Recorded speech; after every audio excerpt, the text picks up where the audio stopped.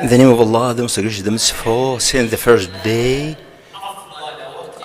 His Excellency Governor has said that we are working hard for this country, as also we are exerting our efforts for benefit of this country. So welcome all of you on the third day of this conference and the last day of this conference. So we are repeating our welcome for you, for all who has attended this conference among the distinguished people and attendance. Welcome all of you. Welcome this country, which will not stop at all for making and drafting the dreams and the progress for their future and the future of its people. Welcome all of you.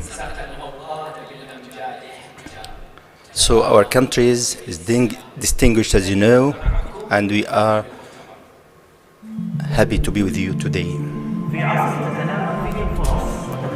with this presentation towards a comprehensive transformation in order to be on the same stage of the aims and targets, in order to start new horizons on our world and on our future. The conference aims to the sustainability and operational excellence towards achieving the targets of the vision 2030. So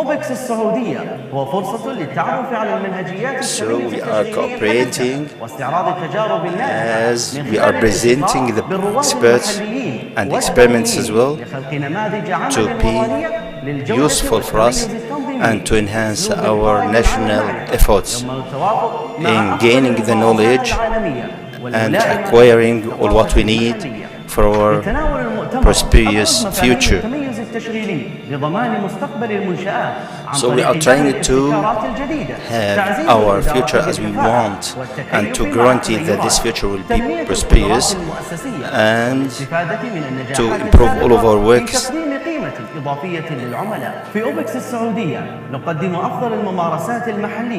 So through this conference we will present for you the best experiments as well and present for you all what will be very useful for you in your future. In all the various of our operational aspects was presenting as well the most dominant and prosperous and also developed materials and tools to be benefit for our work and in order to accelerate our works and to increase our income and making the required analysis for our steps. And of course this will lead to increasing our productivity from position to another, and also will be satisfied in our financial performance. And of course the employees will be activated into these steps and will perform this during or other works.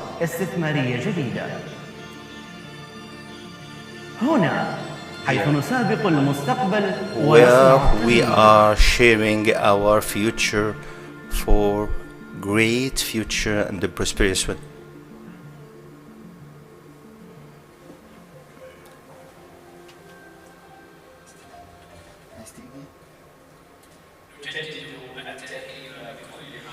We welcome again of our attendance, distinguished,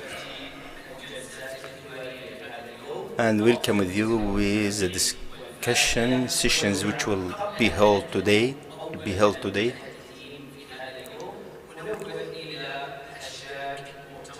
As we can go to the hashtag of this conference on Twitter and sharing us of our views and points.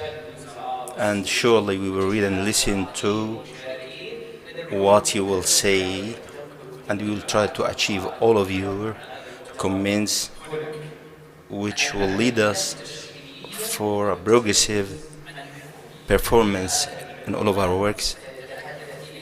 So the session will be under the title of the economic dimension of operational excellence. Through this, so let's welcome all of us with Mr. Abdurrahman Zughaibi.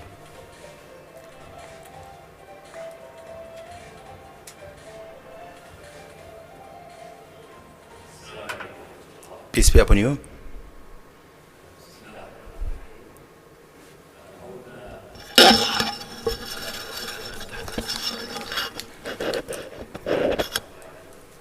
It will be more profitable.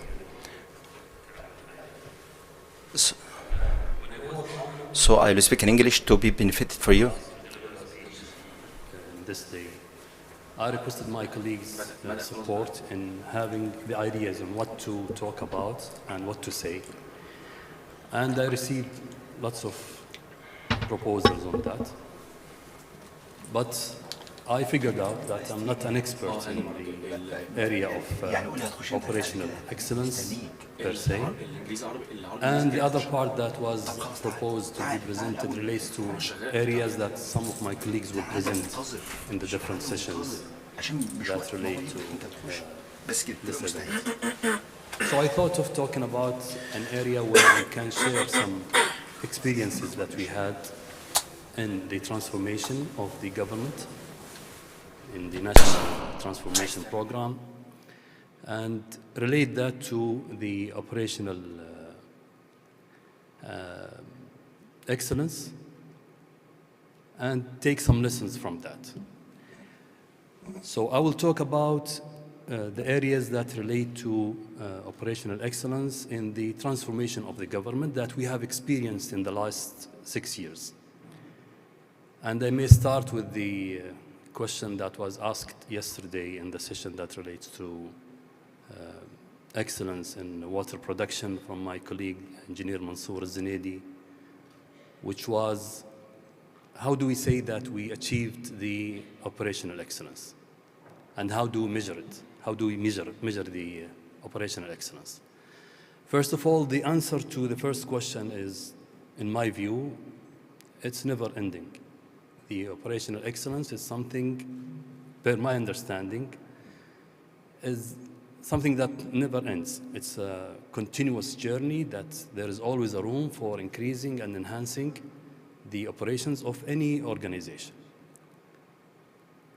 But the second part that relates to the measurement of the operational excellence is really bringing the core subject that I want to talk about today that differentiates between the operational excellence in the government and the private sector.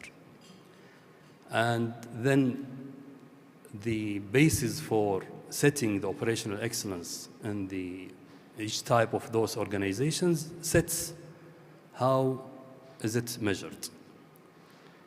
In the private sector, it's usually straightforward, mostly related to reals saved, costs reduced, efficiencies achieved, straightforward, mostly. And by the way, it's not, in my view, it's not a cost-cutting approach or area. It's a totally different story. But in the government side, since the governments have different objectives than the private sector, especially what relates to the social and environmental aspects, then the objectives to be achieved by the operational excellence are different. And also the measurement follows that they are differently measured. In the transformation in Saudi Arabia that started in 2015 and still being experienced, one of the main ways of reaching to operational excellence, besides many other initiatives and directions, is the privatization and private sector participation. And there is where we worked, and we want to share the experiences that we had, where does the operational excellence fit on that aspect. by its name, by its direction, by its objective, by setting it as a program, one program of the 12 programs that were launched in the NTP, it is an operational excellence direction. Why did the government go to have the private sector participate in the assets, the services, operations that the government used to do? It is mainly because of the operational excellence. Trying to reach to it, putting a program, setting it there, and then even inside that direction and that program, there are many ways to continue accelerating the operational excellence. So it is the direction, and within that, there are different ways or models that can lead to enhancing and continuously improving the operations of what the government used to do and wanted the private sector to them. I will also at the same time share some areas where we experienced and had some operational excellence aspects in the programs that we were doing in the Ministry of Environment, Water and Agriculture, and with the sister entities in the sector, in the water and agriculture.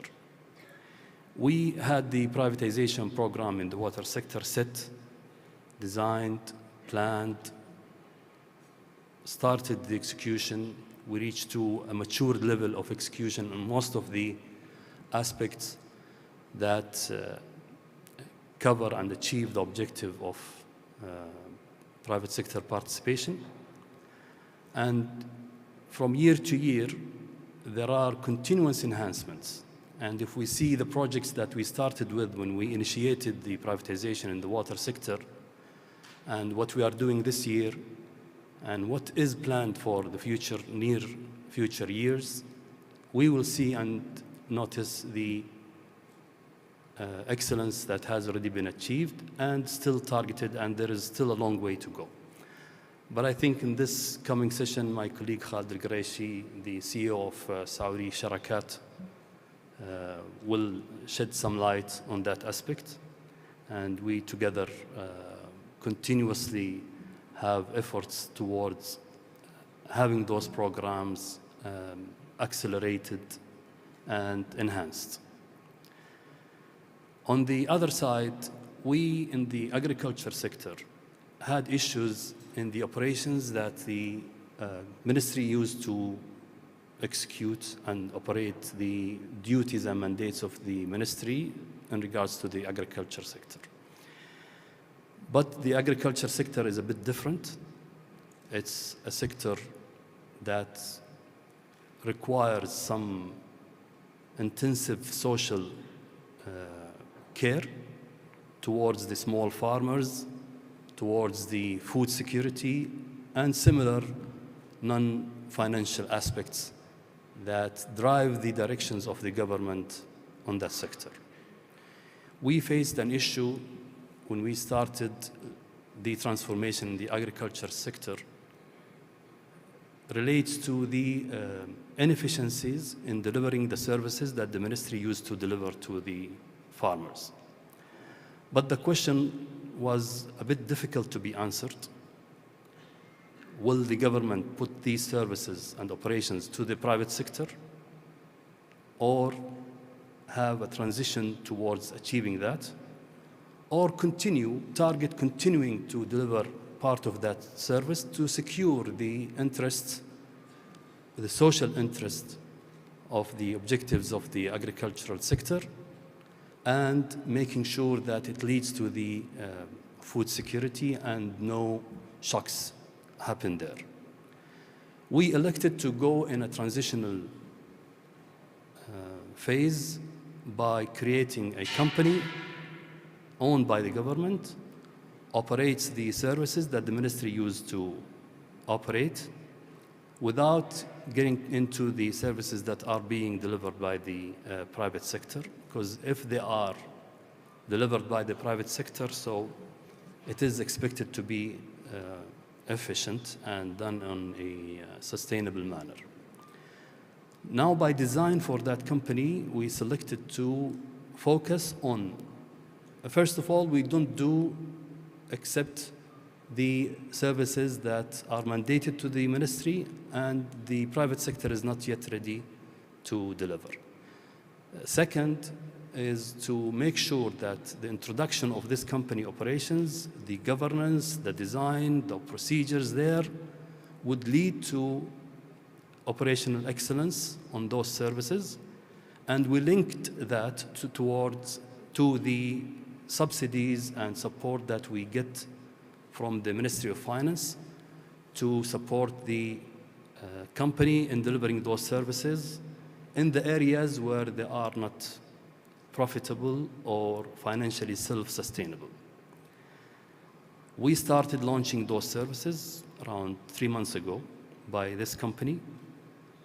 We achieved one of the objectives of the first batch of the creation of this company by the efficiency in delivering the services, which from day one saved around 50% of the process and time consumed to deliver those services.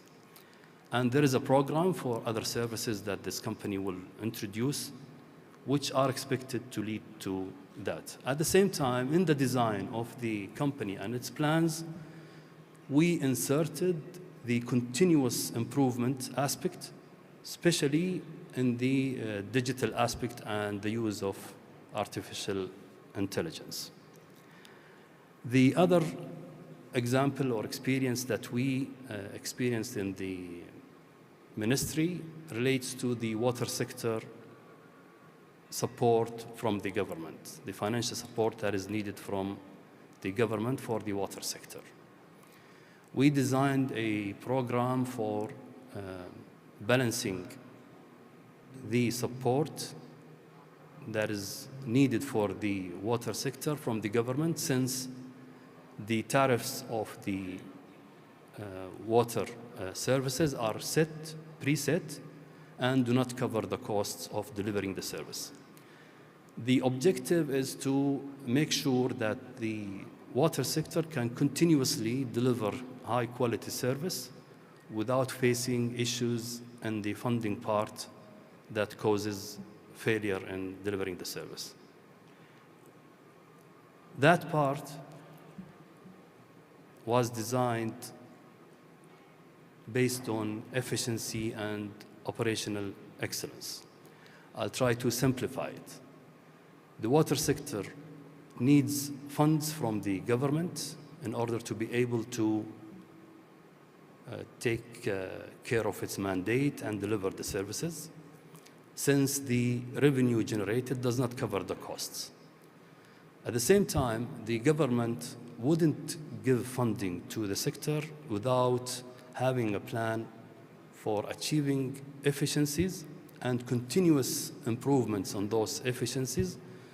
So that program of balancing account is mainly anchored on this aspect, that it guarantees that the sector gets its funding requirements to handle the services, but at the same time, it is conditioned on an improvement and operational excellence in delivering the service.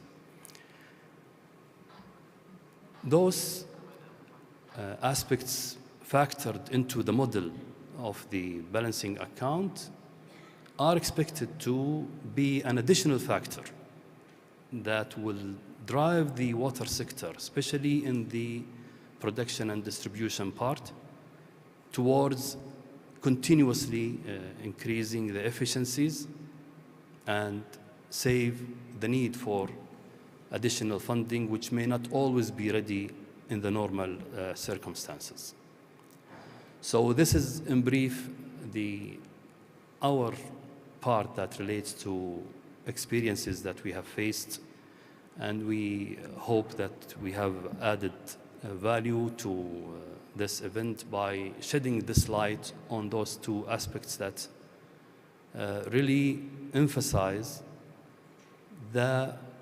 first of all, the difference between the government operational excellence, that it has different objectives, and also the measurement of that should follow. The second main idea here is that it is a phasing process rather than being just one step.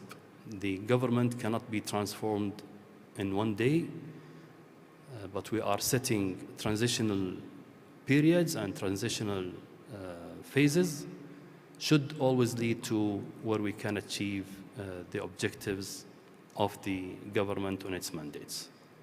Thank you very much. شكرا جزيلا جميعا.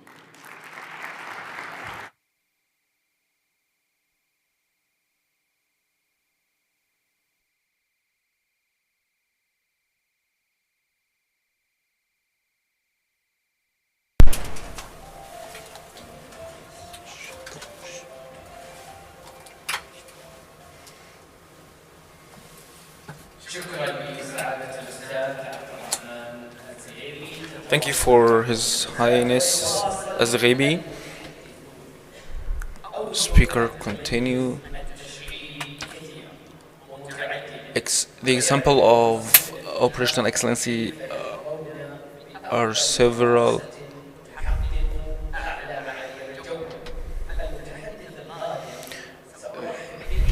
The next speaker, I will greet him twice. First time, welcome to Saudi Arabia, and second time, welcome to the Operational Excellency Conference, titled Operational Excellency from Another Point of View.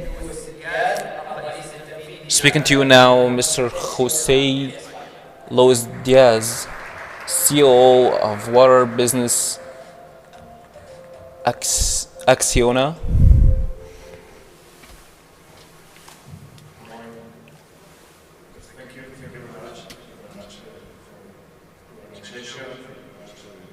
Saline Water Conversion Corporation, Governor, His Excellency, rest of authorities, and all the people that is here today. Yesterday, we have been listening to many speakers talking about an analysis and a technical approach on how to improve excellency in all type of operations. And there is very, very little I could add to that and to have what has been said yesterday. So I would like to just give a very brief approach to excellence in operations from a different angle, much wider, broad approach. And it is something that I think that we all of us are aware, and in our organizations, we need also to think about it. With all the changes and all the speed that life is having nowadays, all the different situations that we're having, probably what we need to have is a complete focus and approach and excellency from a point of view of quality in everything that we do.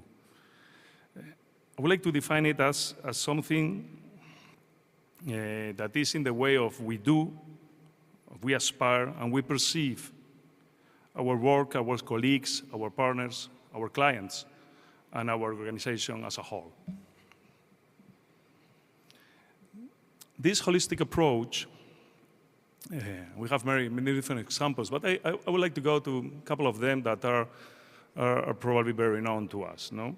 This is what has driven Honda, and Mr. Honda, in the 60s and the 70s to become a real success above its competitors in the engine manufacturing, the car, motorbike industry.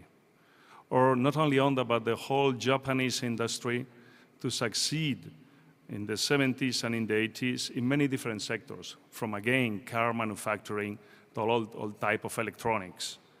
And this has also driven the subsequent reaction of the formerly powers of the industry, and mainly the United States, to react against that there is something that they were not doing well or that others were doing much better at that point in time. This has been also what has pushed the current technology giants to be what they are today. normally, or almost always, under the leadership of people obsessed with quality, attention to detail, functionality, beauty, and simplicity. But there is also a main factor behind that, that is people engagement. This also it's a very interesting example of Tesla that you all know very well. This company, almost or only 2 years ago, we all have a lot of doubts about its viability, and many people in the industry were reluctant to believe that there would be a real competitor for them. That nowadays, only 2 years after that, Tesla market capitalization, as you all perfectly know, is more, it's higher. And to me, this is extremely surprising, but it's quite higher than BMW, Mercedes, Volkswagen, Toyota, GM, Ford, Fiat, Chrysler, all of them together.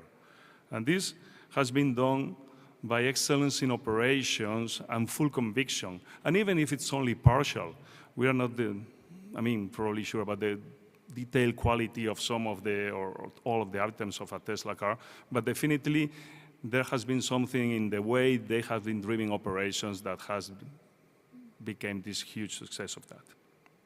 Common factors, again, on this are a clear leadership, clear innovation, the full conviction not only of the leadership of these entities or organizations, but also the whole team of the people that is working on that. It's very difficult to engage these people, and if you don't empower them rightly and allow them to take decisions and allow them to question and point out what are things that we are not doing well, probably we wouldn't be able to progress in the way all these organizations have been done.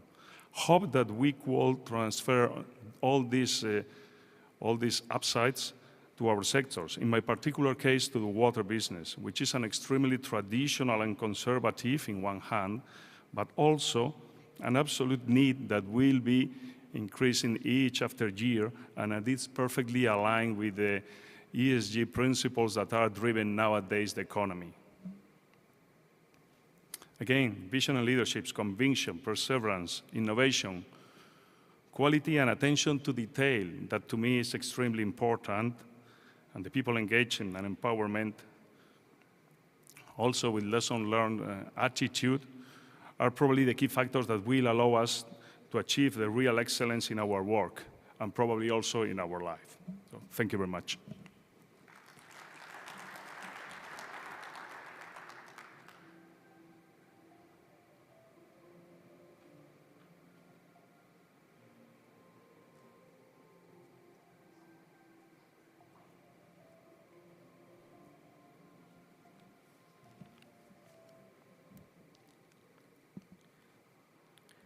شكرا للسيد خوسيه.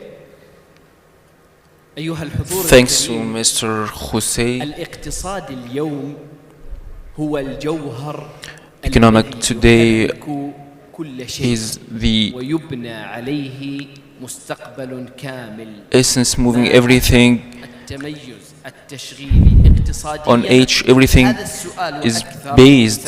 So now, what is the effect of operational excellence?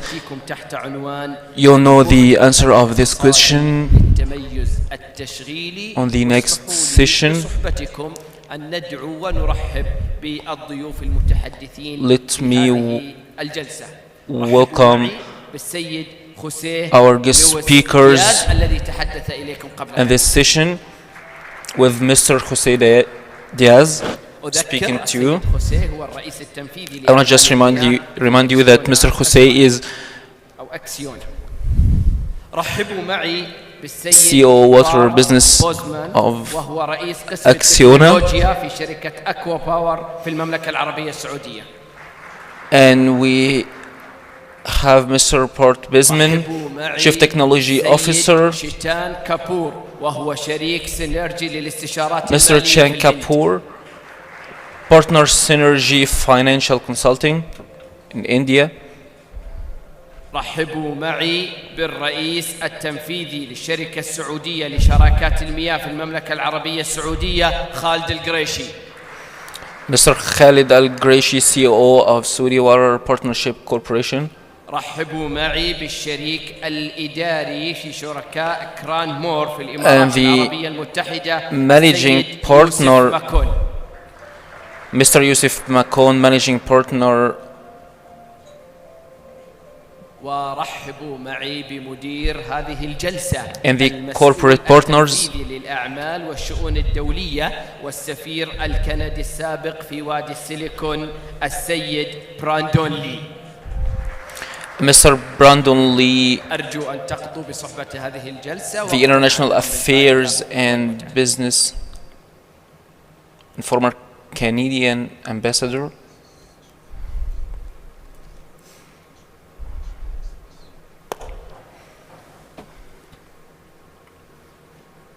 Assalamu alaikum.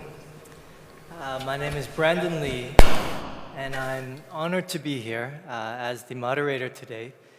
And good morning to all of you, to my esteemed panelists, and all of you who are spending your precious time with us here today. I'm deeply honored and delighted to be here as the moderator, where we're going to speak about the economic dimensions of the impact on operational excellence. Economics is such an important theme. And as we have been discussing for the past 2 days, operational excellence requires the total alignment and commitment of the entire organization to achieve success.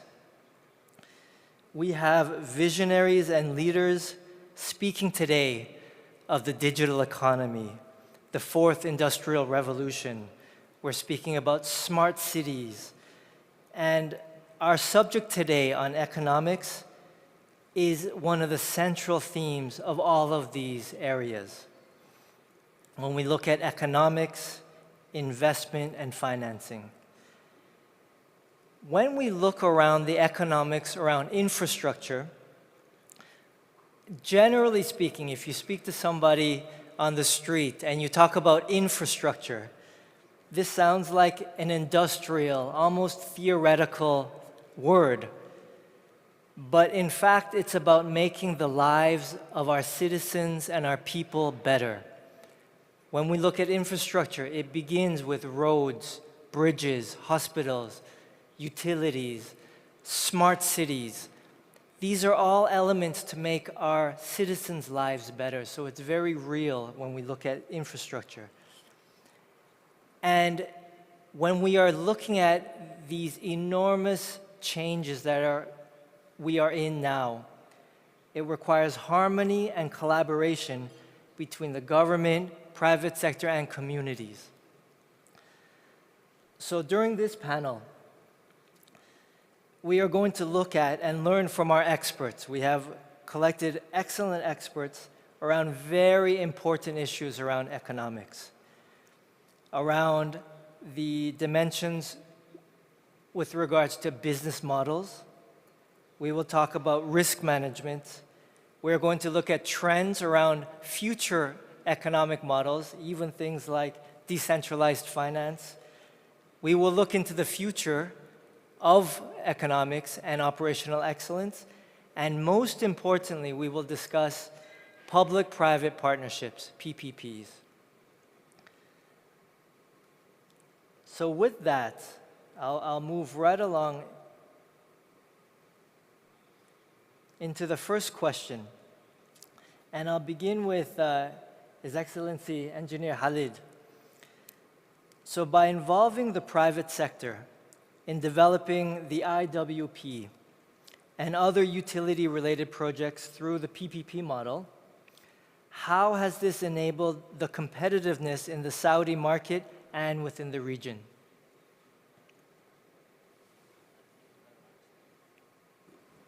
First of all, Assalamu alaikum jami'an, sabah al-khair, and I really thanks SWIC and organizer for this nice and new in its own way of forum, and I'm honored that to be part of this panel. Back to your questions regarding involving IWBs, let's talk about Saudi Arabia and privatization. and private sector wanted to start in early 2000, and where we started the first IWB or IWBB that times. There was no way to produce desalinated water without using thermal desalination, which you need to produce power, so you should have IWBB. And that time they create WEC, Water Electricity Company, which was owned by two, SWEC and SEC. So the first IWB was 2005, and the competition was that times only 3. Then at the end, before opening the bid, it was only left to 1. And the price was between 3.29. With energy, it reached to 4. That's in the shape of 3. That's the water cost. Then after this, Shigeg 2, and it was the cost also higher than this. And also the competition was limited. With the recent arrangement and governments and expanding the role of WEC become a principal buyer of water, including all waters, which is part of what His Excellency Abdurrahman mentioned today about the change and the transformation being started in 2005. The second wave of a project being started in 2018. And we released the Rabo 3. At that time, so when we released, WEC negotiated a project, expanded to 250, and the price was 2.45 with a tariff of, with an energy consumption cost is by 8 halala, which is not 18 halala. So if you make a real tariff, it will be 2.8. So approximately 2.8 SAR per cubic meter. And then when we start Rabo 3, which was open tender competitions, we received 55 expression interest. It was really surprised because we start putting more what we need from, as we talked about at this conference, what we need in this country, what we need more than the price. So we put some mandate on energy efficiency, local content, and higher availability. So we were assuming that the price will be higher because we mandate more. So the price went from 2.8 or 2.45 to 1.99. And then we continue, and we believe that when we mandate something where we know, and that because of the data we collect, I mean, Saudi Arabia know in desalination 25 years, so they have a huge data. Based on that, we know that they can achieve this. So we put it a mandate, not optionals. What was the market was that time, it's elective. It's up to the tenders that you make an international competition. So the price drive to be 1.99. And it was open competitions. And the bidder was 5, I think it was five committed bidders. Which I mean by committed bidder mean they bought a security bond, they bought a bid bond, and they spend the cost. And when we went to the second project, and everybody was crying that time. They say, okay, the tariff was, it's impossible. We cannot go more. And we just feel scared that maybe we are driving the market to an area where it will be a problem in later. And as you know, the private sector part is a risk sharing. The developer will share the risk of financing, construction, and operation, and the governments will take the risk of demand side. So, but end of the day, you need the service. And then you need to ensure that it's not only a matter of closing, you need to ensure that he can deliver 25 years. And then Shigeg 3, and Shigeg, the location was really difficult. Jose here with me, he can tell me, and it's have a different, you know, the capacity also less, little bit less. And also the price goes down 1.95. And we see that they are stretching themselves because it was open. It was open competition. So we went Shigeg 3, then Yamba 4, 1.74, then we reached to Jibel 3A Jazla, which is today, as Christopher Gasson say, it is still the record internationally at 40 cents is the lowest tariff. So that's what BBB did, or the private sector participation led to the competition. Now, if you just see between 3.5 to 4 to 1.54 within 4 years, who's getting benefits? It's the citizen. It's the country. Now, if we come, I remember we calculate the energy efficiency saving from Rabagh 3 if we compare to the previous project. In 1 year, if we calculate within the current price of energy, with a subsidy, everybody knows that we are subsidizing still the fuel. So that means the energy or the cost of electricity is subsidized. I remember it was only for 1 year, 20 million Saudi riyal we are saving for one project from energy efficiency. So the energy went down because we have a capping of that energy from approximately 4 to 4.5 till 3.16. So it's continuous. So this is what is private sector can do, but in a way that you have calculated the risk and you know what is the consequences. Thank you very much. And the next question, to build upon this, I would like us to share about new business models. So this question, first let's begin with Jose and Yusuf. But what transformations, new paradigms, or new business models in the area of economics and finance and investment lie ahead that we can look forward to? And what is the journey of excellence in this regard? Please, Jose. Thank you very much. Thank you very much, Brandon. Thank you very much again to my colleagues. I'm very, very happy to be here with some of the main leaders that we have in our industry, from Aqua Power to some of the best advisors we have, and of course, Khalid representing the driving force in the PPP sector for water. So in finance, I think that the main topic is sustainable finance nowadays. Many things are happening now.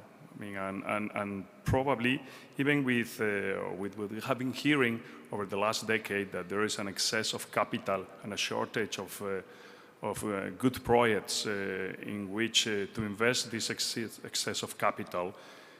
Probably over the last 2-3 years, the picture has changed drastically. Now, there are many things in which public and governmental funds need to be invested.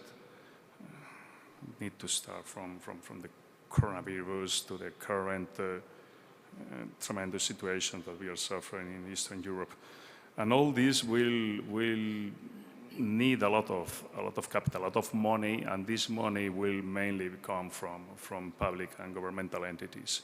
So now we have again the private capital, and the private capital needs to be attracted, and the projects needs to attract this private capital. And nowadays, this sustainable finance is probably the link that will bridge the gap between this situation.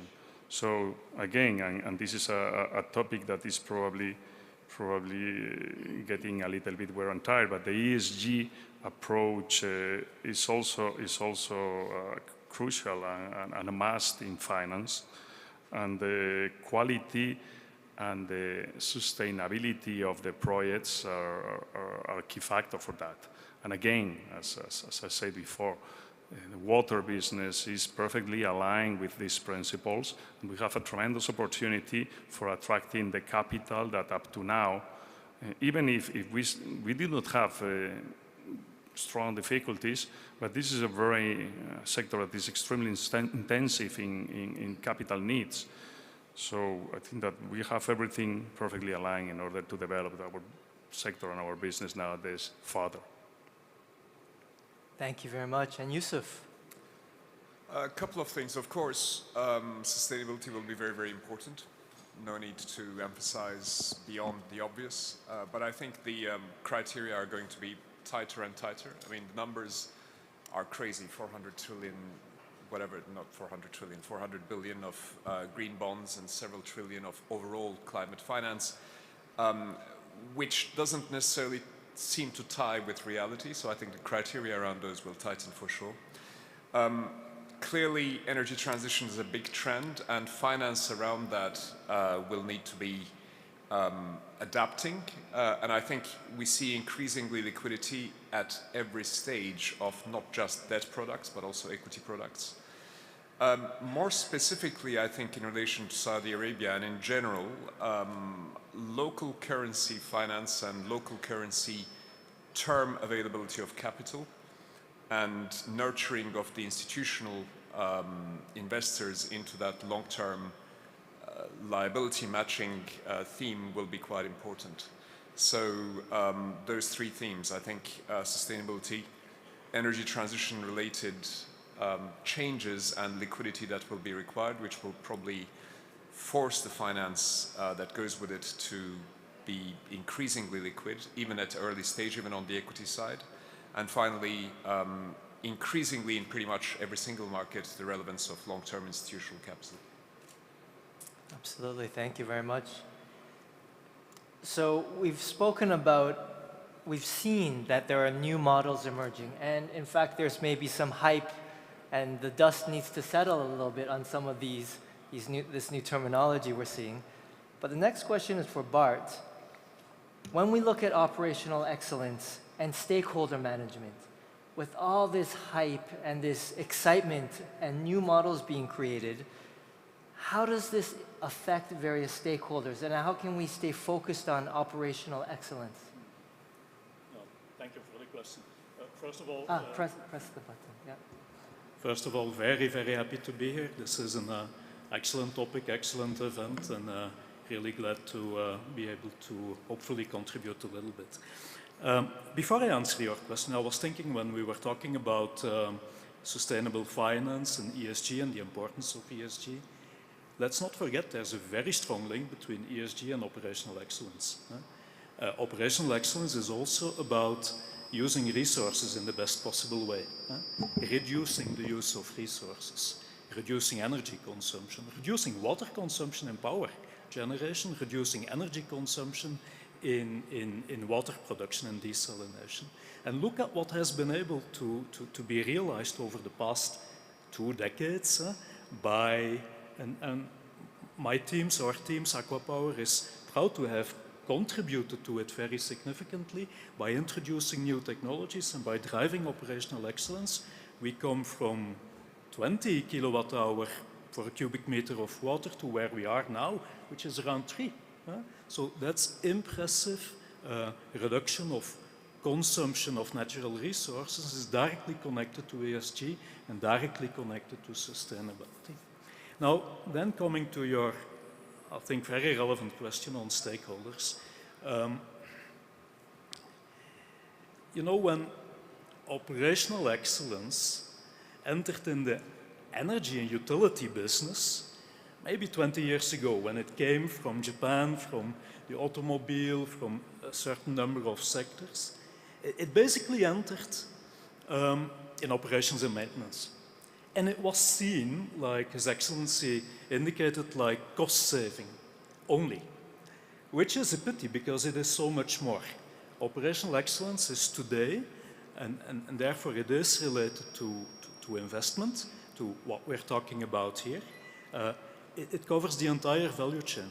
It starts when you design a plant. It starts when you select equipment. It starts when you do these very detailed reliability, maintainability, availability assessments during the design phase to really optimize for operational excellence. And that is also, by the way, what allows us to give back to society most of the value creation from operational excellence.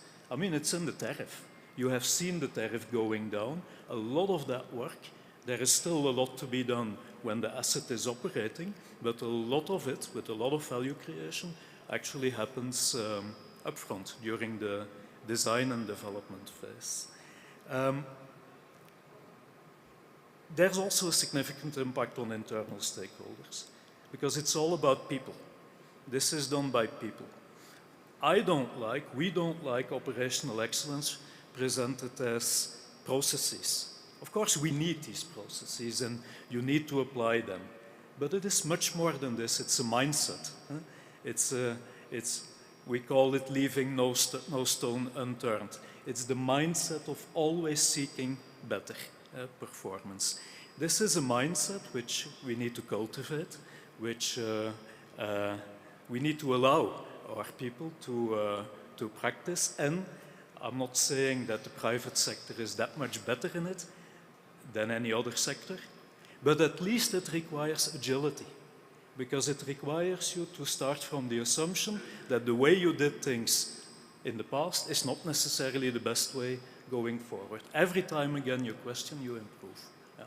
This is the kind of mindset we try to cultivate. So that is for me an important impact on important stakeholders, which are our own people.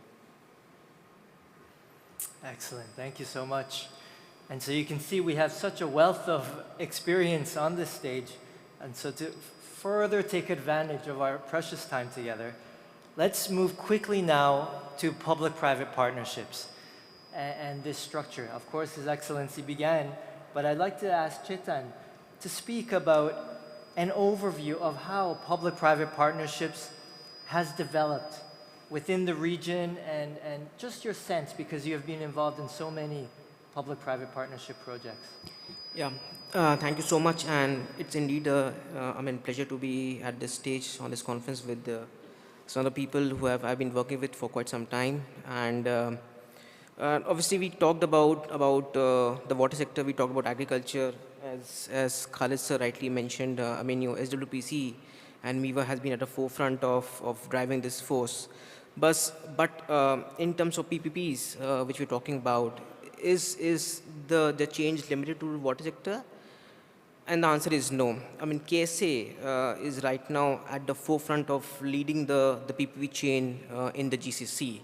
And this wave is just not limited to water or wastewater, upstream and downstream, but it is also significantly manifested into or entering into various other asset classes. We talk about, if you see across, we talk about this PPP regime being extended to renewables. So power has been the starting point, and if you see the way the tariffs have gone down in the water sector, similar is a trend or wave you'll see into the power side of it. And entities like Aqua Power, like Marubeni, they have been, and Mazda, they have been one of the significant forces to enable that change because of operational excellence and because of the innovations which have happened in that sector. So power, water is definitely one. What about other sectors? We're seeing this PPP regime right now also entering into social infrastructure, which is healthcare and education. You see, in the past 1.5 to 2 years, there have been multiple bids on the education side of it, building more schools. You will see, you have seen that there are more projects which are coming in healthcare, building more hospitals, building more medical cities. So, in a nutshell, this PPP is just not limited to a particular utility sector, but is now is much spread across the broader infrastructure verticals. What has enabled this? The key enablers are, the success of the utility program in KSA and in GCC, innovation, the right kind of models which are being adopted, and these models will have a mix from UK, from other parts of the world, but have been rightly successfully integrated into the KSA regime and have been rolled out. There's a tremendous support from the government. Government itself has been the forefront for enabling some of these changes, and that is bearing the fruit. And what you see is all these projects coming up going forward. With this is going to stop, I think, to our best of our opinion, and maybe my esteemed colleagues can add here more, but you'll see these projects on PPPs in sectors which were never unheard of.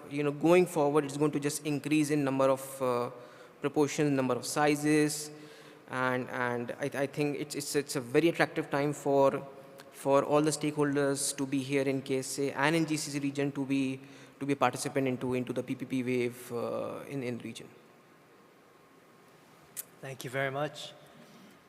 And because we have such deep expertise in PPPs on the stage, maybe Engineer Khaled, I can ask, with any big innovation and framework, there are positives and areas to improve. So in your experience, how can we improve PPP investment frameworks for the benefit of all stakeholders? Thank you for the question. I think the innovation, creativity should not be stopped, and it's not been stopped. And if you look at the journey which we started earlier till now, you see that the sense of innovation on the model which we are sending to the market. We started with the normal, then we put certain mandate in local content which was not exist. We put a cap of energy. We put certain availability not being achieved. And then later on, we modify the models and we involve certain strategic reservoir in 2 days. Then we add allowance to capping using renewable energy up to 20%. And then this helped to reduce the efficiency or reduce the consumption of or the tariff, because you're using captive power inside the ring fence, then you're reducing the consumption from the grid. And then we also reduce the CO2 emitting to the environment. For instance, in Jubail 3A and 3B, when we allow renewable energy, PV, to be used, the total calculated CO2 emitted to the environment reduced 100 kiloton per year CO2. In the sewage side, we mandate certain using the beneficiary sludge, which was a problem earlier, where to use or you have to manage this sludge handling and it costs you. Then when we mandate, it become a benefit. They use it inside the plant and it's become a reduction of cost. Also, we evolve on delivering to the Green Initiative Saudi, was enabling that transmission pipeline. And the recent 3 project, which is closed, and Nexiona was part of this successful of consortiums. The 25 kilometers, the 30 kilometers, that's another way, never been done. Another also innovation, creativity on the model. It was a small sewage cluster. It was very difficult to send small sewage plant to the market and BBB. It will not be attractive. So there was a clusters, which is plenty of in the same arena or regions, and then include them in order to make it working in model, the collection systems. And this is also a new model never been done. Same in number 4 that we allow also strategic and pipelines. This is all innovation, and that's not stopped. I think if you keep thinking what is missing, and then you think the other way, benchmark, see the different, and then you put your requirements. So these innovations, it's started, but it will not be end. Now also we're thinking of more, we're trying to put something, but a step, and in a way where we ensure that we are not risking the model, but also in the same way, we just add more value to the country. And that's really the area where you can continue evolving. Always there is a risk, there is a downside, but it has to be calculated, it has to be benchmarked, discussed. And the beauty in our system in Saudi now, we have different layer of checkpoints. We are in Saudi partnership we have our consultant and advisors. Then it goes to the teams, which is a supervisory committee, the authority who authorized this project. Having a special teams that are reviewing this, they're reviewing and seeing the other sector what they are doing, and they're checking what we did propose, and they pass it to the other supervisor. So there is a many checkpoint till it goes to the market. That's sometimes, you know, in us, the WBC, we just get annoyed because it takes time, but it's a good in the business model. It's really in order to become our models now mature. And overall, really, Saudi Arabia now, I claim it is the pioneer leading of the PPP, at least in utility sectors. And I think the other sector, which is started schooling and hospital and others, will be in the same. Thank you very much. And perhaps, Bart, if you have any other ideas on the future of PPP and how we can continue to engage and make better use of them. I think very relevant elements have already been given, but let's maybe add one other point. we talk about operational excellence as based on agility, but it's actually also based on integrating lessons learned and integrating lessons learned from one project to the next. And that requires a certain size. So I believe the good public-private partnership, which is based on good risk allocation to which party can best manage specific risk, should also take into account this aspect that you want to bring in people, organizations with relevant lessons learned due to their, well, often international scale, bringing in the best experience. And I believe if you care for optimal allocation of risk, this model has proven to be successful. Absolutely. I think that's an excellent point. International collaboration, but also healthy competition will help everyone move forward.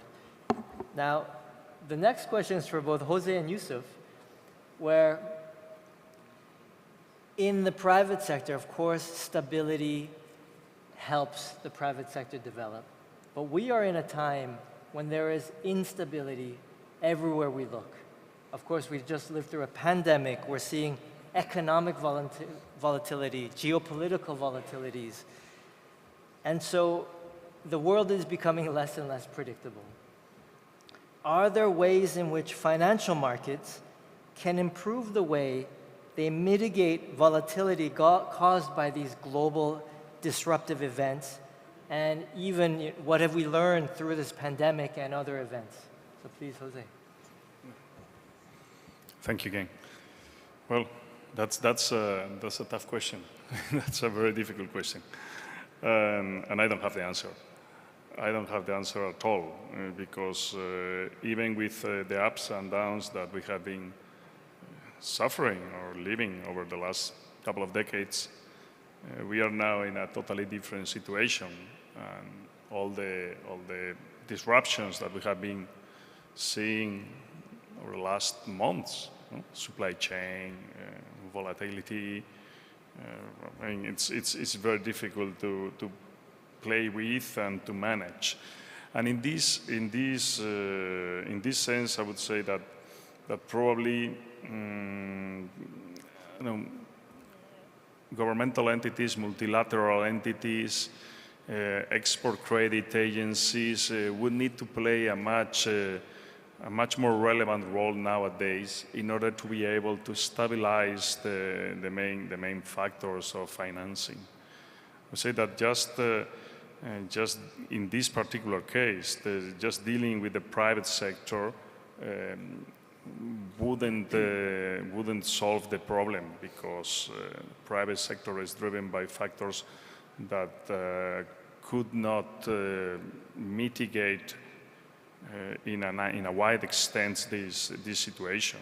Maybe if we go also, we think about insurance companies or groups, but there is a reality that probably is not very politically correct to say, but that it's important that we are all aware about it.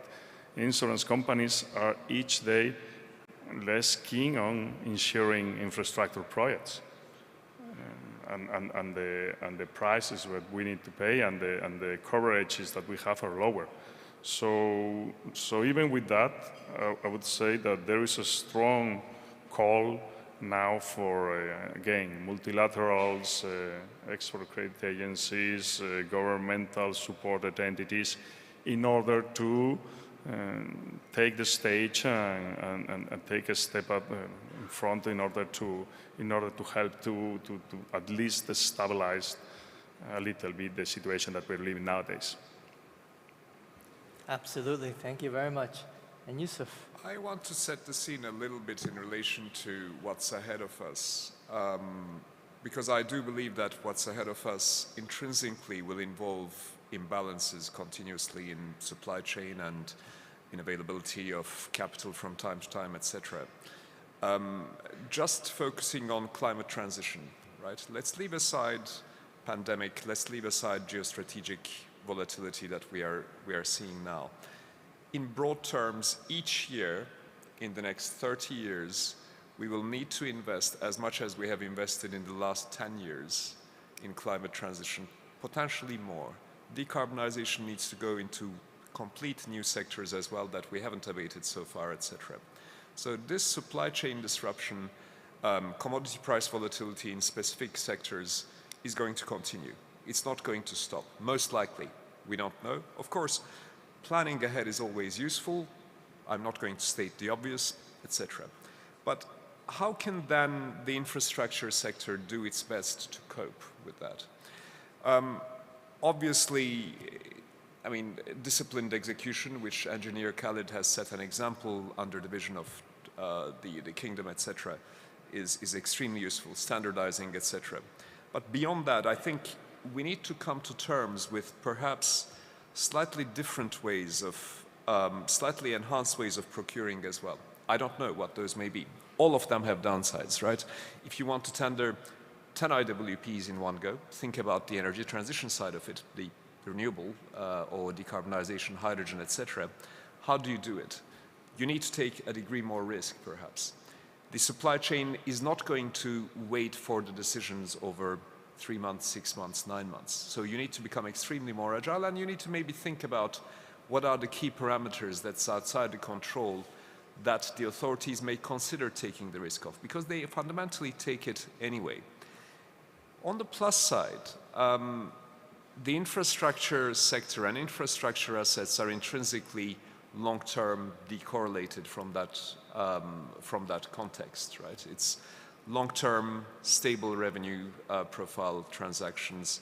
And I think creating liquidity, on the one hand, creating supply, but also creating demand from the capital side is essential, which is exactly what SWPC has done so successfully, but more broadly, the kingdom is moving towards introducing other asset classes within the core infrastructure and core plus, let's say, infrastructure theme. That is very useful because, in essence, it locks in capital in broad terms for the long run in a stable setting, as it were. What can be done to nurture that? What can be done to nurture the liquidity beyond? I mean, one of the key issues that we've faced as well is the pace of transactions in the kingdom needs to continue, needs to demultiply, even leaving aside the climate challenge. So how can that be best managed? How can you make sure that the ecosystem doesn't suffer from deal fatigue, as it were, and there's continuous, in essence, support on the human resource side, but also on the supply chain side, etc., etc. I think I mentioned local currency. I think that's a relevant topic. There is a continuous dichotomy, not applicable to Engineer Khalid's projects, but in most other sectors, where Saudi riyals need to be available in the long term for a fixed commission, etc., which has been sometimes a challenge. If it was possible to nurture that through the basically involvement potentially of institutional investors, that would help. And yeah, it comes back to disciplined execution. But overall, I think infrastructure as a growing asset class should be moderating and helping that volatility. Absolutely, thank you very much. And I'm mindful of our precious time together, so now I am going to change and ask specific questions about hot subjects. So one thing, this question is for Chetan, but Bart, you had mentioned ESGs before. And Chetan, I thought, this is such an important area because ESG is becoming increasingly maybe a hot topic, but increasingly important because of course the direction has to go towards ESGs. So how does ESGs impact a project's viability, and how can especially GCC countries take advantage of this? I think this is a very important topic, and before we get into the specifics of the answers, let's take a step back and let's look as to what of the GCC countries have done till now towards ESG guidelines. So almost all the GCC countries have ESG framework ready. There's a sustainability development program which has been ratified by almost all the countries. all the countries have committed to net zero targets 2030, 2050, 2060, so on and so forth. You know, all of the GCC countries are moving towards implementing all of these guidelines of framework which are already in place. Now, UAE and Saudi Arabia are front runner with respect to those. Coming specific to Saudi Arabia, you know, PIF and their sister companies are one of the champions. We recently have seen the Red Sea project getting into the a complete closure of the green bonds. The number of sukuks, as one of my colleagues already mentioned, there's a huge pipeline for green bonds or green sukuks in the kingdom right now, which is going to increase further down the chain. Now, many people feel that ESG is something which is a burden, which is going to decrease the profitability. That's not the case. I think the way an analogy would work, if you see some of the sectors which have worked in KSA, the traditional sectors, you know, the prices went down because of operational excellence, the prices went down because of innovation. Similar thing is going to happen in ESG as well. So right now, yes, it might feel that ESG is something, or compliance with ESG guidelines is something which is going to be a burden on the profitability of the balance sheet of the company or the project, but that is going to improve further. Some of the reasons or some of the important elements that needs to be kept in mind is that, you know, there has to be more access to climate finance, which is increasing as we speak. You know, there has to be more amount of regulatory and legislative support, which again, the governments are working towards it. See whether the internal organizations are equipped enough to comply with the ESG guidelines, ESG protocols. That is something which all the companies are working towards, strengthening the ESG framework, strengthening the ESG requirements within their own organization so that they are able to meet you know, the requirements. And more importantly, increasing the awareness. I think right now, I mean, if you talk about large organizations, they're fairly comfortable, they are fairly aware as to what ESG is all about, what is climate finance is all about, and where to access it. But if you move down to tier 2 or tier 3 companies, I think that is something, that message is lost. So one of the important elements is to increase the awareness within the organizations, within the various companies, by the government, by different stakeholders, to ensure that that message is loud and clear, that ESG is an important part in the entire scheme of things, and it is going to improve the profitability of the project, and not just the profitability, but the other important, you know, peripheral areas around, which is environment, governance, and so forth, and the countries are going to hugely benefit from this. Absolutely, thank you. And we have a hot pursuit. Yes, Bart. Yeah, maybe if I may, one point to add on this. We should narrow down ESG to energy transition, but of course energy transition is an important part of it. And let's be clear, the kingdom has a tremendous opportunity here due to the resource, due to the renewable energy resource, due to the land availability. Not only to meet its own zero carbon targets, but even to help other countries to meet these targets if we succeed in exporting the green fuel that can be, the green hydrogen that can be produced from renewable energy. But on top of it, this presents a potential for localization of industry. It's what we're doing every day. We're bringing these, and this is possible for the first time. Now, renewable energy, hydrogen, these technologies, they can be brought to the kingdom. These suppliers come to the kingdom. We're bringing them to the kingdom. And this is a tremendous opportunity like never seen before. Absolutely. The opportunity is certainly enormous. And just to stay on ESG before we move on, Jose, I know, I would love to hear from the private sector point of view. With ESG, are the GCC countries equipped enough to take advantage of some of this opportunity? And what is your advice or recommendation? Well, wouldn't be brave enough to give any advice on it. But I think as Bart said, you know, probably there will be some people that could be misled or confused about that, thinking that the region being based mainly in oil and gas economy drivers is not at the forefront, could not be at the forefront of this transition. But as Bart said, there are many fundamentals that would help and would support that the reality is just the opposite. So, I mean, and if we have been able to do that in countries like Spain, that in which probably we do not have the same fundamental factors, or in Germany, that it's probably in the same situation. Here, with availability of land, the sun, there is a huge potential, and it's just a question of to me, it's very simplistic thinking of just linking the steps properly in order to do the transition smoothly and with a sufficient backup in order not to take a mistake on that. Absolutely, thank you for that. And to add another level of complexity to what we are speaking about, we are seeing a new digital finance, decentralized finance, and we're seeing all kinds of even digital governance models coming out. But underlying all of this, and so this is a question for our engineer Khalid, underneath all of this is data. New types of data, new data that is available to the government and private sector.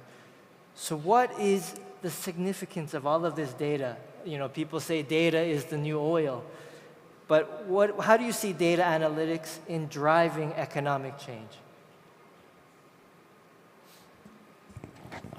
Thank you. I think you cannot do anything without data. And nowadays, with the digital era, now you can use this data for further improvement in efficiency, and tariff, and all more mandates. And that's what we are now in SWBC and the governments. We're trying to just gather all these data and then use it for further improvements for future opportunities, or in BBB as overall. So we believe with all data, you can also take a decision with a calculated risk. But without data, without real data, analyzed data, trending, because there's a volume of data, there is analysis of data. So volume of data is another task, one task. The trending or evaluating this data and where you can position the next steps is subject to these data. So it's really an important aspect. And for example, when we start earlier, we try to put the local content on IWBs. One of the challenges that you get, what is the existing utility benchmark? You can put the starting mandate to the local, to the vendors or the lenders or the bidders on your project. So you start from 35 or 40 or 45. And the decision is on two sides have certain benefit and risk. So with the data, today, for instance, we have data for Rabagh 3 and Shkeg 3, that's the project in operation. So we have all data. And then based on this data, we could go further in local content, or we could adjust. So that's really beauty of data, and similar to the other dimensions. So data is vital and essential. And I think it's an era of data today and intelligent information. Thank you very much. And Yusuf, you began your last response by scene setting and looking at what is happening in today's world. If we look ahead as we continue our transition into the digital economy and we move forward, how do you see which infrastructure, energy, economic developments do you foresee as being crucial in the future development of our economies? Yeah, I mean, I hope I won't sound boring, but I'll come back to the same themes. I think Energy transition is probably one of the biggest challenges ahead of humanity that will probably condition a lot of the infrastructure activity in the next few decades. Combined with that, of course, now is energy security, which broadly pulls in the same direction, but not completely. Obviously, it perhaps relativizes a bit the decarbonization agenda at the benefit of the near-term energy security, which I hope doesn't distract too much, and I hope that somewhat dissolves. And together with that, I think a requirement for agility and speed in the finance sector. I mean, I also wanted to comment in relation to what you mentioned about decentralized finance, etc. Of course, slightly controversial topics, but any liquidity pool, and those pools are now massive, should be explored. I mean, we are in the business of basically comparing, contrasting, and attracting competing liquidity pools for a given investment opportunity. In broad terms, that's what we do for our clients. And therefore, no stone unturned. And there are some commonalities between infrastructure and some of the decentralized finance. It has to do with the challenges of banks of coping with the regulatory environment they're in, and therefore not being able to cater for segments of the economy in terms of, again, decorrelation, being a repository of value independent of economic volatility linked to policies. There are also challenges in relation to perhaps the short-termist nature. But I think that's perhaps an area for R&D that I'd like to take up. But we'll see how central it becomes or not. Absolutely. And if we look at just the past few years, the amount of wealth generated by just simply cryptocurrencies is unparalleled in human history, how quickly and how much has been created. So it's an area that is truly just beginning, but something to monitor. Continuing to look at innovations and key elements of our economy. Bart, if you have any other ideas on how we can prioritize perhaps going into building our future economies. I think we're only seeing the beginning right now of what innovation brings to performance in general. And let me be concrete with examples. And talking about operational excellence, getting the most out of the plans, it used to be done first with notebooks and reading meters, then it was done with spreadsheets, now it is done in a digital way with remote monitoring and artificial intelligence behind it, or Dr. Lana has given a presentation here about the way we do it. But it's only the beginning, because right now we're measuring, what are you measuring? Hundreds of data points, which are measured on a plant by the digital control system. But with the changes in cheap sensing, which are becoming available, very cheap sensors, you can today have a complete chemical lab on a chip. You can do gas chromatography on a chip. You can do a blood analysis on a chip. It's in lab scale, but it will be available soon. Imagine how it will become possible to measure like thousands and thousands of data points. Not every 10 minutes, but every second. Imagine what then becomes available to get the best out of these installations. So I'm actually quite hopeful that facing this challenge of constraints in resources, there's also huge potential of creativity and innovation and technology innovation to cope with it. Absolutely, thank you. Now, to move on to perhaps unpacking something that you had mentioned earlier, Jose. This next question I think is for Chetan and Jose, but we'll begin with Chetan. Let's unpack a little bit more around green financing or climate financing. Sustainable development. These are things that are top of mind of every conversation now. And of course, around the world, but here in the kingdom. And so, what are your observations around what steps have been taken within the GCC region towards making green financing, climate financing more inclusive for all the stakeholders here? I think I already touched base for some of these, but you know, as you rightly said, man, ESG, climate finance, green finance is right now the buzzword, the centerpiece of the global economy.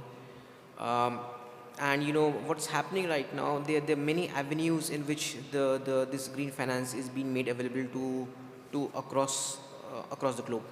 And the best part is that I mean, if a particular project of a particular entity or a particular development is compliant with the green finance requirements as set out, you have an unparalleled access to cheaper cost of capital, which is ultimately going to improve the economics of any project or development in that particular case. Now, what the governments have been doing, the government themselves, they have been the champions of pushing down the green finance to the various stakeholders. I mean, we talked about Egypt and Morocco. They have issued sovereign green bonds. I think Saudi Arabia and UAE are also looking forward for more such issuance in terms of green bonds. My colleague talked about the decarbonization effort which have been taken by entities like Aramco, have been taken by ADNOC. All these projects which are doing in the market right now, these are making the countries more and more eligible towards increasing the access to climate finance, green finance. And renewables, as Bart rightly said, renewables is one such platform which is, you know, renewables, power, wind, you know, we're talking about now hydrogen projects, which is the next buzzword. Almost every country in the world is now moving towards hydrogen projects because those are clean, considered to be green, and you know, there's a cheaper access to finance, and more importantly, you know, these are the areas or these are the sectors which are going to drive the entire economy towards climate bonds, climate finance, green bonds, so on and so forth. And I think this is just the starting point. I think we see in the past 1 year much has been done in this particular space, and you know, earlier there were a couple of ECAs who had made the conference in Abu Dhabi, and I think all the major financial institutions are willing to write big checks towards projects which are meeting requirements of green and climate sustainability. Thank you. And Jose? Mm-hmm. Yeah. In this case, I would like just to highlight an example that shows that the Kingdom of Saudi Arabia could be also at the forefront of the green financing projects. We have just closed within SWPC programs the BOTs for the ISTPs of Medina, Tabuk, and Buraida. All this has been based on a green finance of, roughly speaking, 500 million euros capex. This has been done by Acciona, by my company, jointly with our local partners, Tausia and Tamasuk, but also with a pool of banks in which 2 of the 4 are local banks. So in this particular case, I think it's a very good example of how things are moving towards the reality that our world is perceiving nowadays. And a very good example of how things could be done in this sense in the kingdom. Absolutely, thank you so much. And now we're in the final 10 minutes of this panel. And I see that we don't have any questions because we have such competent experts on the stage. So perhaps if I can ask, we'll go down the row and just what your final thoughts are as we conclude our discussion on economics and operational excellence. Anything you'd like to leave the audience with? So we'll just start with you, Jose. No, I would say that this is probably not perceived as a huge change, but it will definitely be. Probably little by little, but we will be adding things one on top of the other. We've been talking a lot about the sustainable finance, the green finance approach. Have been talking about the centralized finance driven by blockchain. All these things will happen, and question would be what would be the pace of them happening. But again, with all the new aspects we are living nowadays in the world, we should have the state of mind and the approach to embrace these new changes, because definitely they will help and they will make us be more efficient in the way we deliver the final goods and services that we all need for life. Excellent. Thank you. Bart. No. Well, I think we have an excellent example with water desalination in the kingdom. In the context of sustainability, energy efficiency, I've talked about it. We must simply do the same for renewables, the same approach. We must do the same for hydrogen. Of course, there is uncertainty. Of course, there are a lot of new constraints appearing. But, you know, in innovation, it has been proven that you always have more creativity, more new ideas, more new concepts being developed when there are more constraints. In the most constrained places in the world, you also find most of the even intellectual property being developed. It's not a coincidence. So I'm really hopeful and positive in that sense. It just requires from us a willingness to change. Absolutely, opportunity is everywhere. Chetan. Yeah, I think obviously I want to say that the MIVA, SWPC, NWC and SWCs, they have been the forefront or the front runners towards enabling a extremely positive outlook towards PPP into their particular spheres. But and they're really the champions.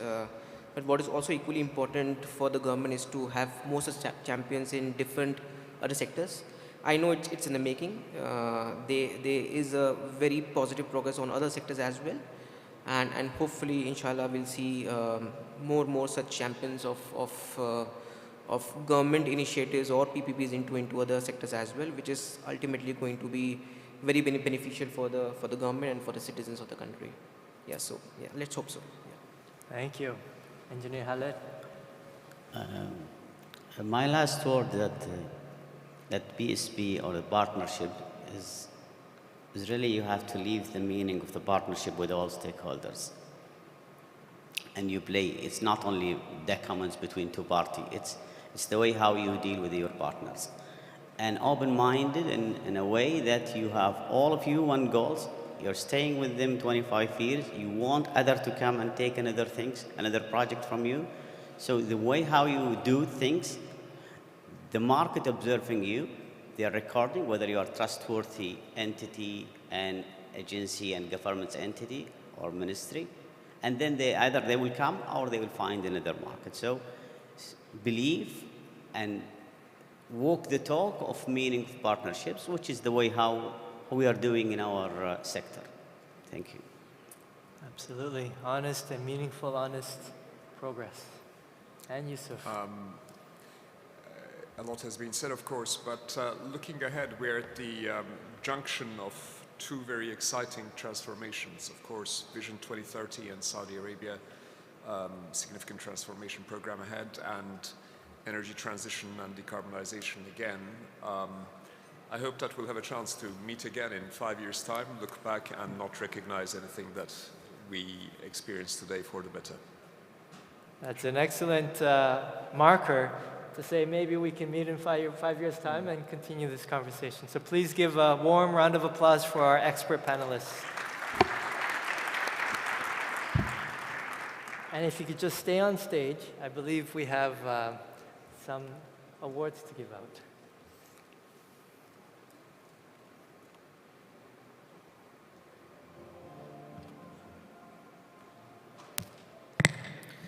شكرا للسادة المتحدثين في هذه الجلسة.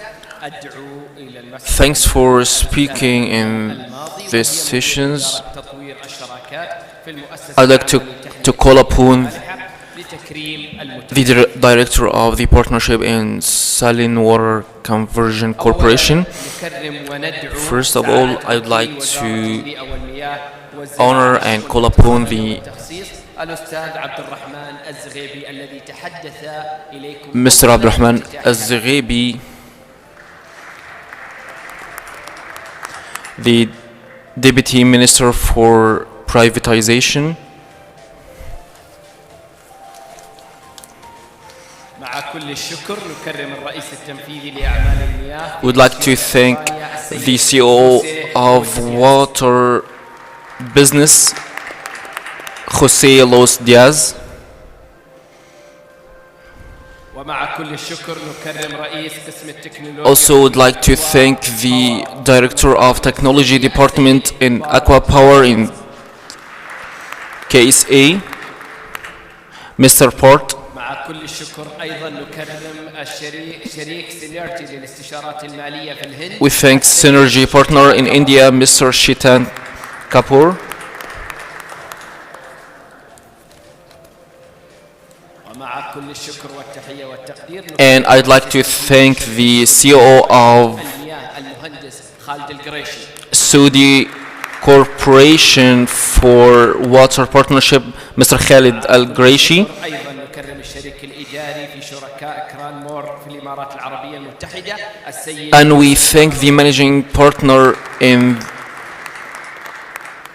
Water Corporation in the United Arab Emirates, and also the previous ambassador of Silicon Valley. استمعتم إلى متحدثين رئيسيين وجلسة حوارية. You listen to two main speakers and discussion panel. And now we are having a break, and then we return to another discussion panel.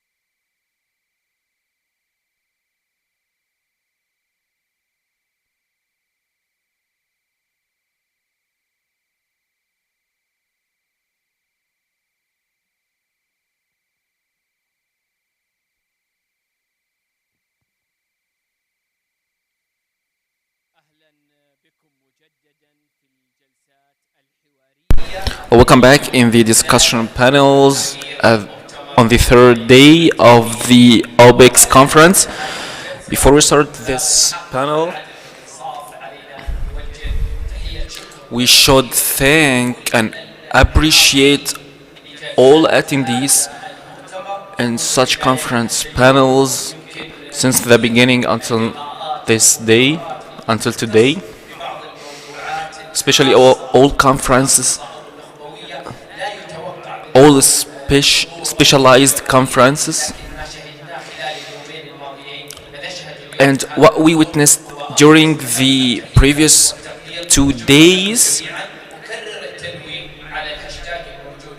should be appreciated. I repeat again that we are having now the OPEX conference streaming on Twitter.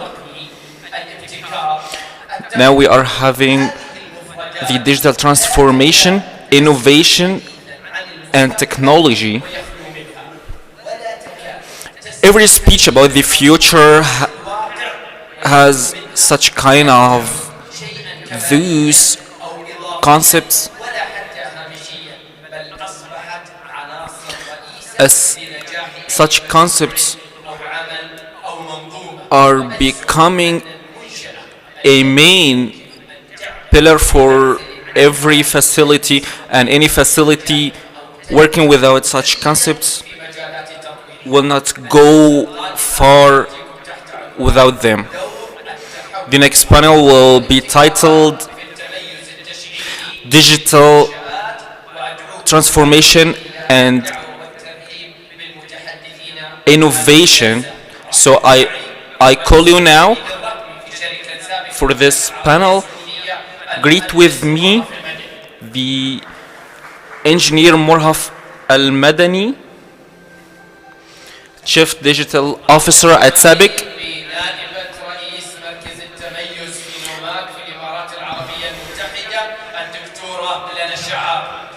and Dr. Lana Ash'ar from the Center of Excellence at NOMAC, United Arab Emirates.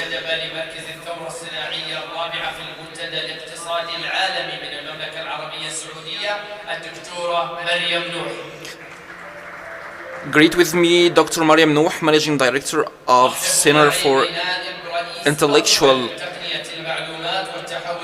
Rights and Director of Excellence Program. I also want to greet the engineer Khalid Al-Ghamdi, Senior Vice President at Information Technology and Digital Transformation. And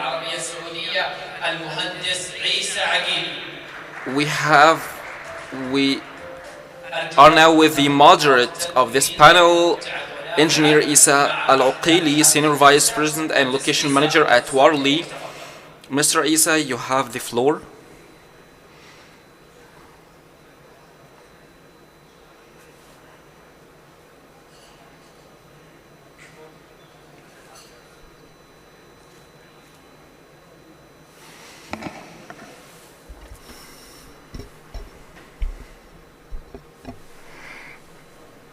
Assalamu alaikum. Good morning. I would like to welcome the team here. It's a great leaders in the kingdom joining me today, and we'll learn all together from their great experience. Before I just introduce my team, I would like just to highlight a couple of points. I was reflecting in the last 2 years that's, I think, impact everybody, globally and in the kingdom. And in the last 2 years, we noticed a real milestone in the digital transformation almost in every area we live. We felt it with the COVID-19 situation. We felt it, lived it, and learned a lot of things. And we challenge ourselves, and every organization in the kingdom, they did an outstanding job, starting from the health, going to the Ministry of Interior, going to Ministry of Communication, going to the Ministry of Justice. If you see our life today, everyone, you will not find a single person in the kingdom without a smartphone. And all these things help to help us and help the industrial of the digital transformation to grow more and more demand, and our expectation from this sector, not only from our day-by-day activity or the customer activity is limited, but it's across a lot of things. A lot of a great job done in the background that a lot of people are not aware about it. A lot of people work during the COVID and during tough time, and we never highlight this. One of them is WCC, SABIC, Aramco, manufacturing companies, operation company like Nomac, R&D, what they are doing in R&D and bringing more people on ground and help the community and the corporate to do more. And I will not forget SEC, what they did during that time. Every one of us felt a positive impact to our life. With that, I would like to introduce my team. I will start with Morhaf Madani. And Morhaf Madani is bringing a great experience, long experience. He was early engaged in the digital from day one, his work in SABIC, and he continued building this capability and learning until he been nominated by SABIC to be the Chief Transformation Officer, and I'm sure today he will share a lot of great things. Moving to Dr. Lana Sha'ar, a great leader, start from academic to manufacturing and now in operation, adding great value. We start to see a lot of good job from her company on ground and walking the talk. Moving to the R&D, and great what they did in the G20 and also in many areas, okay, where we can see the King Abdulaziz Scientific City drive a lot of things on ground and push a lot of technology to the manufacturing and operation in the country. Finally, I will highlight what SEC, and we have a great leader here, bringing two experience with him, Aramco and SEC together, and trying to drive a customer experience in addition to operation excellence, where I don't think that anyone will be happy if the electricity, we lost electricity for a few minutes. And they have a huge pressure to the public, to the country, to make sure they are doing a great job and utilizing this digital solution. Going back to how we can start, I will not be the best guy to deal with these great leaders here, but I will do my best to do that. And I will start with Morhaf, Engineer Morhaf, and ask him how you, from your experience, how you see the digital transformation help the industry, and how you link digital transformation with operation excellence. Thank you very much. Thank you. It's a very important question, and I think very much related to the topic. But before that, I would like really to thank the organizers for giving me the opportunity today to share our experiences and knowledge on what we have been doing. Digital transformation is a key enabler when it comes to operation, and specifically helping to improve reliability in a big way, especially in a manufacturing company like SABIC. The asset healthcare or predictive maintenance is a key enabler where we improve our operation. We have done a lot of projects in this space, and we have seen the fruits coming up. We are still in the journey. There is a lot of focus. How do we predict failures way before it happens? In certain cases, it reached 1 year of anomalies appearing on certain key equipment, critical equipment within the plant, that there is something changing, versus the usual control room alerts that comes as a threshold where you don't have that much of a time to act. So certainly, digital transformation is a key enabler. We look at it from benchmark point of view. It can contribute up to 30% of improving lost tonnage from manufacturing. Thank you, Engineer Murhab.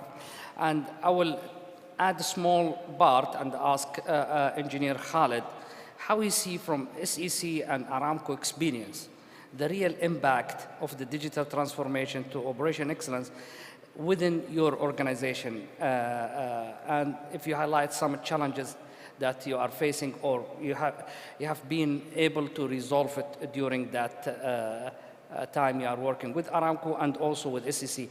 I know that you are not speaking in behalf of Aramco, but we cannot leave this opportunity without asking you that.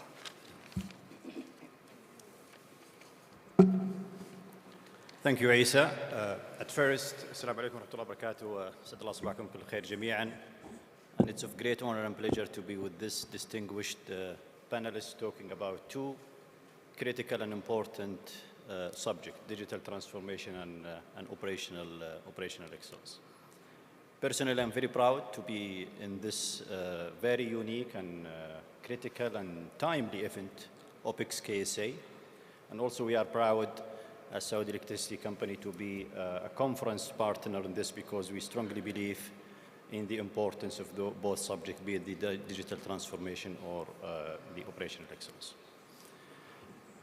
The Saudi Electricity Company, as the largest integrated utility company in the MENA region, and we have a fast operation in each and every corner of the Kingdom of Saudi Arabia, and it goes without saying that operational excellence is so critical for us to ensure reliability and safety and integrity of our operation, but also to ensure that we are meeting the customer expectation in terms of the services that we provide. And to us, digital transformation is an integral part of that. Actually, I view both digital transformation and operational excellence two sides of the same coin. And there are several operational excellence or OE frameworks or models that are available in the industry, but there are four key components in the operational excellence model that are common between the different frameworks, namely the processes excellence, also the customer experience, the human capital including the culture, as well as the organization and the ecosystem. And if we look to the digital technologies, be it the artificial intelligence, the machine learning, the IoT, edge computing, and the like, they are all centered around the productivity improvement, efficiency, creating insights from the data that you have in the operation.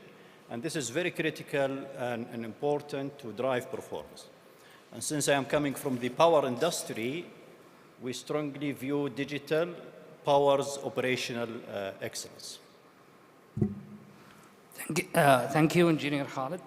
I will take what we heard from Engineer Murhab and Engineer Khalid, and I will direct the questions to Dr. Lena. And you are coming from a different angle, okay? You were a service provider to SEC and to SABIC and to Aramco. And from a service provider point of view, how you see the digital transformation and operation excellence, and if you can highlight how you can measure the success stories or how you can see the impact, make it tangible. Because one of our challenges always that to see a tangible stuff in our investment, because digital transformation required a huge investment, and the leaders and the owners and the shareholders always ask, why I have to spend this money, okay, to spend something I cannot touch it immediately, because it's not something really we can hold it. If you can highlight some points, and from your experience in NOMAC, and if you can share some briefest story, will be great. Bismillah ar-Rahman ar-Rahim. Thank you very much for the invitation. First of all, we need to all agree first that digital transformation or operational excellence are not a project that we succeed or we fail in. It's a journey that we need to take. And for this reason, it's very important that we understand exactly what do we require from digital transformation. It's not about the technology that we use, but it's how we're going to use it and how we're going to generate the right value to the organization or to the customers that we're serving. So like you said, I don't know if anybody knows, but NOMAC is the operation and maintenance arm of ACWA Power. And today we operate many plants, and we serve our customers and our communities. And it's very important that we have a reliable and available and efficient operation in order to ensure that we have an uninterrupted power supply for the community in terms of power and also water. So digital transformation or digital technology has been a key impact or solutions that we're using today. Since 2017, we've actually embarked on using digital solutions where we monitor our assets in terms of detecting anomalies or detecting shortfall in the performance and giving guidance using our analysts and our team to ensure that the efficiency of the plants are running at its full capacity. This is something that we have highlighted and we've been doing, but at the same time, as ACWA Power is evolving and growing, we needed to make sure also that we succeed. We become more nimble, we become more flexible, and with this, we have to adopt digital transformation. And with this, we have today looked at many solutions. We have done a lot of ideation workshops. We have talked to our customers to understand exactly where the key issues are, and we are in the process of implementing our IoT platform to collect all the data, to analyze the data, and to ensure that our customers are. Today, how you measure it is by looking at the customer satisfaction. You ensure that the value that they have generated is back. There is an ROI that we have to look into. There is a revenue growth. We have to look at how we can enhance the plants in terms of avoiding any failures before it happens. We basically have to ensure that the value is being generated. Adoption is key to measuring the success. If people are not using the solution to the way it should be and enabling them to be able to make decisions faster and wiser, this is the key. So from this perspective, all of that leads to the success of the digital transformation. Great. Thank you, Dr. Lana. And we heard from operation companies, utilities, and manufacturing, and we heard also from service provider. I'll move to Dr. Mariam and ask her, from what you heard from our colleagues here, okay, how you see that the R&D, the academic, and the empowerment of the country today with sending a lot of talent outside of the kingdom and in the kingdom, support them, to educate them and make them part of the ecosystem of the digital transfer. How you see that and how you can help, and what kind of ideas that you can share that with our colleagues here and also the entities here. Thank you, Isa. First of all, it's a pleasure to be here, and thank you for the invitation. To link with what my colleagues said previously regarding digital transformation and operational excellence, it's really the key of, as they said, it's two sides of the same coin. In order to excel in whatever operation you're doing, in whatever industry, nowadays it is really key to integrate critical new technologies into your operation process. And that integration can happen by either identifying old processes or processes that takes time or is costly, and try to find alternative solutions that can accelerate the production, for example, or reduce the cost. Now, the integration of the new technologies or technologies of the future, like artificial intelligence, Internet of Things, and even the metaverse nowadays. So how do you integrate these kind of new novel technologies into old processes that people have been used to doing the task in a certain way?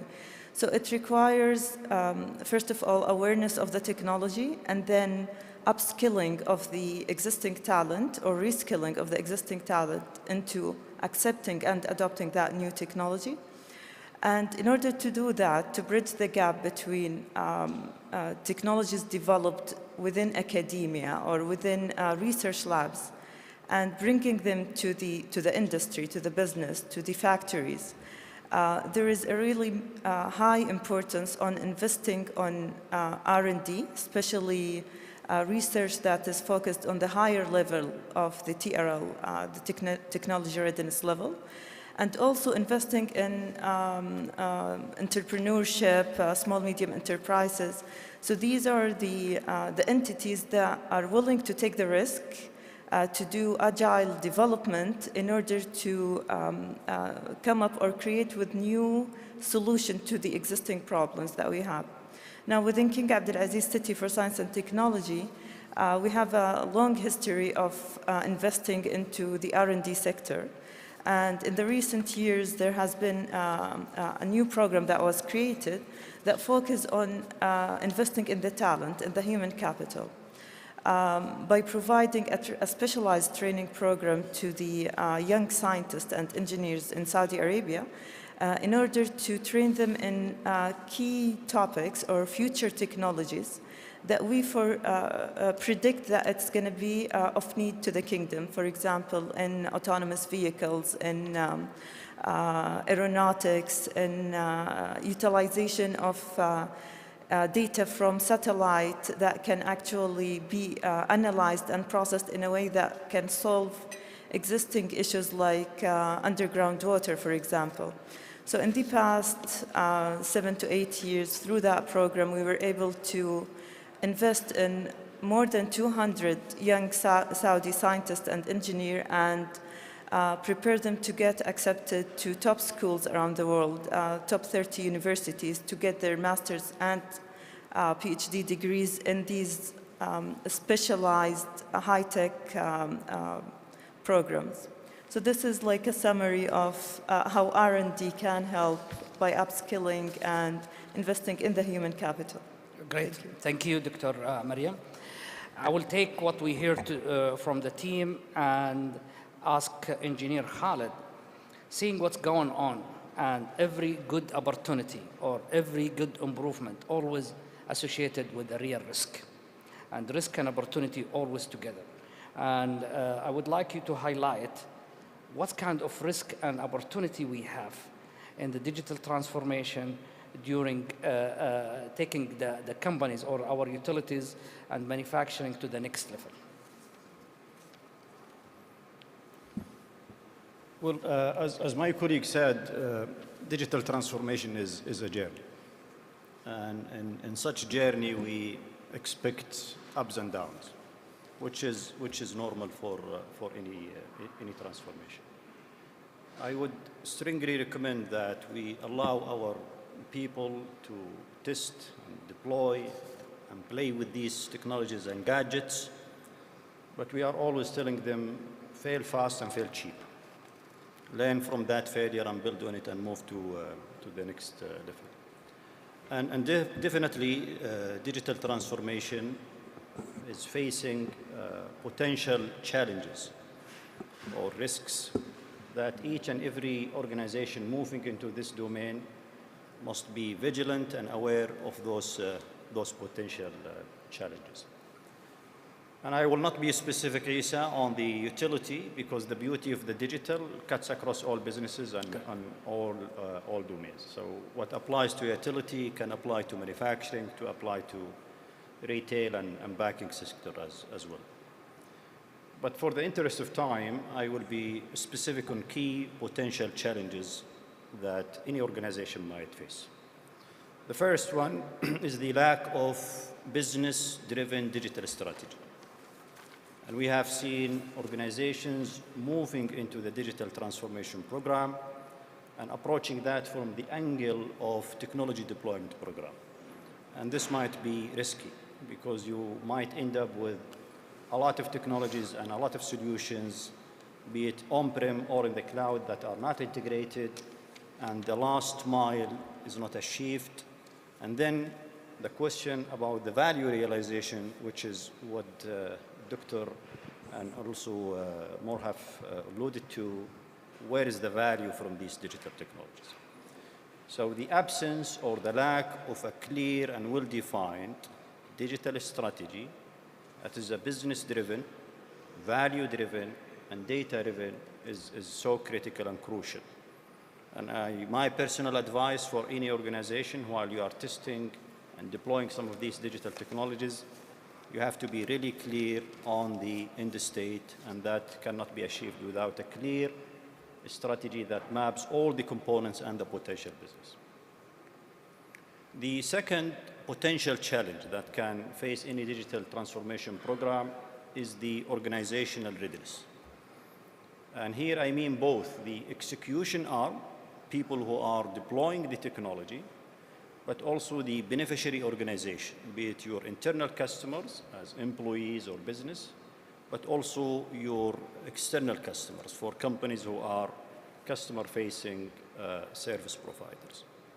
And it's very important and critical that we ensure proper alignment between the two in order to agree on the current maturity of the digital transformation for each and every business, be it in the core business or in the support business, have a clear roadmap and deployment programs, and have a clear alignment model, because digital people will go on progress in the deployment of the solutions. Business will be eager to see the value and the results, and that might lead into a conflict down the road. So that proper alignment and proper synergy between the business and the digital is so critical. Also, under the organizational readiness, it comes to the point of upskilling and reskilling, identifying and clearly identifying the critical skill sets that each and every organization must have in order to progress the digital transformation. But along with that, the change management program. And digital transformation, it's a fact that is impacting not only the industry, but also the way we live, the way we interact with each other. And we see that digital is going to be a core business in the near future. Actually, in some of the businesses, digital is already a core business. And that will definitely change the operating model or the way of working. And it's very important for the digital organization to have a proper, well-governed, yet agile change management program in place to enable the business to achieve the value from the digital transformation, but also to make sure that things will not fall in the crack. The last challenge that is potential to face any program is selecting your right partner and selecting the right technology. And my personal advice, don't spend much time in debating what is wrong, what is right in terms of the technology or building the architecture, because the pace of the technology is so fast. And whatever you adopt today, you might end up with a better technology in the near future. So selecting the right technology that serves the purpose, and it has to be linked back to your organizational readiness, and it has to be linked back to your digital strategy, is so critical in this transformation. Thank you, Engineer Khalid. And as everybody is aware about it, and there is no one T-shirt fit everybody, okay? And I will take what we heard from Engineer Khalid to Engineer Murhaf, how SABIC dealt with all the challenges during the last, I cannot say that 10 years, I know that SABIC engaged in digital more than that, and share with us your SABIC strategy and the way of you come over all these problems during the last 10 years, if it's possible. Well, let me start from where Khalid has ended. Definitely, I agree with everything that he said. Looking at risks and how do we deal with it. Key area that we have looked at the beginning of the program, when we looked at the benchmark across industries, and when it mentioned that 84% of these digital transformation programs fail to deliver on the premise of the programs. So the risk at stake is so big. You need to approach the entire program in a different way. So change management definitely was the main pillars that we have built the entire program around. to make sure that we are delivering the program in a successful manner. Day zero of the program, we started with change management. Usually with our technology, historically, programs, change management kicks somewhere in the middle of the program where you start training, training people, educate them about the solution in place, but not this time in digital transformation. Because there is a lot of acronyms and new emerging technologies, people are still not acquainted with it. Strategy is definitely, as Khalid mentioned, without a business-driven strategy, you will not be able to really let the entire organization march with you towards the goal. So at the highest level, change management is a key one. We adopted what's called ADKAR change management methodology, which stands for the A is for awareness, the D for desire, the K for knowledge, and then the A again is for ability for people to perform their task, and then reinforcement of the change in the organization. We had to do 5 pillars of our programs built around these ones in order that we engage everybody in the organization from day zero of the program. Awareness is very key, that people understand what is the journey that we are taking and what is their role within this journey and why the change is supposed to be happening. The desire where what we're trying to achieve and why they need to be part of this one. So this was a key enabler for us at the highest level to set the program. Of course, if you talk about digital transformation, the key enablers, regardless of what technologies you are going to use, whether it is artificial intelligence, machine learning, robotics, blockchain, all of the technologies are revolving around data. So data was at the core of what we need to look at so that we can bring the value out of the data. The first thing that we have done is basically we structured ourselves. How are we going to get data and which data? And we managed to get data, sometimes it's 15 years worth of data for our operations in the plant and so on. This is a gold mine that we can tap into and bring a lot of insights that will generate value at the end of the day to the business. Setting up a governance was a very important area.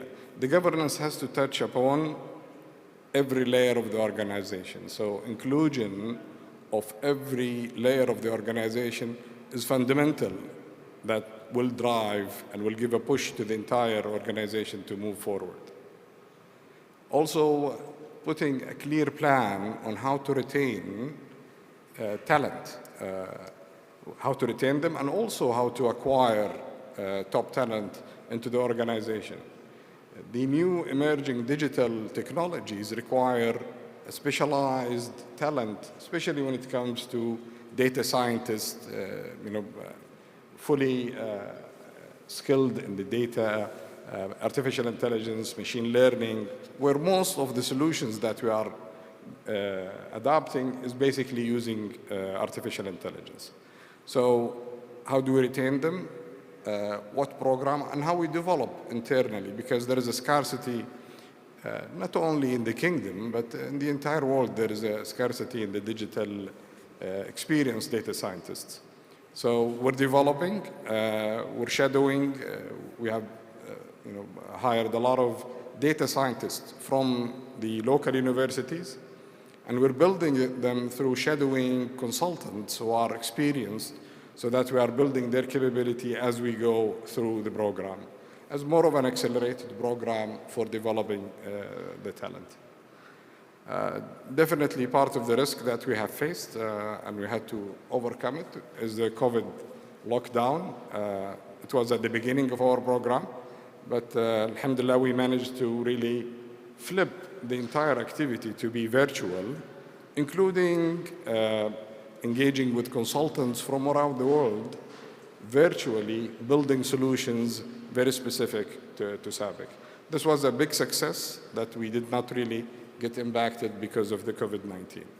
It was one of the biggest challenges. Also, regulatory, you need to watch for regulatory requirements, working with the different authorities within the kingdom to get, in a timely fashion, the licenses when you operate, for example, drones and so on and so forth.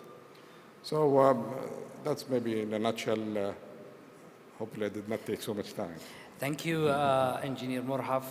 One of the things that usually we scared about it, failure. And I just heard failure. And usually everybody gets very carefully in failure, and he don't like to be associated with failure. Personally, I have a different opinion of that, but I will keep that for myself, and I will ask Dr. Mariam. With the challenges we face and the pressure we face in expediting our strategy, not only in operation or manufacturing, and even in R&D, how you are helping and enabling the organization in Saudi Arabia within your organization from R&D and from talent to come over the challenges they face in their day-by-day activity and have a fast solution, and sometimes maybe you release solution without complete verification. How you see that? And I need you just to highlight a couple of points, how the King Abdulaziz Scientific see failures and how we can learn from failures. That's a really nice question. I think failure is important because when you fail, you learn from your mistakes, but controlled failure is key. Before rolling out solutions or new technology to the market or to big industry, you have to make sure that it is well tested in a sandbox, in a control environment, and then you predict the different scenarios that might happen. Now, there is, of course, there are going to be some unaccounted for scenarios that has not been tested, or for example, the global pandemic that suddenly happened and affected a lot of businesses and a lot of industries. So there are some scenarios that you cannot predict, but you can react to it fast and try to minimize the damage. Now, within the R&D sector, the beauty of it is that you are open to collaborating with different industries. So you work on your solution or your research idea, and then you get the chance to test it in different industries and see the behavior. So if we're talking, for example, about an AI-based algorithm, for example, that okay, so one of the examples that we have developed during the COVID pandemic, the early days of it, was an AI algorithm that acts like a chatbot. So we received a request from the Ministry of Health because of the large number of calls and requests that they were receiving in terms of different symptoms people are having and how to react. And that was really during the early stages of COVID. So the solution that was already developed internally is a chatbot, automated algorithm that can be trained on a set of data that then can respond to whatever request it receives. So that in a short time we're able to train it on COVID symptoms in a way that whenever a patient or a customer calls or interact with the system and give it the symptoms, it can actually suggest the next action, whether it is to go to seek a doctor, to stay home and isolate themselves, and so on. Like, it gives you an automated response of whatever symptoms you're having. Now, within the R&D ecosystem, it is really important, or one of the challenges that we have seen before, is the alignment between the public sector, the private sector, and the academia. There has been a trend that each kind of sector acts in its own silos, while the real power would actually be when these three communities interact. So academia needs to know what sort of challenges the private sector are facing. The public sector needs to know what sort of initiative the private sector are working on to help with the regulation, with the policies that they are needed. One thing that is important when adopting digital transformation and new technologies is the policy aspect, the regulation aspect. We need to have a really good understanding of how the technology react and behave in different sectors in order to well regulate that kind of technology to facilitate the adoption in the future. Thank you. Thank you, Dr. Mariam. And I will take what I learned from the team and take it to Dr. Lana with your experience in King Saudi Arabia and GCC. How you see the challenge and opportunity, and how we can be using the challenges we faced in the last 2 years, not only in Saudi Arabia, also take it to as an opportunity in the Gulf area.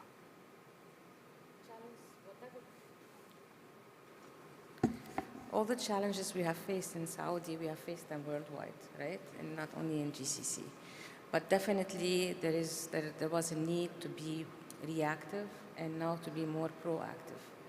And to do this, we need to make sure that we embark on a transformation that will help us as a business act fast and be able to deliver to our customers the requirements that we have committed to. So for this perspective, as everybody has managed, we had lost a lot of people. We needed to ensure that we retain the good expertise. We needed to make sure that we enhance the expertise in the existing people, so building the competencies. We needed to make sure that we understand what's there today in the market. As everybody said also, the challenges is that the transformation is moving fast, and it's not a one-size-fits-all, like you said. There's not one T-shirt for everyone, right?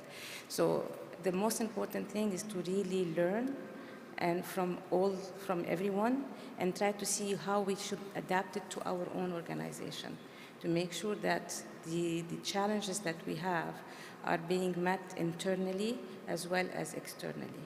So we partner. We have been working with partners, we've been working with consultants, we've been working internally, and the most important thing is to have the top-down approach, is to have the management committed to this change.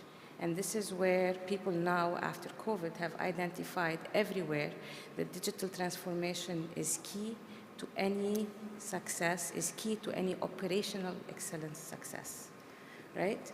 Because at the end of the day, we need to make sure that we have all the skill sets required. We need to make sure that we have all the efficient processes that will take us and move us to stay today and to adhere to any pandemic or any challenges we have had before.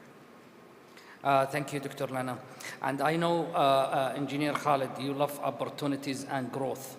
And awards usually will come with risk. Taking sometimes high risk, maybe that will award you.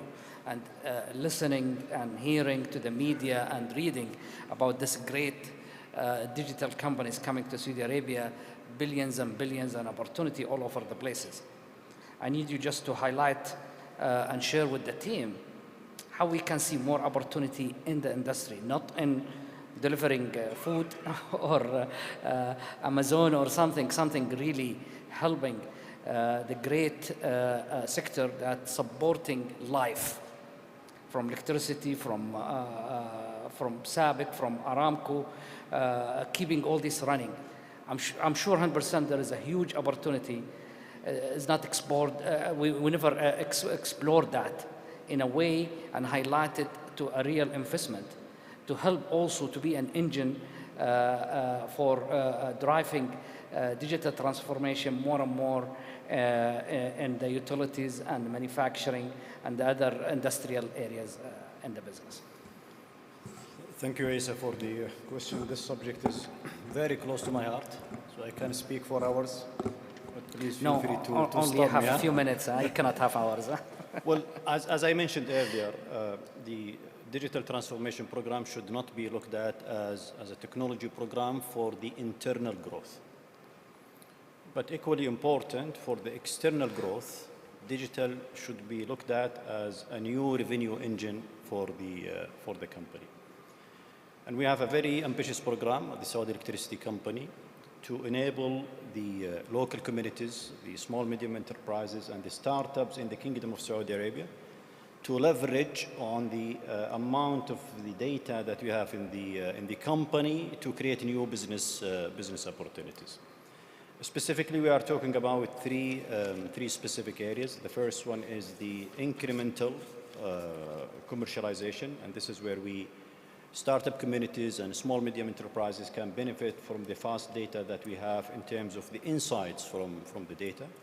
Second category or second area is the differential commercialization, where we are very serious in collaborating with the local companies and international companies to package products and services around the data that we have and enable our customers to have more access and more agile insights to their utility services.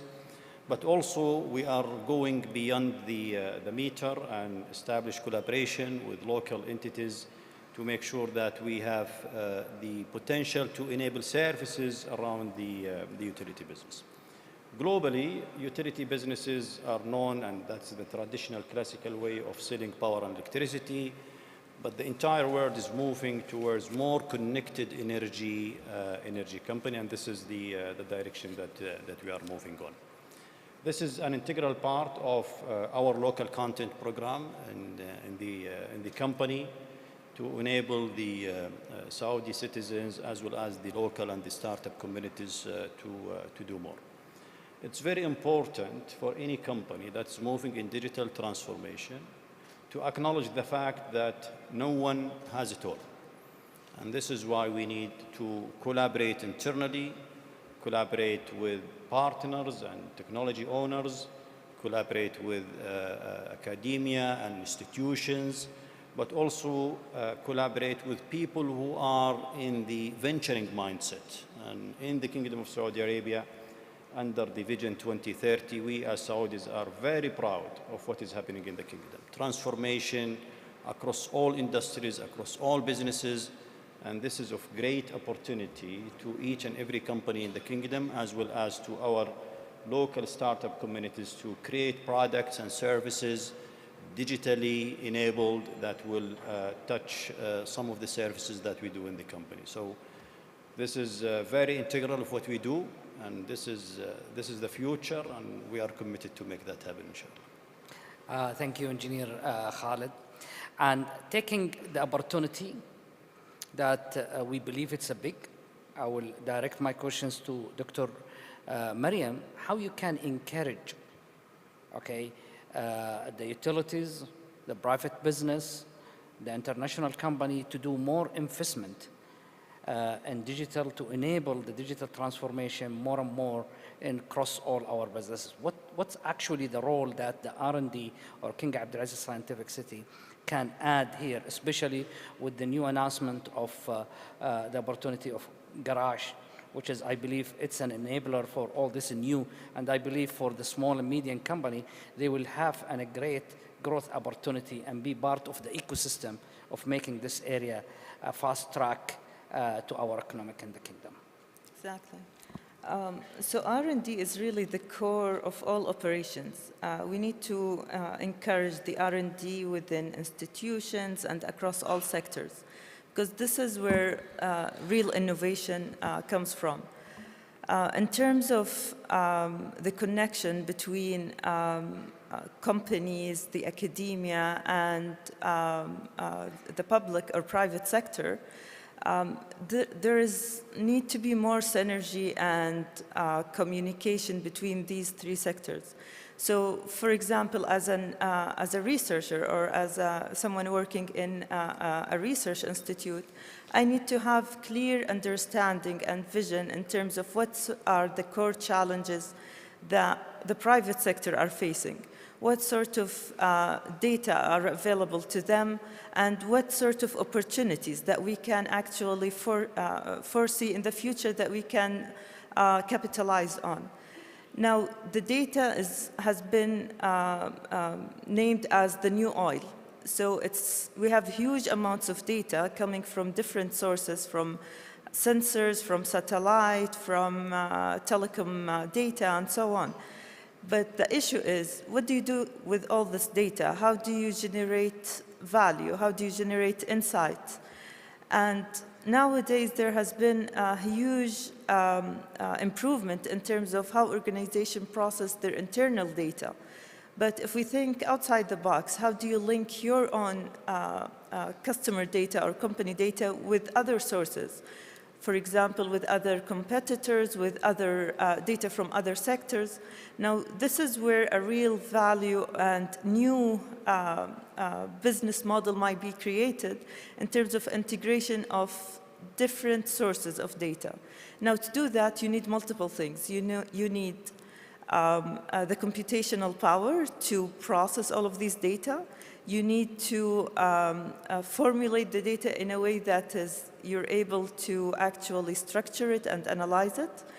And you need to have the minds, the intelligence in order to come up with innovative solutions. And as I said before, so institutions are under a lot of pressure in terms of time, money that's spent on research. However, if you are in more of an R&D environment, you're on a less pressure in terms of like generating money right away, because you're in the previous stages. You have more freedom to experiment, to do sandboxing, to go innovative. And that's the link where the idea of the garage that was announced earlier in February is to provide that ecosystem. So you have the national labs, the research labs, located next to the entrepreneurship ecosystem. So you get people with smart ideas that are eager to test and create and have access to tools and infrastructure, and link them to the industry, who can come to them and tell them, we have these kind of challenges or problems. Please see what you can do with it. Like, go crazy, experiment, and we're happy to accept the solution once it's ready. So the linkage between the entrepreneurship, the innovation aspect, the private sector that have the real challenges that they want to face in the future, they want to solve in the future, sorry, and the researcher, the environment that facilitate and embrace the research in terms of tools, infrastructure needed, and guidance as well. So these are the three components that actually will help create new innovative ideas and new solutions for the future. Thank you, Dr. Mariam. And I will move to Engineer Murhaf. SABIC is an international company. It's not just a local or regional. And that's giving you a special position that can add more to the country, because you see what's going on globally. Yeah. You are in touch day by day with different customers globally. You see what they are doing in digital transformation and their ideas. Personally, I see SABIC can be a great incubators to bring things from outside to the kingdom. Can you share some ideas or what SABIC are doing in this domain? Certainly, maybe it's very important that I mention that the strategy, digital strategy for the company, has multiple verticals. I mean, like manufacturing, the business themselves, the R&D, the procurement, the HR, the finance. Those are verticals within the strategy itself. And for each one of them, there is a set of initiatives that will bring business value to them. The 9th vertical is what we call new business models, which is creating digital ventures and creating a new revenue stream for the company.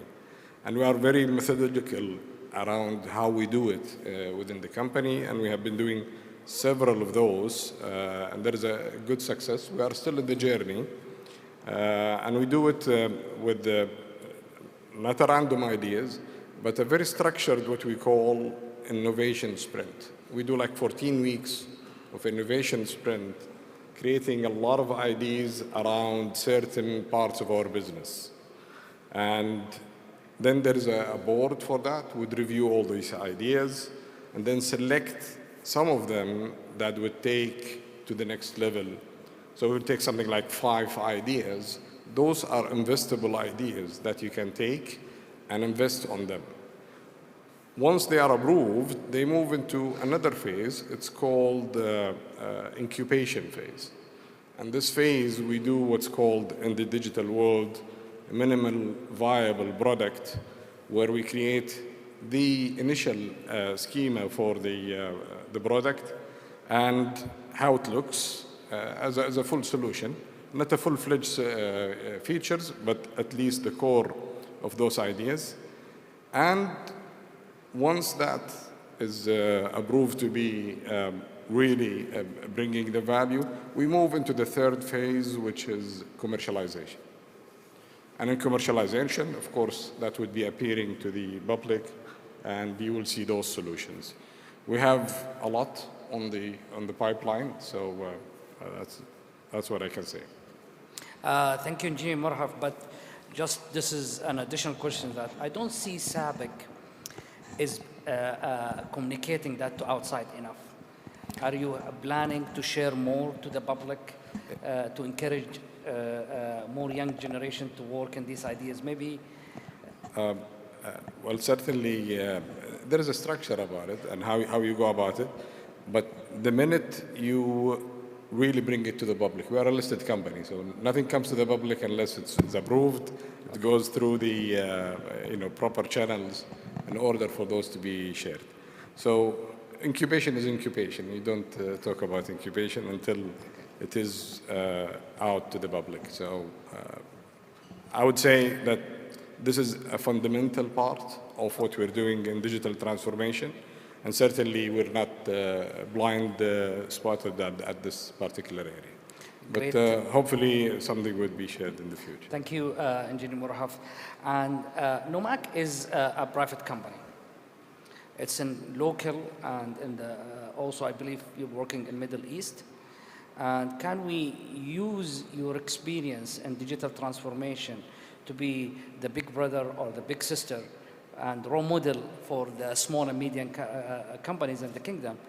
And if you have a good example, please share it with us. If not, how we can do that? Yes, of course. So, like you said, NOMAC is a private company. It's a local company, a Saudi company, but we are present in over 10 countries, not only in the Middle East, but in Africa and Asia. Great. So basically, there are lots of good digital initiatives that we have taken. I can talk myself from a monitoring and prediction center. Today, we do have over 8 gigawatts of power plants connected, where we basically monitor the assets. We identify the anomalies, we predict any failures before they happen. We have a good communication system with the site team as well as with the project companies who owns the assets to kind of identify to them what we're seeing. In addition to this, we have an engineering team as SMEs that helps also with coming up with the right solution or mitigation action that needs to be taken in order to mitigate those failures before they happen. That's one of the examples we have. We have been really leading this since 2017, and the journey is continuing. Today, we're not only limited to the monitoring and prediction center. We actually, like Engineer Morhaf has mentioned, we also have now a complete digital vertical that focuses a lot on what needs to happen to help the operation of Aqua Power to be more flexible and to be able to grow faster. So we have done exactly the same. We have done a lot of use cases, identified a lot of use cases from every function, whether it is finance, whether it's people and culture, whether it's technology. We work very closely with the innovation team, and at the same time, we've been basically now implementing what we call MVPs or pilots to be able to identify the success of these pilots. Once they are succeeding and once we see the value generated as expected, we will be moving into what we call the industrialization. So the same principle is actually happening and it's taking place. The most important thing, Isa, is really to have the right data. I think this is something that we have not even shed the light on.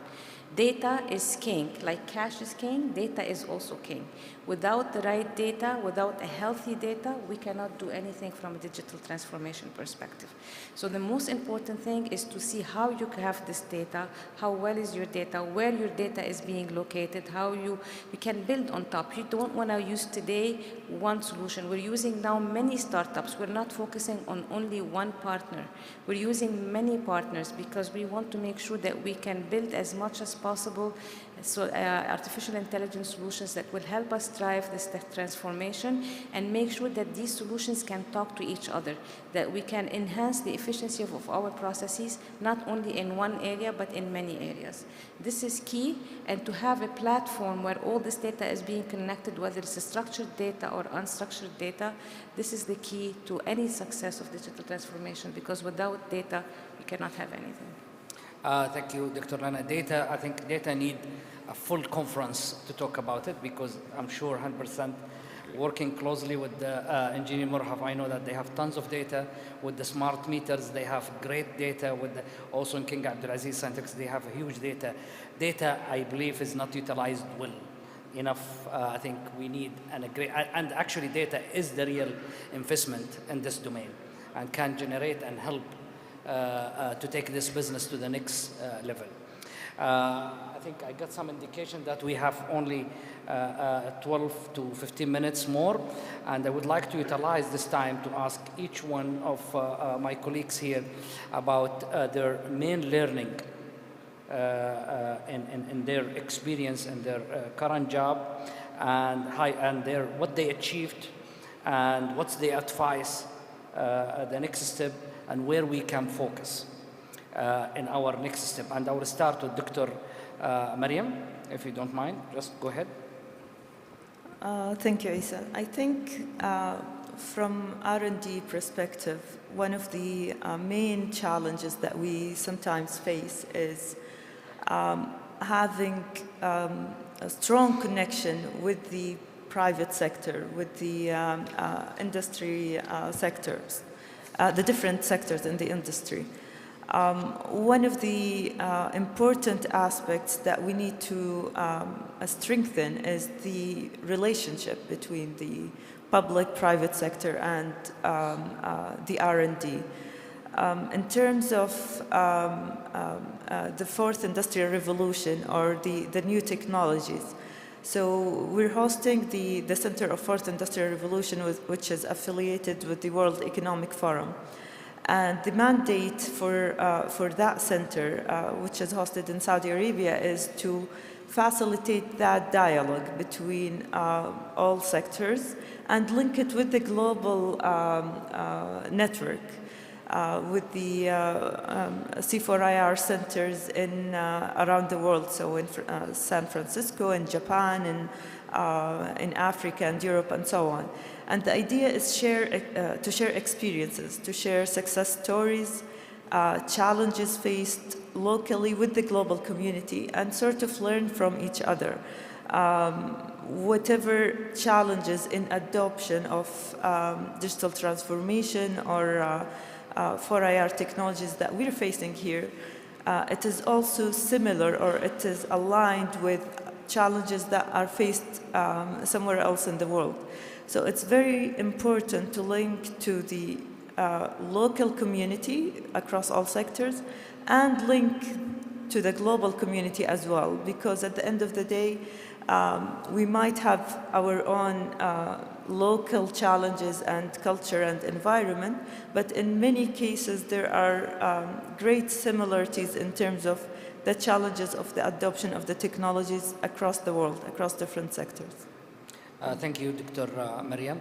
And I will move to Engineer Khalid to highlight the main learning and the advice for the attendees here.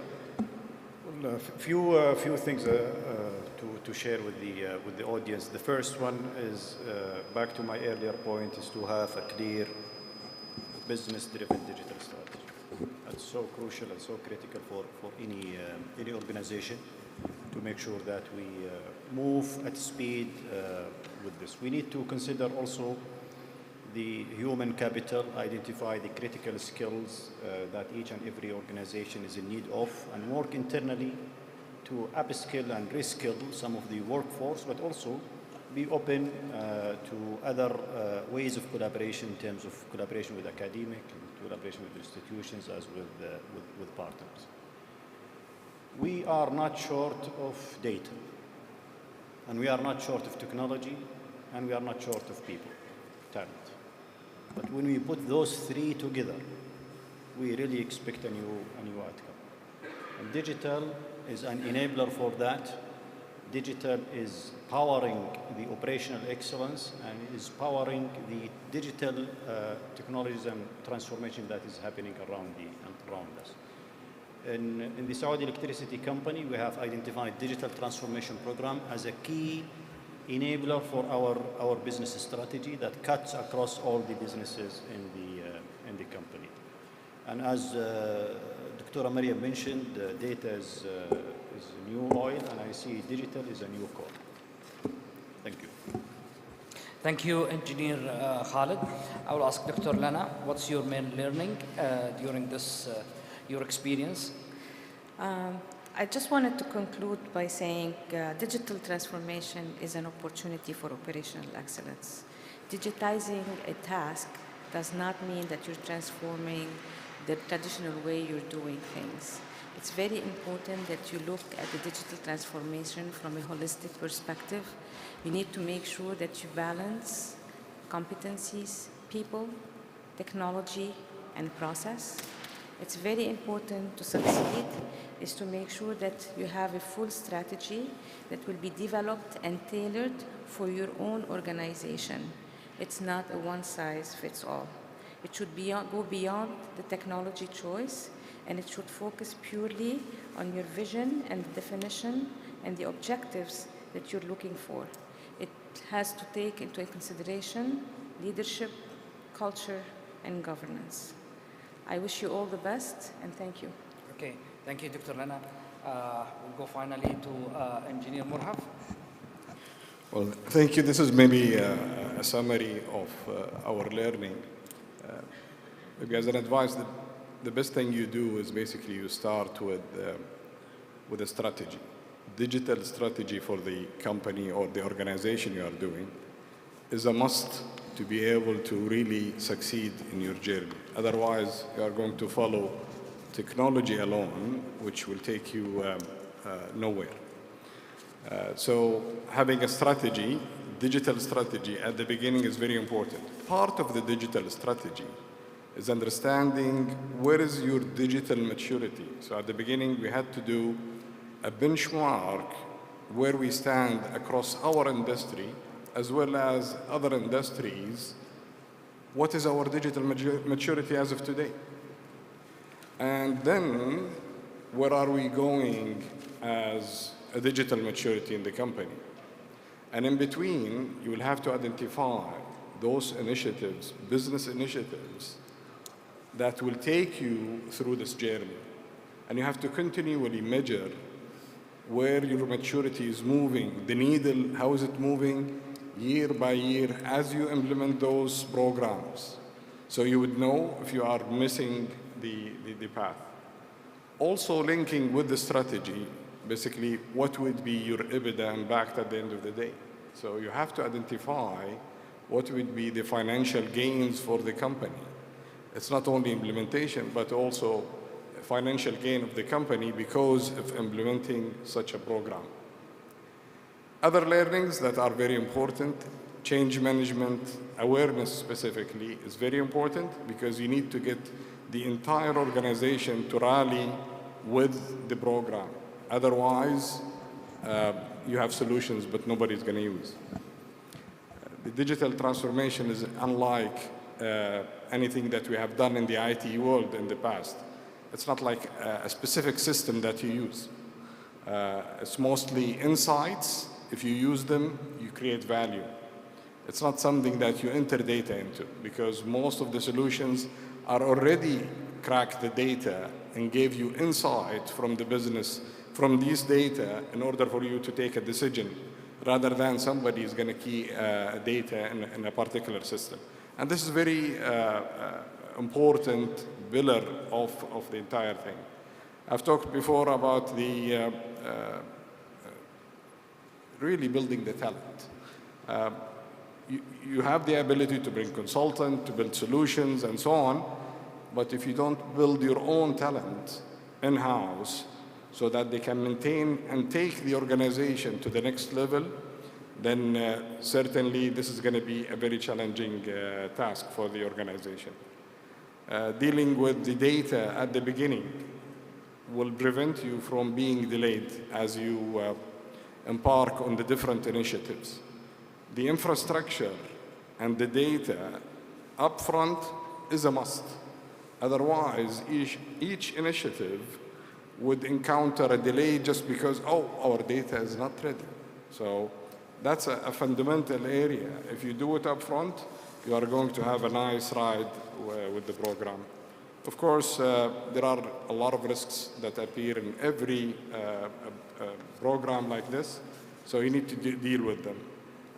Very important to deal and have a close contact with the legal, governance, compliance, and the cybersecurity. Those has to be always in the wagon as you move with the program. Otherwise, you could be stopped because any of those risks that could stop you because of who's supposed to see that data or who's allowed to do that, or maybe there's a compliance issue and so on. So that's maybe in a nutshell. Thank you, Engineer Morhaf, and thank you for everyone attending this session, and thank you for SWCC and the organizer to allow us to be part of this great discussion. And finally, I will thank Engineer Khalid Al-Ghamdi for accepting to be part of this panel, and Dr. Mariam Nouh to be part of this, and Dr. Lana Shahar and Morhaf Madani, Engineer Morhaf Madani to be part of it. And thank you. And I hope that you enjoy it and learned something, and you are taking something back to your organization, and you can implement some of these ideas in your life, in personal or in your personal company or organization. Good luck and have a great day today. Thank you.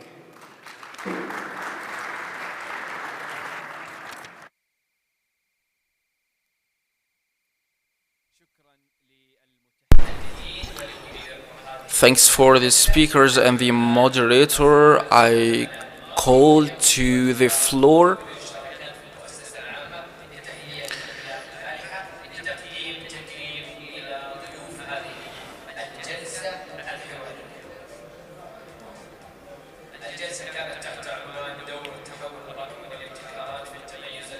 This session was about the operational excellence, and the honoring will go to the CEO, Engineer Morhaf Al-Madani.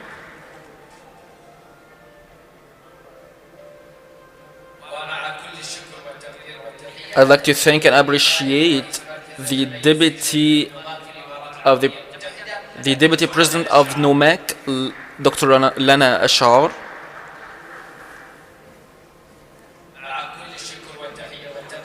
With all thanks and appreciation, this honor go to Dr. Mariam Nouh, Managing Director of C4IR, Director of Excellence Program. And I would like to thank the Senior Vice President, Information Technology and Digital Transformation at Saudi Electricity Company, the engineer Khalid Al-Ghamdi.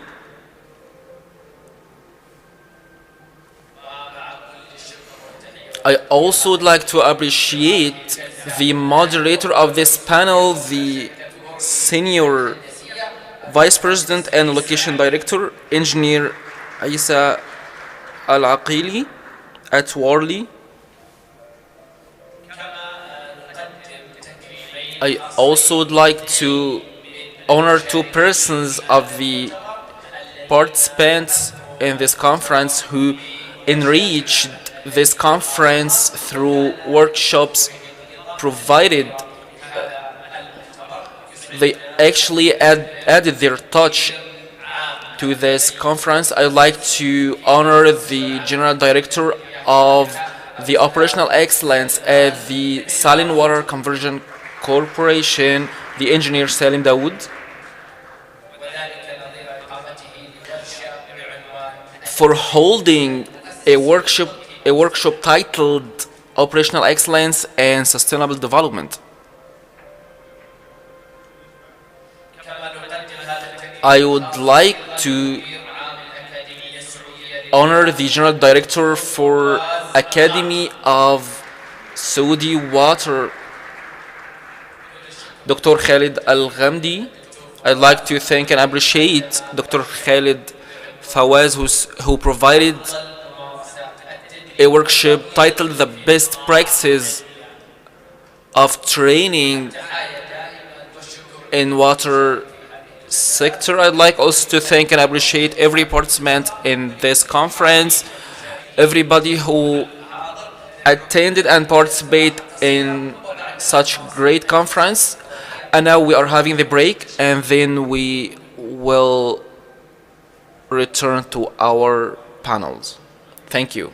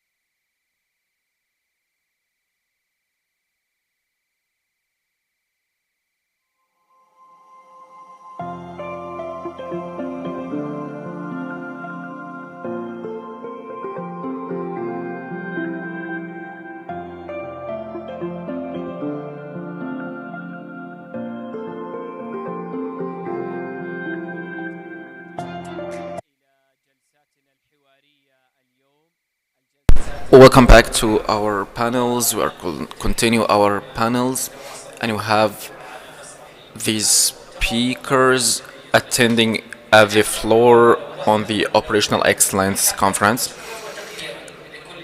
We would like to send our love and appreciation to people who are interacting with our hashtag on Twitter,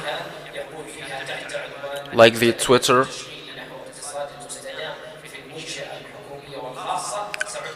at the operational excellence of private facilities.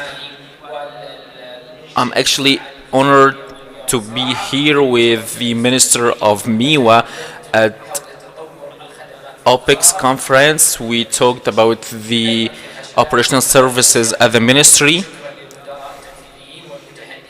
On Twitter, we have Sami who tweeted a hashtag, "Thank you for operators of OPEX in various facilities." Someone says it's good to hold a great conference like this, Operational Excellence Conference. Thank you for everybody who tweeted on this conference. Thanks for everybody who attended this discussion panels. The energy, as it is the main motivation for everything we will witness now, the global scene of the energy mix.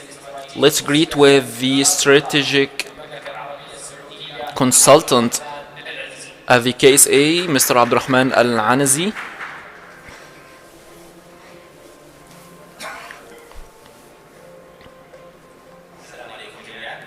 Peace be upon you. Good afternoon, everyone. My name is Abdurrahman Al-Anazi. I am an energy specialist, and I work at the Ministry of Energy, the policies and strategic planning. I help in preparing the government's position on sustainable issues that impact the energy industry. So the topic of energy transition seem to be in the front and center for global companies.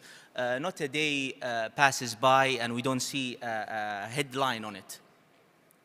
According to Forbes, the 1/5, the biggest global companies have all declared a net zero target. They represent an annual sales of around $14 trillion. So these companies, what do you think have in common? Well, of course, they are all large oil and gas producers, but it turns out that each and every company of the listed companies have all declared a net zero target by 2050. Rizbul, in fact, was the first oil and gas company to declare such target. And the remaining oil and gas companies have followed suit with small caveats. And the list of companies that have declared a net zero target by 2050 goes well beyond oil and gas companies and energy companies. So let's take the three examples and deep dive into their emission reduction plans. And look at the goals that they have set. Saudi Aramco, which has already one of the lowest upstream carbon intensity globally, have declared a net zero target for its scope 1 and 2 operations by 2050. It has also set a goal to eliminate the routine flaring by 2030. British Petroleum also have stated to have a carbon reduction targets for scope 1 and 2 to have a reduction of 30 to 35%. and 35 to 40% reduction targets to eliminate for Scope 3 by 2030. Also, ExxonMobil have declared that they will reduce their methane emissions by 15% and also their gas flaring by 25%. So by looking at these examples, you can make an argument that these companies have made a considerable investment commitments towards to become less carbon intensive. And they have all set a dramatic plans to change their portfolio and reduce their carbon footprint in the future. So the key takeaway from this slide is that while all these companies have declared such target, the path and the frame that each company have taken is different, and hence is company specific and is customized. So we talk about this energy transition a lot, and so let's take a step back and really look what is this coming transition all about. What we need to realize is that energy transition is not new. We've had actually successfully transitioned in the past.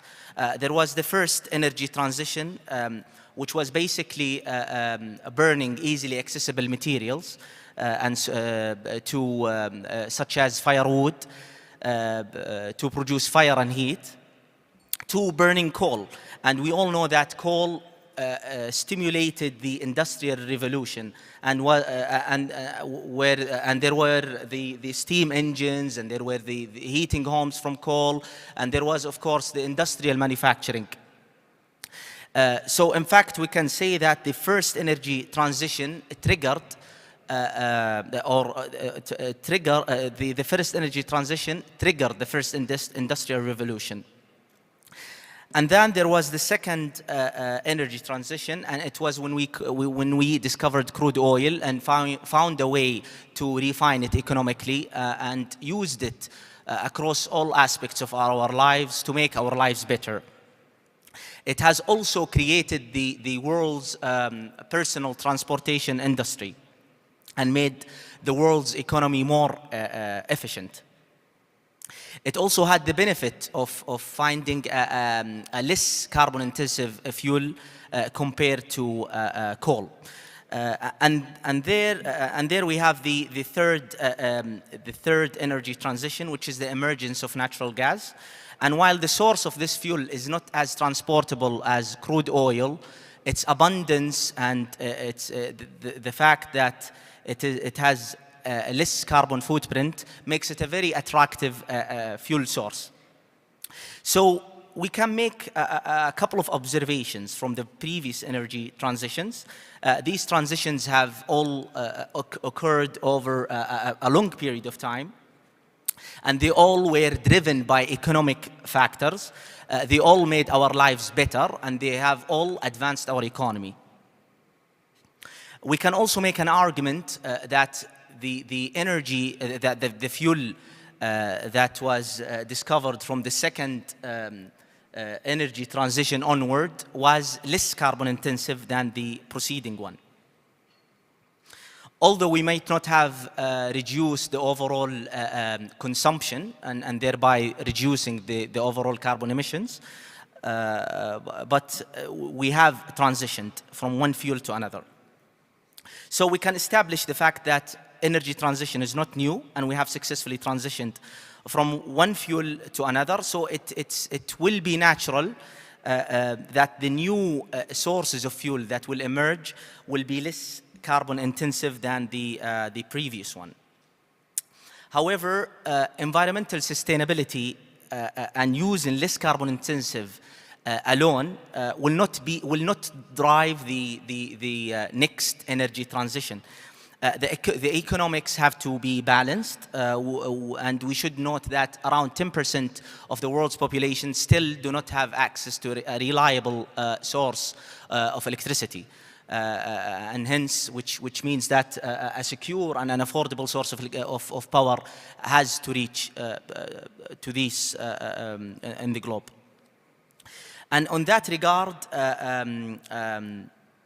several world organizations have proposed a balanced approach to energy transition. In the case of the United Nations, for example, and in their 17 interlinked sustainable development goals, we have number 7, the affordable and clean energy, and number 13, climate action, which is at the heart of the energy transition.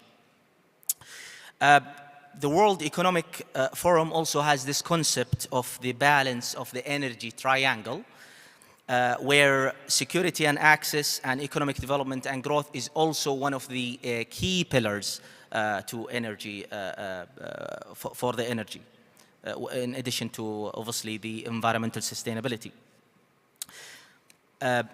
Also, the World Energy Council proposes the framework of the energy trilemma, and we have two components, which are the energy security and the energy equity, which are considered to be also important. So we've talked about the energy transition, that it is something that we have experienced in the past, and it has to be a balanced one. The energy transition has to be a balanced one in addition to environmental sustainability. So with this mandate and pressure and reducing the emissions, especially on the upstream energy companies, there are a sweep of options and ways to reduce options. But the challenge is finding the one or the appropriate package that makes sense or for that energy company in a way that makes value for them and for the shareholders. Obviously, in the options, we have options that are more closer to operations. We also have options that are technology oriented, and some are more commercial than the other. And we also have, in some cases, we have options that require some changes and modification in the current carbon-intensive asset, and may require shutting it down or switching to a less carbon-intensive fuel in the operations. We should also note that the options and challenges to achieve net zero and decarbonize in the upstream operations is quite different to what is being experienced in the downstream. As the set of sustainability standards or targets is different and moves at a different pace. So, in a nutshell, we can make the following remarks. While the topic of energy transition is capturing the view of various companies, it is still uncertain how the net zero will evolve with time. According to different scenarios and different experts in the market, there are still quite a lot of variation between the different scenarios that we have today, a variation that can go up to a factor of 2 in terms of the energy consumption from fuel, from a hydrocarbon-based fuel in the medium term. Also, over the past few years, more upstream sectors or more energy companies have invested heavily in the clean energy technologies. But we should note that specific investments vary with company size, types, and the core market that they operate in. Also, we anticipate that the gas will be, which is the third energy transition. We expect it to be an important contributor to the current energy transition. with an increased share of the global energy mix, as the need for gas to serve as a backup for renewables will increase in the future. Also, developing organizational energy transitions is complex, as there are many uncertainties, many unknowns, and we have to consider non-traditional metric decisions, such as the carbon intensity, as well as the carbon emissions. And what is more important is that there is no single or perfect strategy to win this energy transition race, but companies with strong financial capability is projected to embrace this energy trace first, or embrace it to a high degree level. Thank you all for your attention, and wish you all a blessed day.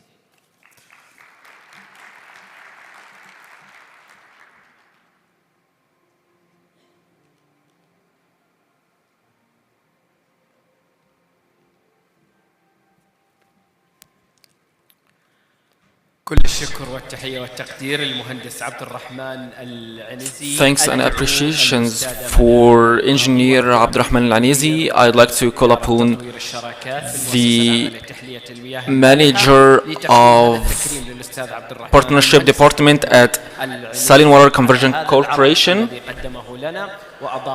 And I would like to thank Engineer Abdurrahman Al-Anizi for his presentation.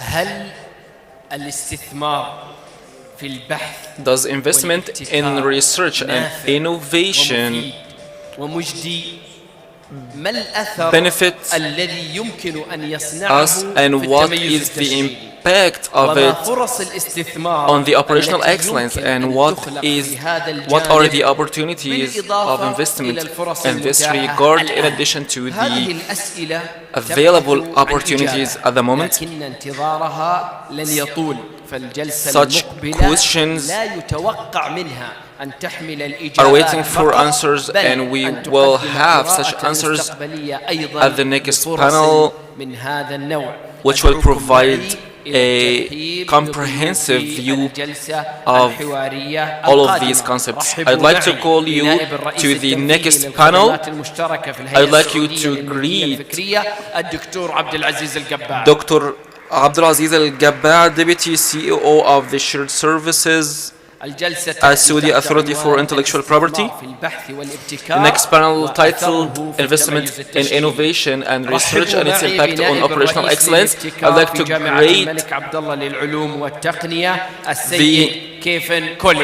to greet Mr. Kevin Collin, Vice President for Innovation at the King Abdulaziz University for Science and Technology.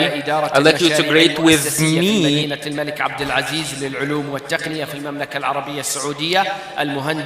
the Engineer Al-Raymi, Head of Enterprise Project Management Office at the King Abdulaziz City for Science and Technology.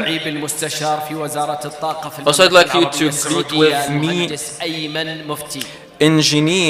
the Engineer Ayman Mufti, Consultant at the Ministry of Energy. Also, for the second time, I'd like you to greet with me the Chief Technology Officer at Aqua Power, Mr. Port Bosmans. Also, we are having the moderator of this panel, CEO and CEO founder at MNC Consultant, Mrs. Giovanna Mingrelli.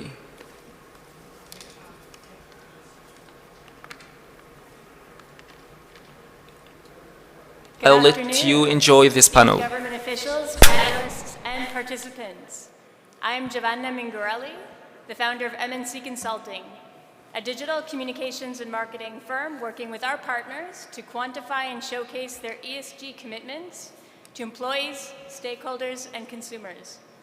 I am honored and delighted to be here with you today as the moderator for this panel about investing in research, innovation, and its impact on operational excellence.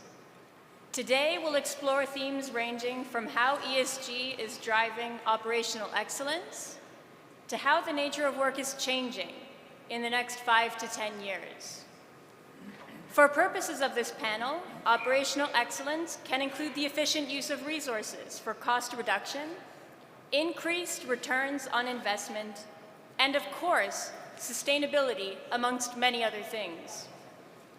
The Kingdom's Vision 2030 has a goal of shifting its economy away from the oil-based industry towards a more sustainable future that relies on renewable energy. It is based on 3 pillars: a vital society, a thriving economy, and an ambitious nation. According to the Honorable Minister of Investment, Mr. Khaled Al-Fali, at the World Economic Forum in Davos, 2 key parts towards achieving the 2030 goals includes the country's young population, who are ready to turn into a workforce to be reckoned with, along with encouraging women and investing in them as they increasingly join the workforce. Our panel of experts today will cover the Vision 2030 themes as it relates to sustainable research and innovation, and how investing in that impacts all facets of the economy and society. And with that, I am delighted to get started with our first topic. First, we're going to explore the impact of current innovation and R&D and how it affects operational excellence. So my first question will be directed to Dr. Abdulaziz Al-Gaba. So doctor, where do we see the impact of innovation and the latest research and development on operational excellence today? Thank you, Giovanna. Well, you see, operational excellence practices are closely related to the business of industry and trade. Therefore, the impact of innovation and the latest R&D will continually impact the continuous development in the operational excellence methodologies. So we can see that, or we can see these continuous development, for example, in optimizing existing activities in certain manufacturing process, for example, through digitization, automation, and this is where it helps make required process more effective and more efficient. And while we are speaking of operational excellence and innovation, actually we can't ignore also the role of intellectual property. They are closely related, so the role of intellectual property is in generating more financial and economic values, especially in industrial and cultural fields, through patents, trademarks, copyrights, industrial designs, plant varieties, integrated circuits, and these and with the acquisition of these IP rights, it mainly contributes to the growth and development of innovation and research, and thus allows more entities and more individuals, to benefit, I would say, profitably from their innovation and their related IPs. Thank you so much. And I would like to turn it over now to you, Dr. Cullen, Kevin. So artificial intelligence will play a key role in this area. Would you like to elaborate on that? Certainly.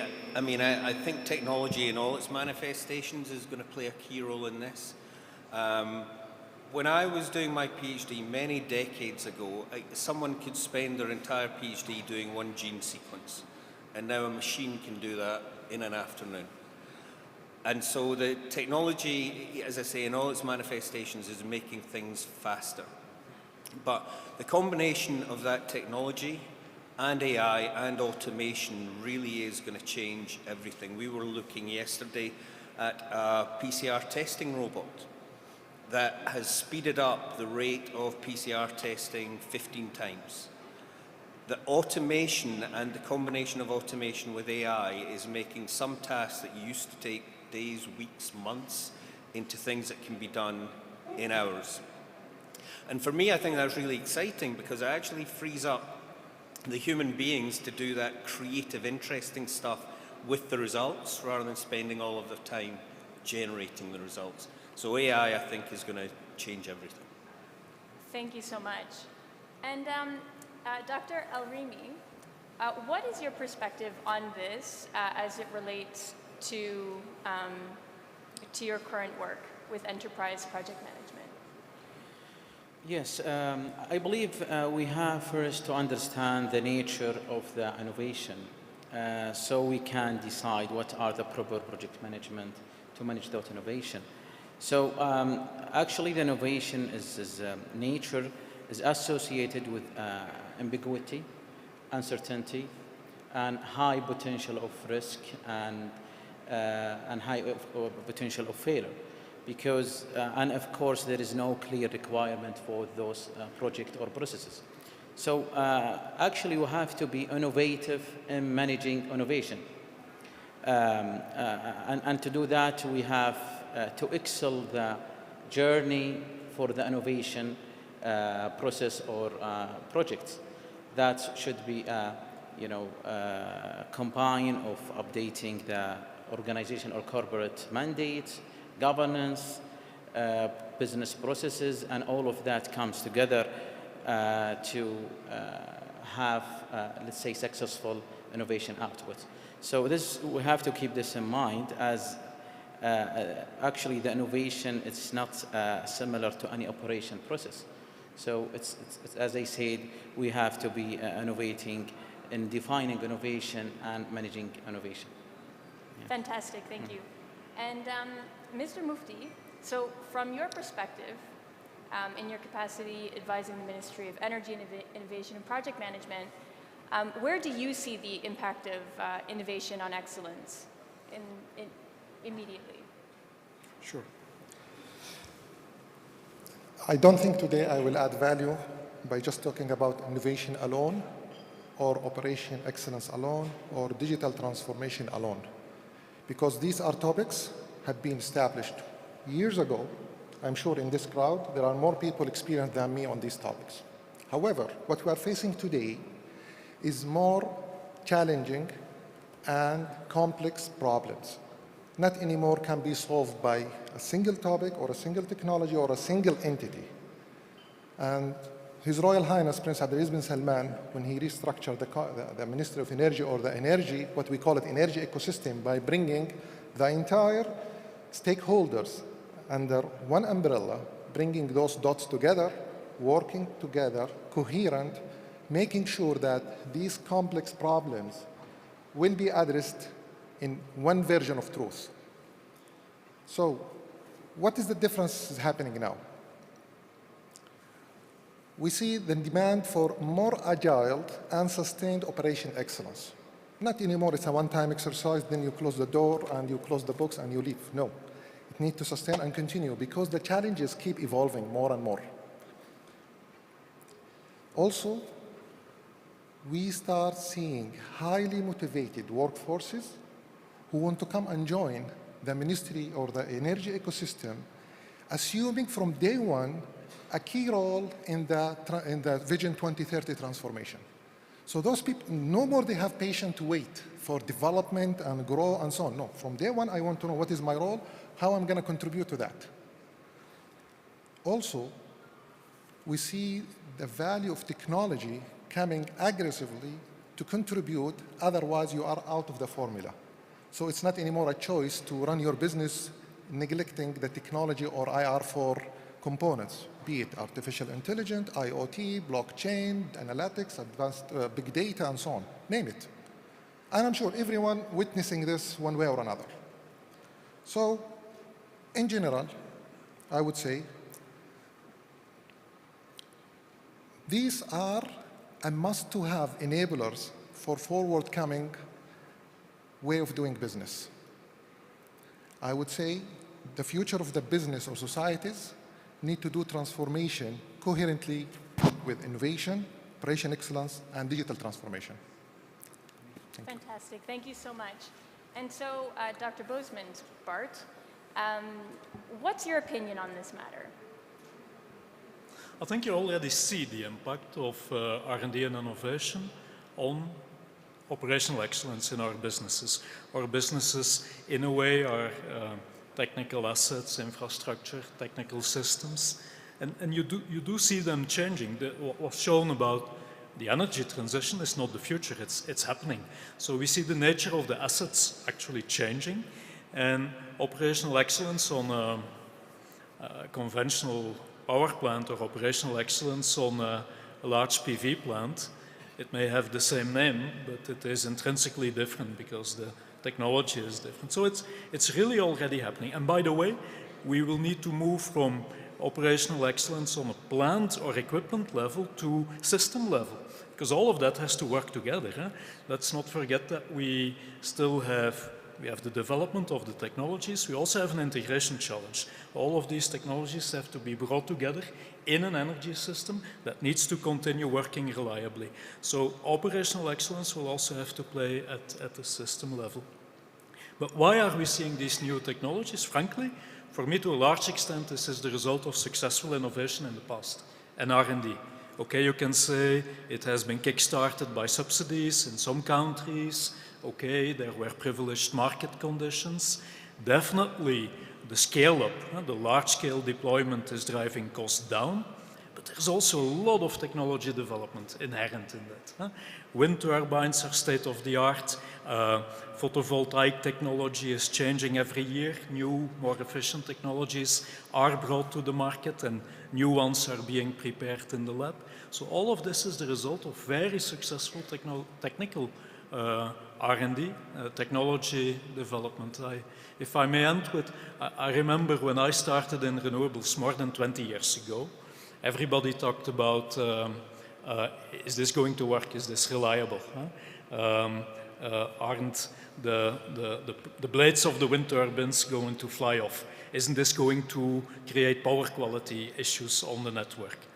Then 10 years later, the question became, isn't this going to be too expensive? Can we afford it? But today the question is, how fast can we go to 100%? Because technology development has basically brought answers to the first two issues.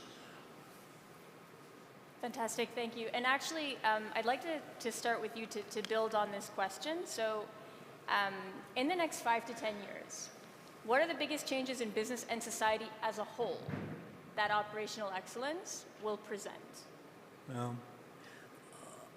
I think today we see the impact on the what we have to operate in an excellent way. I think we will be seeing a strong impact on the how we will do operational excellence. And I think in essence it's related to computing power, but it's not only data analytics and big data. I think the enormous increase of computing power also gives us much better capability to model, physical modeling, to really calculate the behavior of technical systems. We were last week at KAUST where we had our joint innovation days, seeing the supercomputer. I mean, the things you can do today with computing power available today, and imagine what will be available in a few years from now, allows us actually to improve our technical assets to a far larger extent than we did in the past because of our modeling capability. And then on top of that, we will have data analytics, lots of sensors, cheap sensors, so lots of data, and probably the capability to make the equipment itself smart. I always still have this question, Maybe some people in the audience have an answer. Are we just going to collect these tremendous amounts of data from the plants and then have some intelligence in a central setting somewhere at headquarters doing the analytics? Or is the equipment itself going to be smart and have some intelligence embedded? I'll be happy in a way as an asset manager when the gas turbine calls me when it anticipates a problem or a failure in a way. And I think we will see lots of this happening. So the business of being in operational excellence is going to change tremendously. Thank you. And so I want to bring this back to you, Kevin. So artificial intelligence and beyond, right? The next 5 to 10 years, building on what Bart just shared, what are the biggest changes in business and society as a whole that operational excellence will present? I think the changes are going to be massive. The way that I describe it is the Industrial Revolution replaced repetitive human muscle power with machine power. And artificial intelligence is going to replace repetitive brain work with artificial digital brain work. So there are many manual jobs that are done today. You know, things like processing fruit, where it's actual human beings who go through the process of picking out the apples that don't quite pass the test. That's something that machines have never been able to do in the past, and now they can. So we're actually looking at a future where manual labor, the manual labor that still exists, could be replaced entirely by machines. And I can look at a utopian future where that means no one needs to spend their time picking rotten apples anymore, and they can spend their time doing more useful things. But I can also imagine a dystopian future where the robots have taken all the jobs. So what are we going to do? I'm a glass half full sort of person. I'm an optimist. And I do believe that the automation and everything else, the operational excellence that comes from it is going to be driving down the costs of doing business. Renewable energy is going to be driving down the costs of doing business. The costs of business are going to come down so far that you could almost imagine a future where everyone can afford everything. If we can find the business models that are going to take advantage of that and ensure equity and distribution of the benefits that flow from that operational excellence that flows from technology, then it could be a very, very bright future. So I also believe in a bright future. And interestingly, there was a recent report by Deloitte about the two different scenarios, right? In the next 10 years, we could have bots that are called cobots, right? They help us. They lead to greater efficiency in the workplace. It means that people can get paid more and do less. They focus on specialized skills. It really leads to a much more fulsome, harmonious workplace. On the other side, there's a possibility that we could live in a bit of a dystopian society if AI isn't trained the right way, and if we don't build technology the right way to build trust into the technology. It could lead to situations of great protest, situations where the technology is acting contrary to the interests of citizens, governments, and companies combined. And so it really is about building a way to sustainably develop AI so that it's both intelligent and also trustable. Okay, so I would like to now invite yourself, Mr. Mufti, to comment on this question. If you allow me, I would like to have the crowd participate with us at this moment for this question, if you don't mind. I will just ask one question. Raise your hand if you are doing a work that you don't know why you are doing it. Because there is a survey have been run. I know the facts, okay? There are some facts. There are a lot of people have been engaged in organizations requested to do certain jobs. But truly, sometimes they get questioned. Why you are doing this work? Well, I don't know. I have been told to do it. And internally, if you ask that question, or he asks a question, after a while, okay, I have an answer that I don't know why I'm doing it. It's supposed not to be done. Then after a few years, he have the guts to change. But somehow they told him, if you want to change the status quo, that might affect your career. Just do it as you want. That's what's happening a few years, maybe 2-3 years ago. It's not anymore happening because people, actually I'm engaged in a lot of interviews with headhunting exercise, and I'm surprised to see young generation asking questions when we are offering a job to them, and they're saying, okay, why I'm doing this work? Why you are bringing me to do this role? How this is affecting your visions? So this type of personalities really making a wake-up call. If you want to attract top talents, you really need to be ready for them. Otherwise, they're going to expose you big time. And that's a major change. The people change happening, and it's a fact. You cannot do anything with it unless you change your way of doing business. So definitely we need to link our work and the purpose of existence for your vision and your objective of what you are doing. So if you are a service provider, you need to know what type of service you are doing and what distinguishes you from among the others. What is your competitive advantage? So you know how you want to do the work. And those calls, believe it or not, will create or will trigger something within your organization says, maybe I'm doing something wrong. I shouldn't do it. Maybe I should shut down this. We have been seeing reports left and right, Deloitte, McKinsey, everybody's saying when you are adopting operation excellence and now with technology, you can reduce in OPEX, you can increase efficiencies, you can expand, and you can tap into a new business that never been tapped to. So we know all of this is going to happen. However, who has the guts to do it? Operation excellence is not anymore a choice for organizations, either to do or not to do. It's one of your DNA. Either you accept or you don't. Innovation is another thing. I would say always these are two faces for the same coin. You need to have operation excellence and innovation together in order really to start create a difference and do a real transformation within your institute. Thank you so much. And so building on that, Dr. Al-Rimi, what are the biggest challenges, or what are the biggest changes, in business and society in the next 5 to 10 years that you can perceive? Actually, it should be like a huge change in every aspect, either in society or in business. And actually, you can notice this, or you expect this change if you look back 5 or 10 years ago, and you see yourself now, and you see the difference between now and the 10 years or 5 years ago.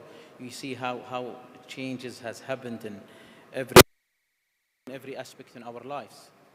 So, so in the future, it's clearly that we are moving from, that's let's say unorganized business or an organized innovation to more organized innovation that will speed, the decision making, will speed the problem solving, and at the same time it will create new solutions for our life. That's in general. If you go specifically, there are many areas for innovation that affect directly our lives.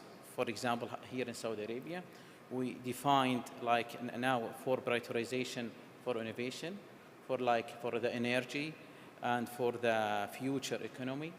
And there is the environment and the IT.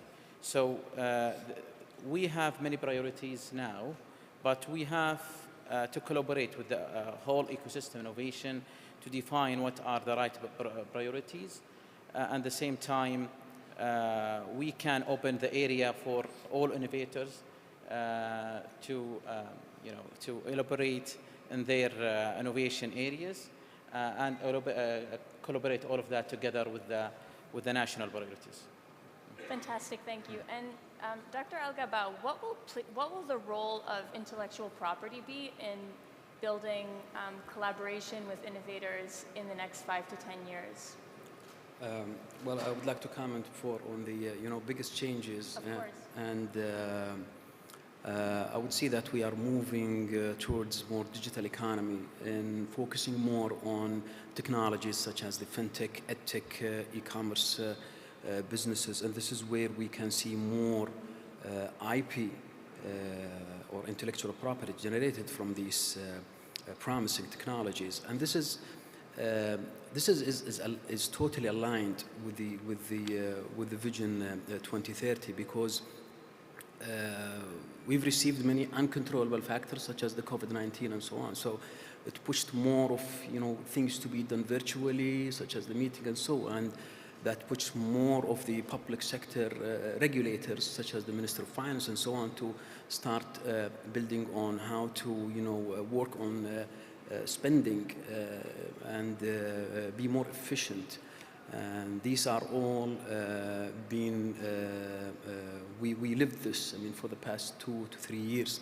And we see now more of these entities are adopting such changes, accepting it, where in the past there used to be more resistance to change to these certain type of technologies. So yes, there is a change. It is happening, and we are living it. And I think we can't deny it at all. And we have to accept it. And we have to work more on the concept of change management, to push more of our talents and people to start adapting such future technologies and so on. Fantastic, thank you. So what we've heard so far in this very interesting topic is from intellectual property to artificial intelligence. Combined over the next 5 to 10 years, we're going to see significant changes in both business and society as it relates to operational excellence and the positive impact, we hope, that those will have as key drivers in growth across both facets of the economy. And so now we're going to move on to a new theme. And so we're going to explore in this next topic how operational excellence and ESG, so environment, social government, work together and across industries and organization to create greater operational excellence. Okay, so we're going to start this question with yourself, Mr. Mufti. Actually, a few months ago, we witnessed the Saudi Green Initiative and Middle East Green Initiatives. And we know that Ministry of Energy or Energy Ecosystem in KSA is taking a lead locally and globally to contribute to the agenda of environmental and sustainable environment. So, what innovation will do in that regard, and what operation excellence will do in that regard?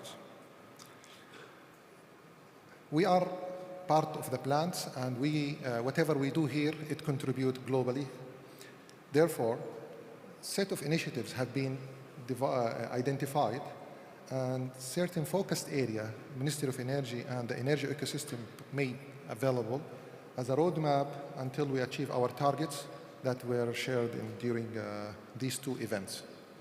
I would like to start with some focused area for innovation have been endorsed under the carbon, the hydrogen, the renewable energy, then the hydrocarbons, and under the power. And when we talk about the power, we have the conventional powers and alternative source of energies. So today, we have an active program to invite every technology owner, every innovator to come forward, work jointly with the Ministry of Energy and the energy ecosystem entities to develop the required technology and position ourselves in front in regard to this focused area. As a matter of fact, we have been working even with the other government entities to employ the enablers required to make this technology reality. Not to end at that level, on the local side, I'm sure those who are living in Saudi Arabia, they witnessed the practice of behavioral economics or nudging that were exercised by Tershid or Hayat Kafat al-Taqa when they start going through campaigns of driving people behaviors to change toward saving energy and saving environments. So 10 years ago, you don't see anybody talking about these things in KSA. Today, KSA is even in a leading position in these areas. And the platform is open for more and more to come forward and work with us in these topics. Fantastic. Thank you so much. And Dr. Al-Gaba, did you have thoughts you would like to share on operational excellence as it relates to ESG? Well, it's all connected, and I would say that these are all integrated with operational excellence somehow to ensure the effectiveness of operational excellence and how it works. And it's all about the ecosystem, and this is part of what we are doing in the Saudi Authority for Intellectual Property, is to make sure all these elements are connected and streamlining the whole ecosystem from IP to innovation to getting the proper policies and regulations with the proper mandates to regulate the whole environment. We are pushing for that, and we've been doing that for the past 3 years with the collaboration with our internal stakeholders in the kingdom and with our,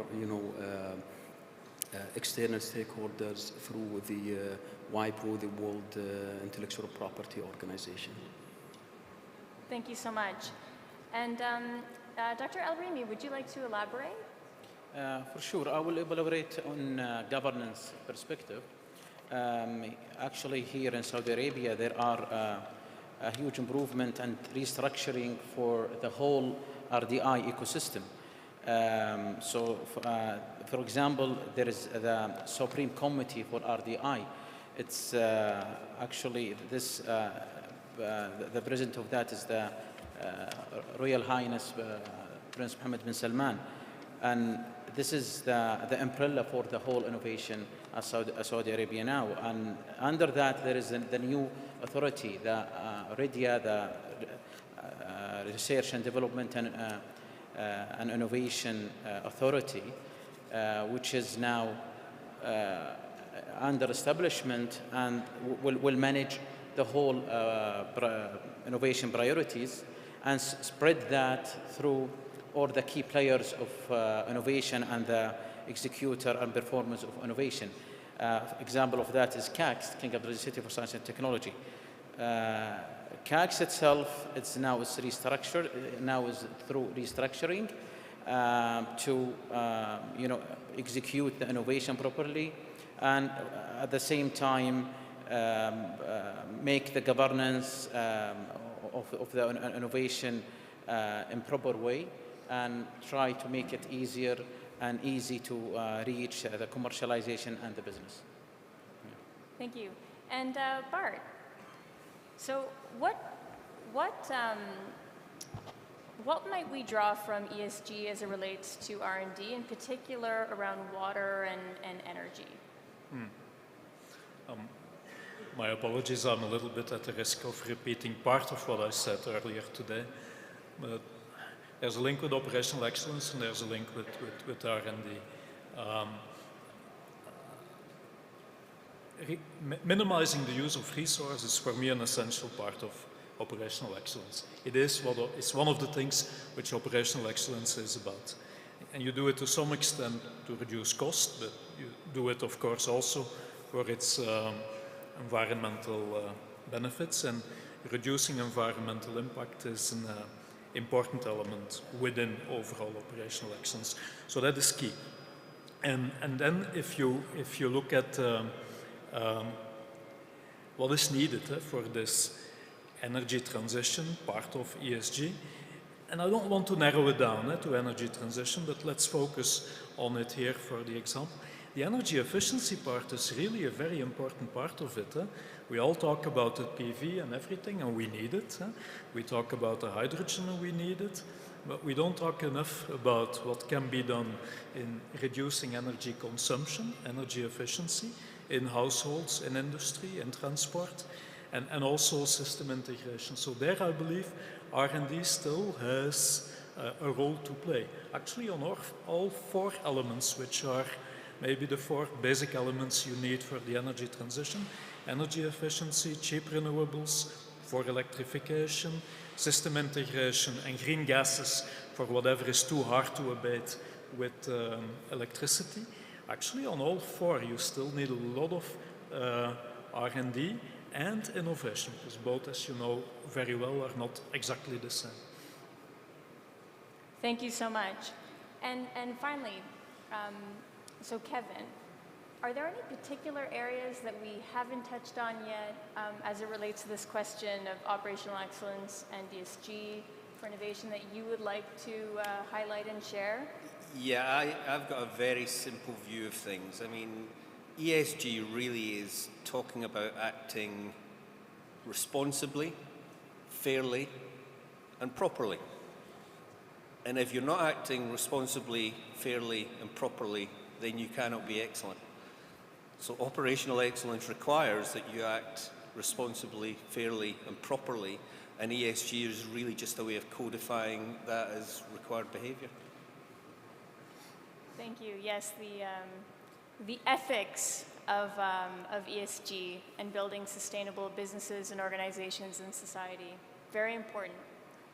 And so this actually is a very nice segue into our third topic, which is sustainability as a driver of innovation. So if we consider Vision 2030, right, in the context of this conversation and the very ambitious goals of that vision, you know, this question is really exploring why is sustainability a key driver of the innovation that we're striving towards? So we'll start with you, Kevin. Yeah, with interest declared, I work for a university that was founded on 4 research pillars of food, water, energy, and environment. And you can't come up with a better umbrella for sustainability than those 4 areas. And so I'm fortunate to work in a university where the development of technologies in these areas is really at the cutting edge, worldwide at the cutting edge. And I'm really fascinated that even during the course of my career, I've seen sustainability move from being an unaffordable luxury to being described as a human necessity to actually becoming a commercial opportunity. I mean, so some of the work that's being done at KAUS, the conversion of crude oil to chemicals in a single reaction vessel, that's a huge opportunity in terms of increasing the value of oil without having to burn the stuff.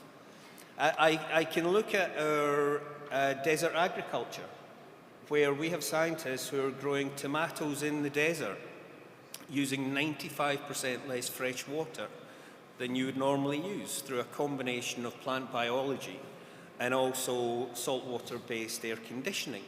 So just think about the economics. They can grow fabulous food in the desert using virtually no fresh water. Another one, and you wouldn't have thought of this, we are in the process of building the world's biggest coral nursery. We are producing coral at an industrial scale. And so this is about being able to repopulate reefs around the world.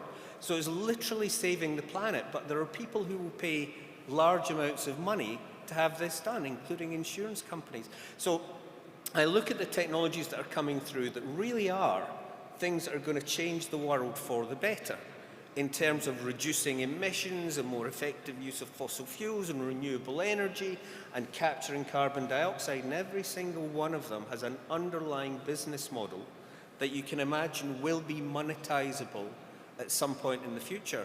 And I do think that we here in the Kingdom of Saudi Arabia are in a position to be able to take a lead position in that developing the commercial aspects of sustainability, which are driven by technology that's been done here at the King Abdullah University of Science and Technology, right here in the Kingdom of Saudi Arabia. So I think we're on the cusp of a dramatic sustainability revolution that will be driven as much by the private sector as it's being driven by politicians and policymakers. Fantastic, how exciting. And so, Dr. Al-Gaba, what for you, so building on what Kevin just shared with us, what for you will be part of that sustainability revolution? Well, you see, sustainability becomes a very well-known word, especially nowadays, and it comes at the heart of our Vision 2030.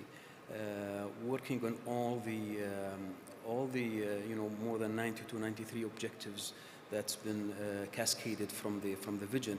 It all goes to directly or indirectly to sustainability. So we're looking at sustainability on financial sustainability, economic sustainability, social sustainability. What we are doing, and I'm sorry I get you back always to the IP, but is to to push for more of these patents and IP activities to get the country to a more industrialized and to be aligned also with what the vision actually mentioned and cascaded. So yes, it is getting a heat nowadays, and I think that most of the public sector, in collaboration with the private sector and the academia sector, they are working collaboratively to push for more sustainable infrastructure, sustainable industry, sustainable and socially and financially. Thank you so much. And so this is all very inspiring. And so I'd actually like to transition the question slightly with yourself, Mr. Mufti. So what do you think is potentially slowing down this sustainability revolution? What are some of the obstacles to innovating in this area? Well, I think we are the driver of accelerating sustainability, not slowing down sustainability. And allow me here really to give a very simple explanation, because sustainability from our point of view as an energy ecosystem has two sides of it. First, sustain the demand on the hydrocarbon, the oil and gas. At the same time, we are responsible care. We want to make sure that we have sustainable environment. So in the first part, we have a program, or we have an organization, an oil sustainability program, and its key role is to find all innovation, R&D, that bring more applications to the hydrocarbon products or materials, polymer tiles, polymer plates to substitute the wood plates and save the environments. And at the same time, as we are trying to expand on using these polymers, now the question comes, what would happen to the carbon that gets generated out of it? This is where the other side of it, we have carbon capture program, very ambitious program, huge program, and all been driven by research and development. And we are sponsoring quite a good number of work in this regard, making sure we have the entire life cycle of the carbon emission from A to Z, fully managed, controlled by injecting or bringing every technology. Today, the technology is very expensive, and we are working very hard to bring the cost down by bringing more visible, more economical, viable solutions. And we are working globally and locally in these two agendas, making sure that our economy is growing on the hydrocarbon. At the same time, our responsibility toward the globe is being applied as we progress. So the only thing what is required really is the people who have the ambitions to come and put their hands and work on these agendas. Scarcity of the resources who are really having personal interest in this area might be the risk known to everybody. And however, from organization and government perspective, I think the platform is open for everybody who is interested to come and participate. So I will summarize this with the people readiness to come and start work on these activities is the key challenge. Fantastic, thank you. And Bart, would you like to build on that? I think my colleagues have been very complete already. I don't see a big bottleneck in the R&D part of the development chain itself. There may be one, and I have some experience with, in the step between R&D and large-scale deployment, where you have to go through not so small pilot phase, first applications, demo projects, where you hit lots and lots of other constraints related to regulation. In IT, we heard it in the session on digital, you have the concept of sandbox. Sometimes I wonder if for some of these more physical innovations, we wouldn't also need something like a regulatory sandbox in which you would not be obliged to meet every single criteria for a first project, and then be able to scale it up and then, of course, contribute to sustainability with it. CCS is important, but CCS, keep in mind, it's the second wave of CCS we're seeing now. I was in the first wave 10 years ago, and we never succeeded in doing a very large one because of hitting these constraints. Now it's coming back. But I also have a lot of sympathy for what you say about people, and I think we should not underestimate how people, skilled people, talent can become a constraint and a roadblock in what we want to do.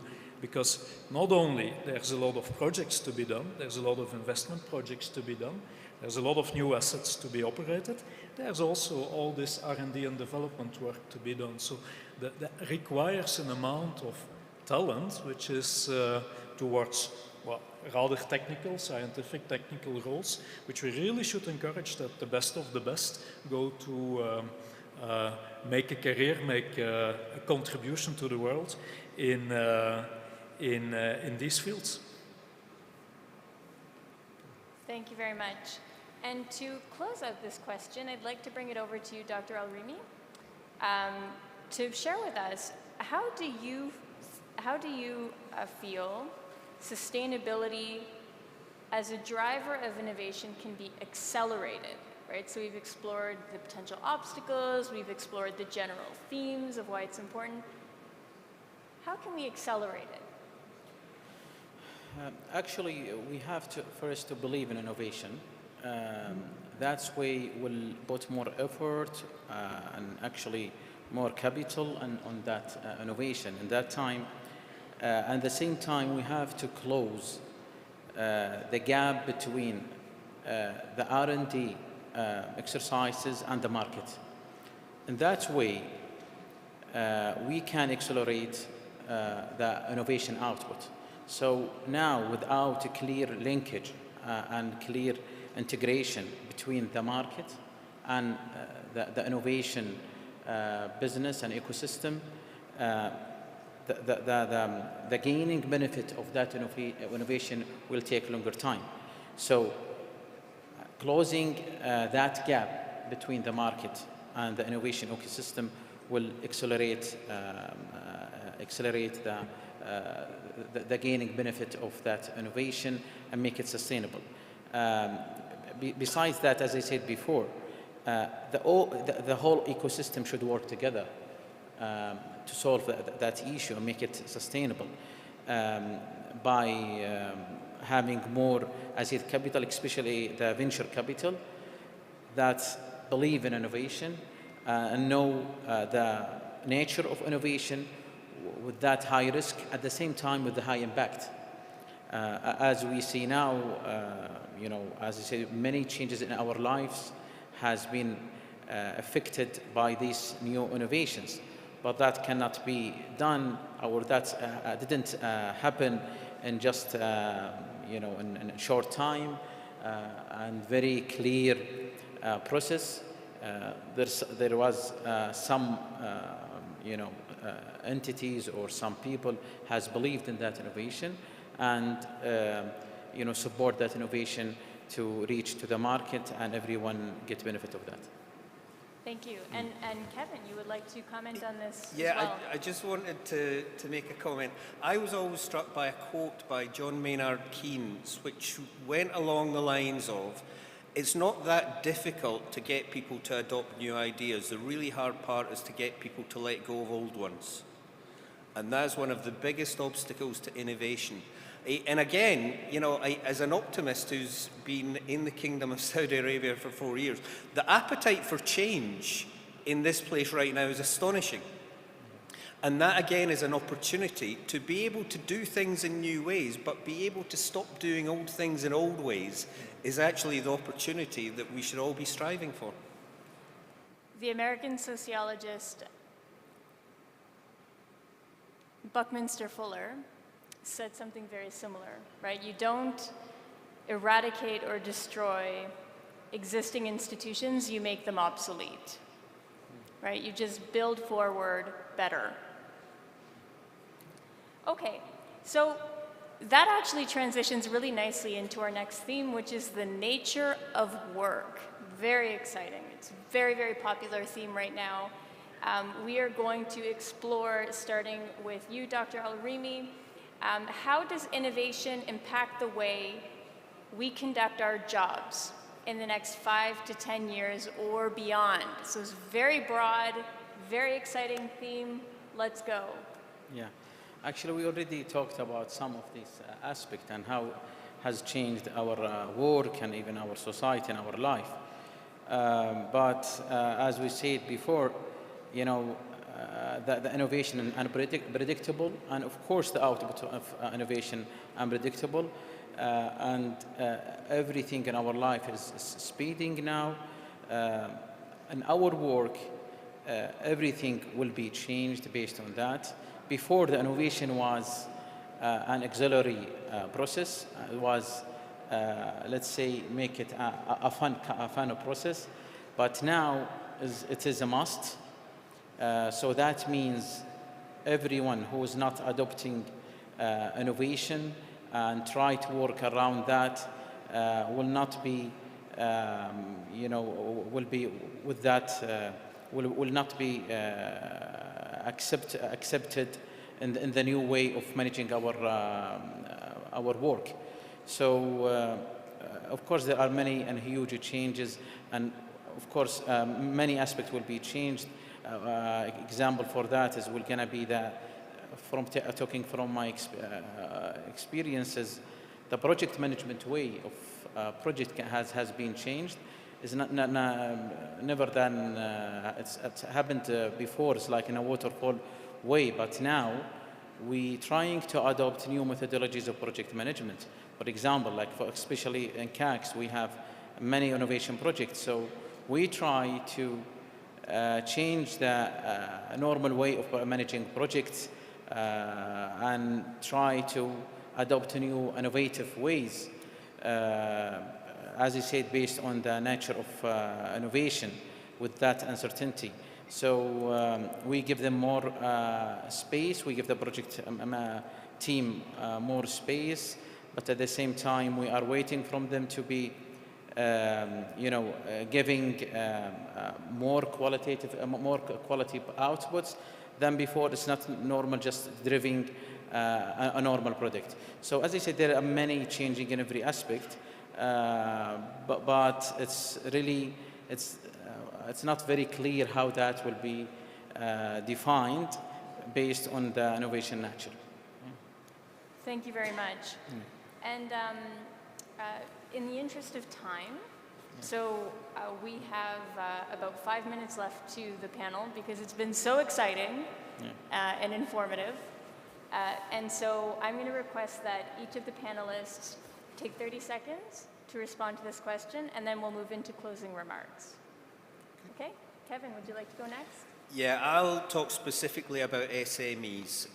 Vision 2030 has a, you know, an objective of increasing GDP contribution from SMEs from 20 to 35%. That's a huge jump. The only way we're going to do that is through innovation. We at KAUST are putting in place a fourth industrial revolution capability demonstration centre so we can bring SMEs in, so they can find new ways of being able to do the things that they do. Not asking them to change their product or anything else, just asking them to look at different ways of manufacturing, and I think that's going to change the SME base in this country. Fantastic, thank you. And Dr. Al-Gaba? Well, definitely it impacts us in one way or another, and on how we work. And I would also agree with Dr. Rimi when he talked about the teams, and so we need to give them more space, you know, to have better and more innovative methodologies and models, and this is what we are doing right now,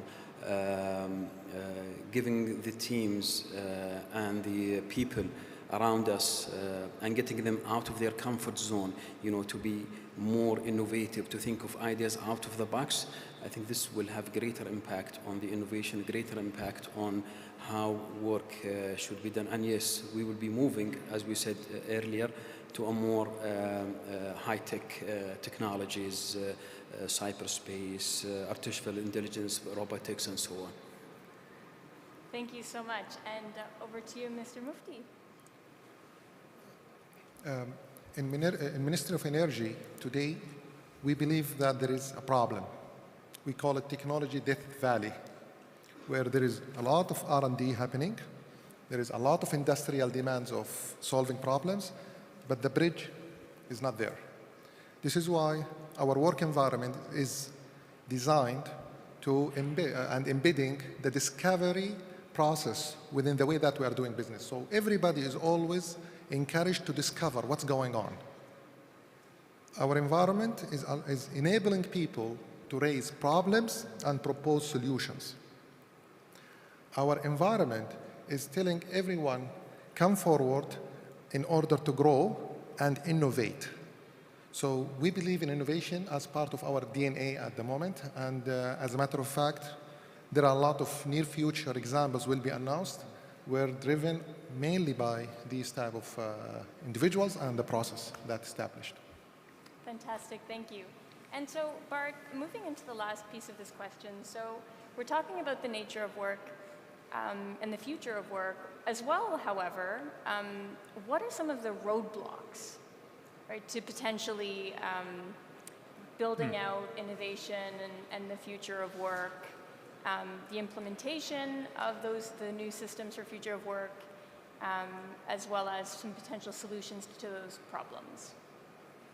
Yeah, I think it's really about large-scale deployment, fast deployment. Actually, it's captured well by the slogan here of Operational Excellence, enabling innovation. We have to enable innovation and to bring things which come out of R&D to fast, large-scale deployment. We need it. And that is only possible by collaboration. It's easy to say, but it's only possible by partnerships between the different relevant actors. We are trying to do our bit, amongst others, with KAUST University, with whom we have a program. But it's not only with the R&D institutes, it's also with OEMs, original equipment manufacturers, but also startups. Because we have to keep in mind that maybe 10 years ago, a lot of the development work was happening in large labs. But now, actually, a lot of the innovation and development is happening in startups, in an ecosystem, in a much more agile, fast way. And we also want to interconnect because they need a path to market.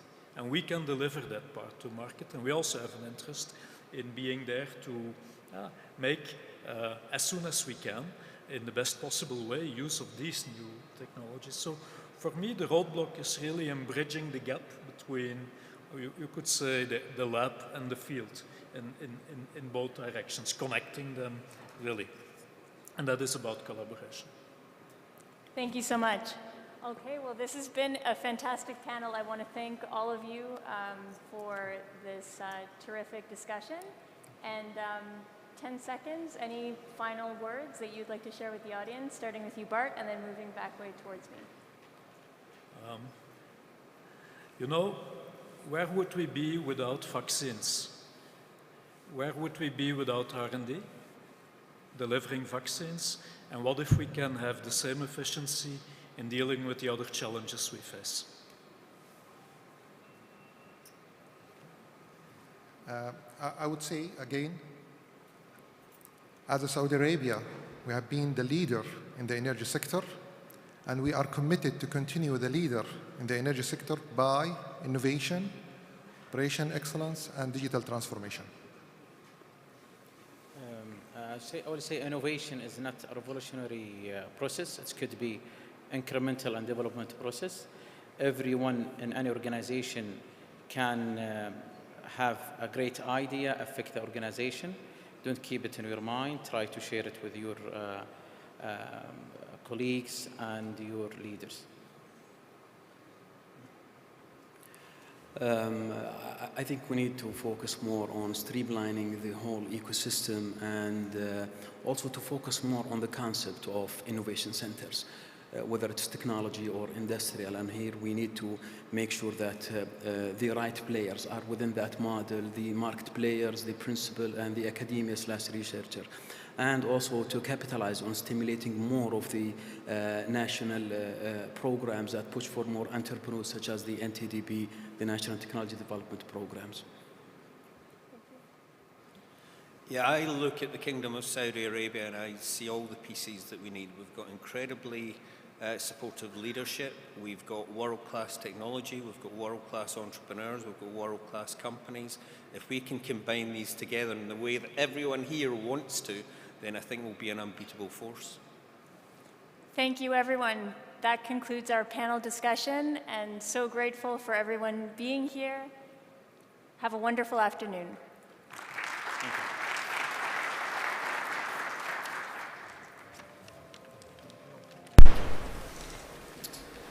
شكرا لرئيسة هذه الجلسة، شكرا لكل Thanks to the moderator of this panel and every speaker. I'd like to inform you that the next panel will be directly starting after this panel. I'd like to call to the floor Mrs. Manal Al-Madi, the Director of Partnership Department at Saline Water Conversion Corporation, to honor the speakers of this panel. I'd like also to appreciate and thank the Deputy CEO of Shared Services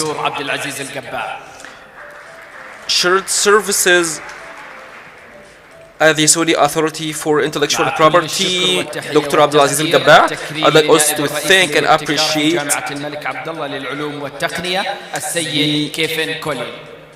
Vice President for Innovation at the King Abdulaziz University for Science and Technology, Mr. Kevin Colleen. مع كل التحية والشكر والتقدير التكريم Thanks and appreciations for المؤسسية في مدينة الملك عبد العزيز للعلوم والتقنية المهندس زياد الريمي. The head of Enterprise Project Management Office at King Abdulaziz City for Science and Technology, Mr. Ziad Al-Rimi.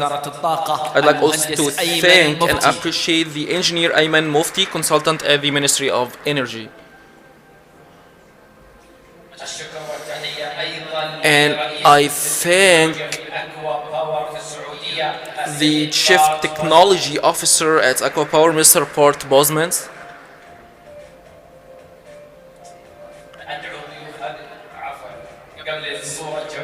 Before taking a group picture, I'd like to honor the moderator of this panel, the CEO and CEO founder at Amansi Consulting at Canada, Mrs. Giovanna Mingrelli. I'd like to thank and appreciate the management officials of this panel. I'd like to call upon everybody of the panel to take a group picture.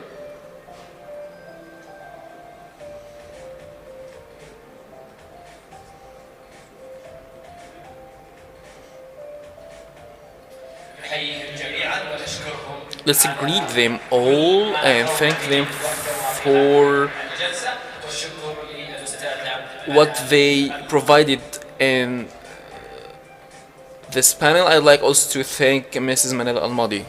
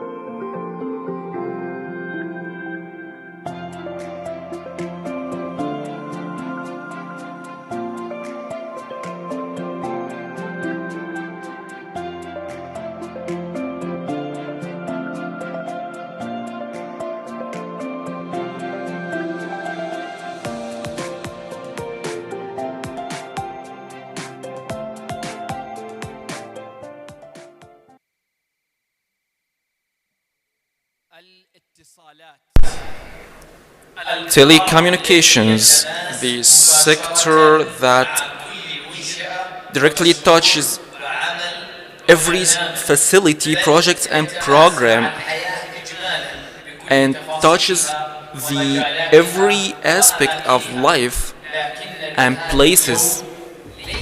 But we are betting today not only on the existence of telecommunications, but on the way of investment. Who innovate well, who invests well will innovate well.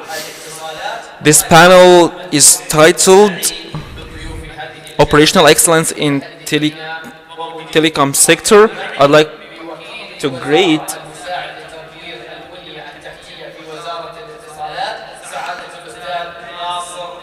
the Assistant Deputy Minister for Infrastructure Development at Ministry of Telecommunications, Mr. Nasser Al-Bakr.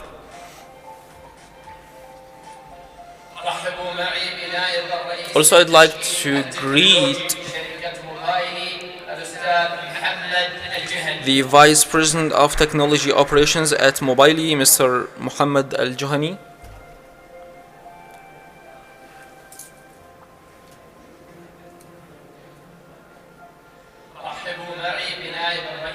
Let's greet also the Vice President of Business Outsourcing at Solutions by STC, the Engineer Thamer Al-Hamad.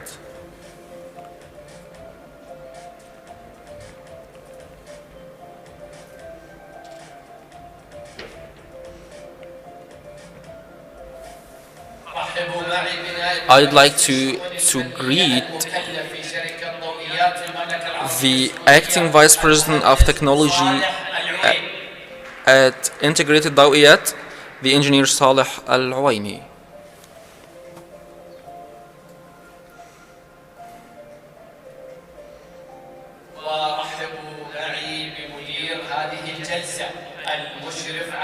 Let's also greet the moderator of this panel,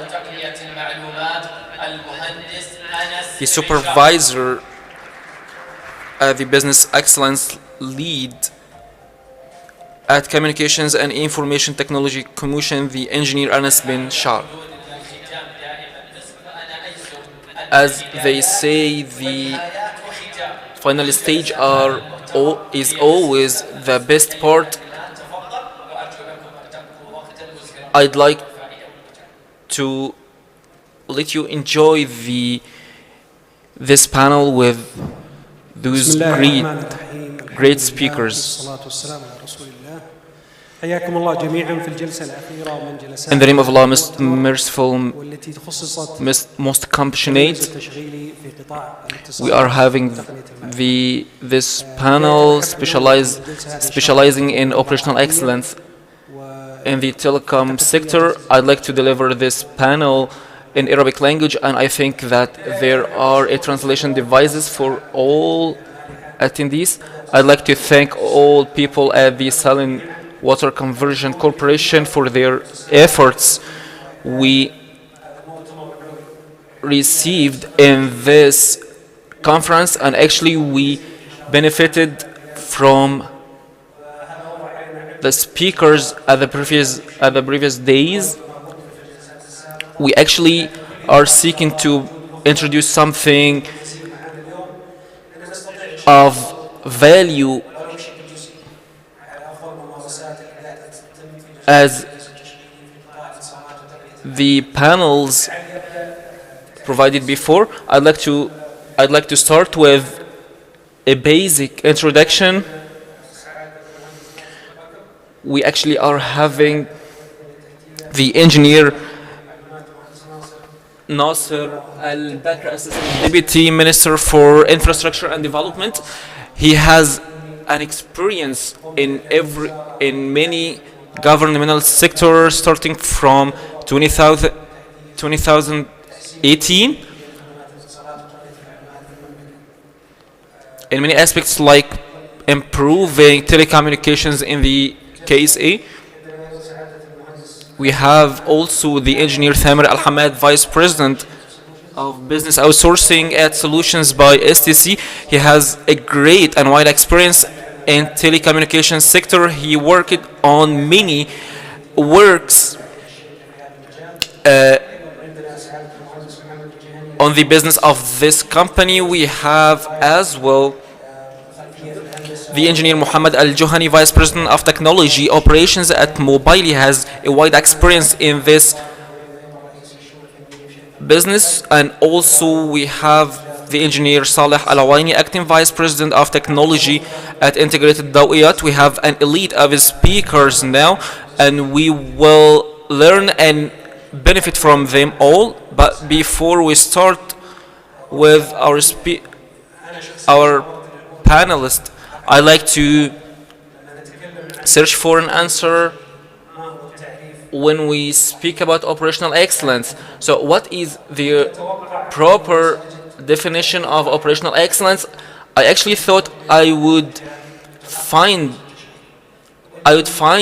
a one definition from our previous experience. Actually, there is not one definition for operational excellence.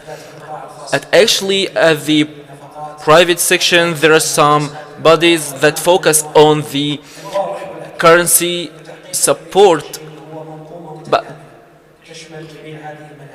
but actually such concept includes many aspects. It doesn't only focus on one aspect. We have actually some themes. We would like to cover them all. First theme, we will speak about the definition of operational excellence. As I said, we don't have one unified definition. So it's important to hear from our guests on the definition of this concept.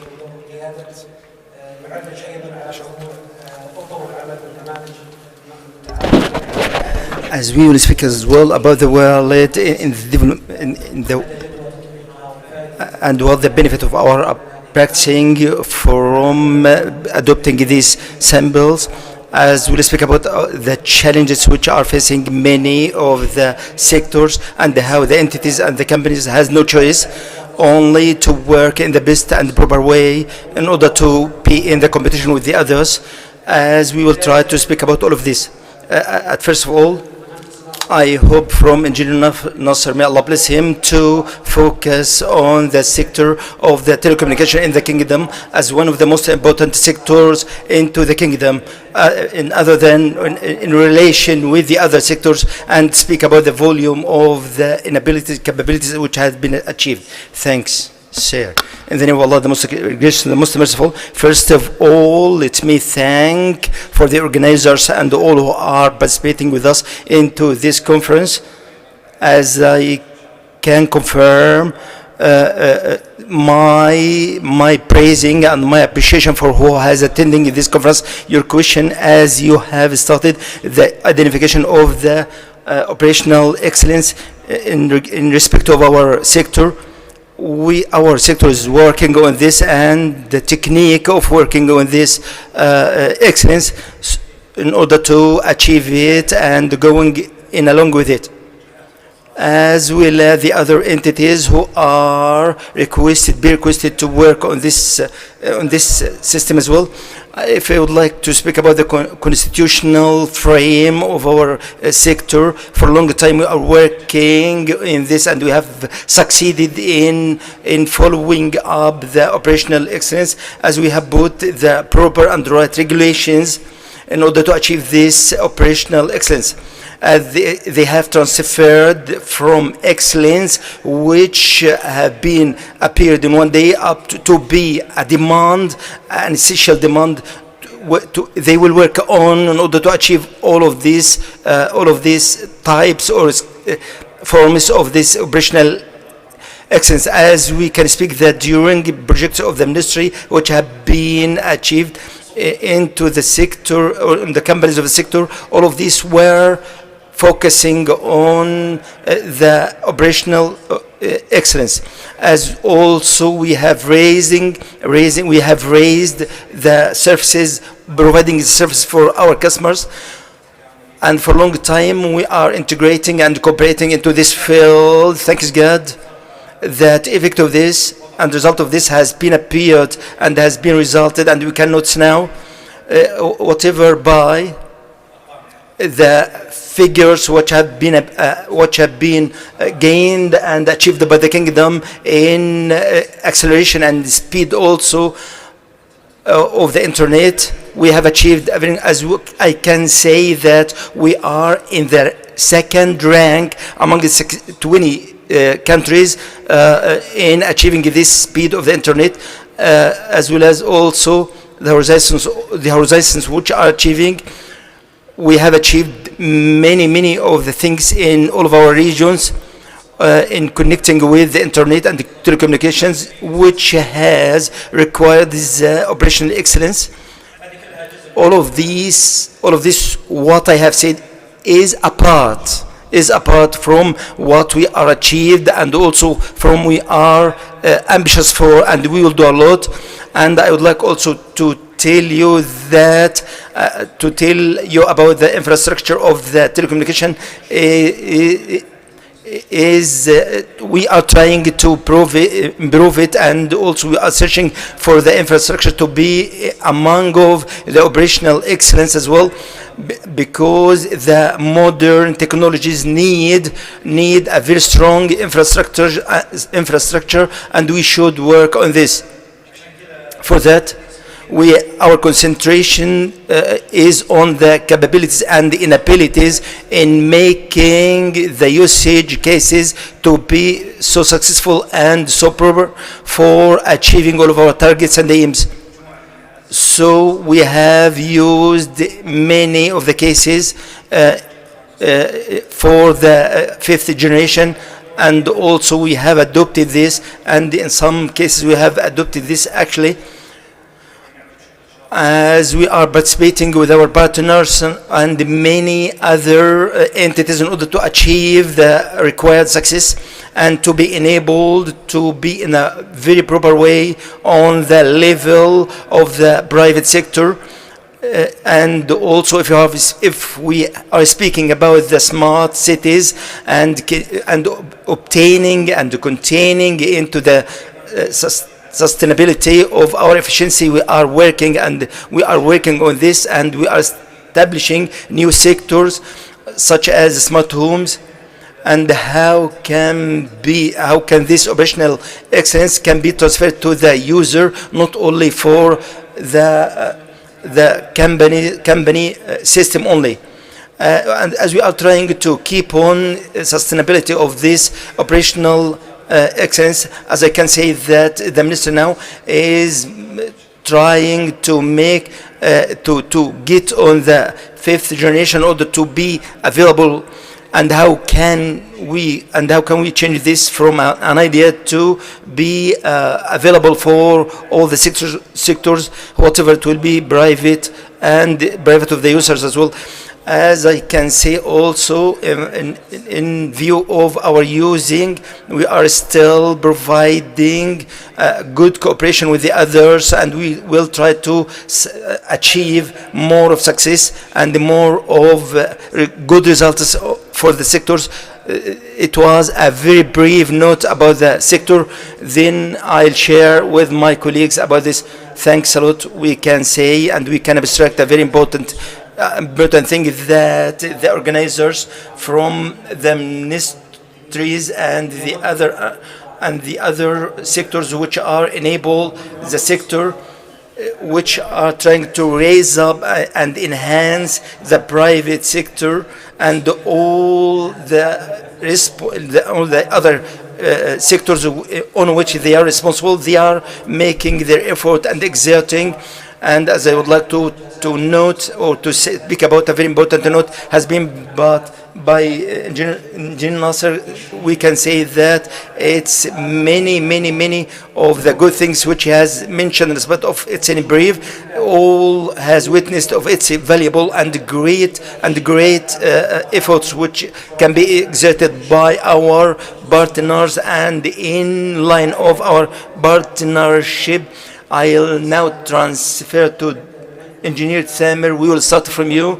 As we have mentioned at the introduction, each company, its institution has its own project of the operational. So what about your opinion of view, or what point of view regarding this, and how can you deal with it, and what's about your opinion in this regard? In the name of Allah, most merciful, most graceful, I'd like to thank the engineer Anas as he gave me the opportunity to speak about this. For solution operation, it's actually a system relating to the vision and then performing necessary operations for such works. Actually, every operation performed by the organization and not achieving any aim is considered a loss for this organization. For us, excellence is to achieve the goal of the organization. An example for this in the course of KSA is Vision 2030. Actually, our respective initiatives aims to achieve such vision. We actually developed a vision and started to work in this.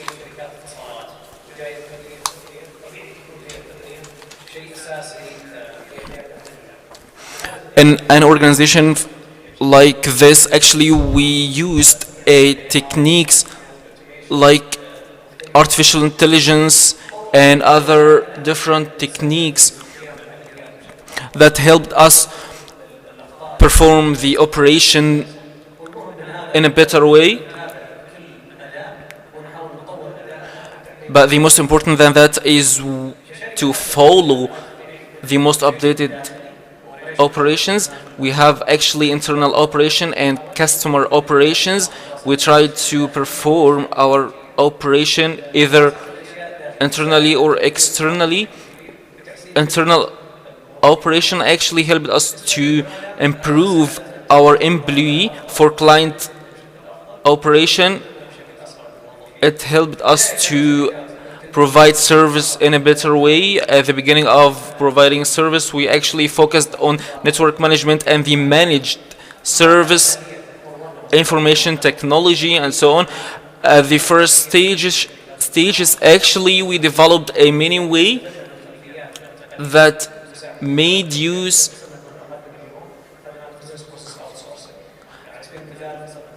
of. And regarding the financial matters, we are aiming to add in these sectors many things in our technology nature in order to be utilized from the technology in order to improve our operations and the processes as well. This effort has started. It has started a long time ago, but now we are investing a lot more, and we are continuing in this. It's a promising field, and we are in need for all the efforts of the others and to be achieved. For example, in UK, it has had a lot of in Saudi Arabia in 2.5. And it's still a very small number, but the IT is still on the pioneer steps, and it's gonna very long. But I can say that United Arab Emirates is more than us by only 1%, which indicates that we have a great opportunity for doing this and making this. Thanks a lot, engineer. And in fact, one important point has stopped me in form of your clear aim and target in achieving the vision of 2030, and this among which all the entities should concentrate and focus on and work for it, and this will lead them in order to reach to what's demanded into the operational excellence. Now, with Engineer Muhammad, what's your opinion regarding the operational excellence, and how can you deal with? Peace be upon you. I'm so happy to be with you. Thanks a lot for joining me into this organization, into this conference. The operational excellence has started a long time ago, starting from raising the vision of 23. And if I would like to identify what we have in Mobile regarding the operational excellence, it's based on 4 factors. They are the main factors in order to reach to the stage of the operational excellence. First of all, to focus on the KPI and existing a very trained professional team to control the performance and this KPI.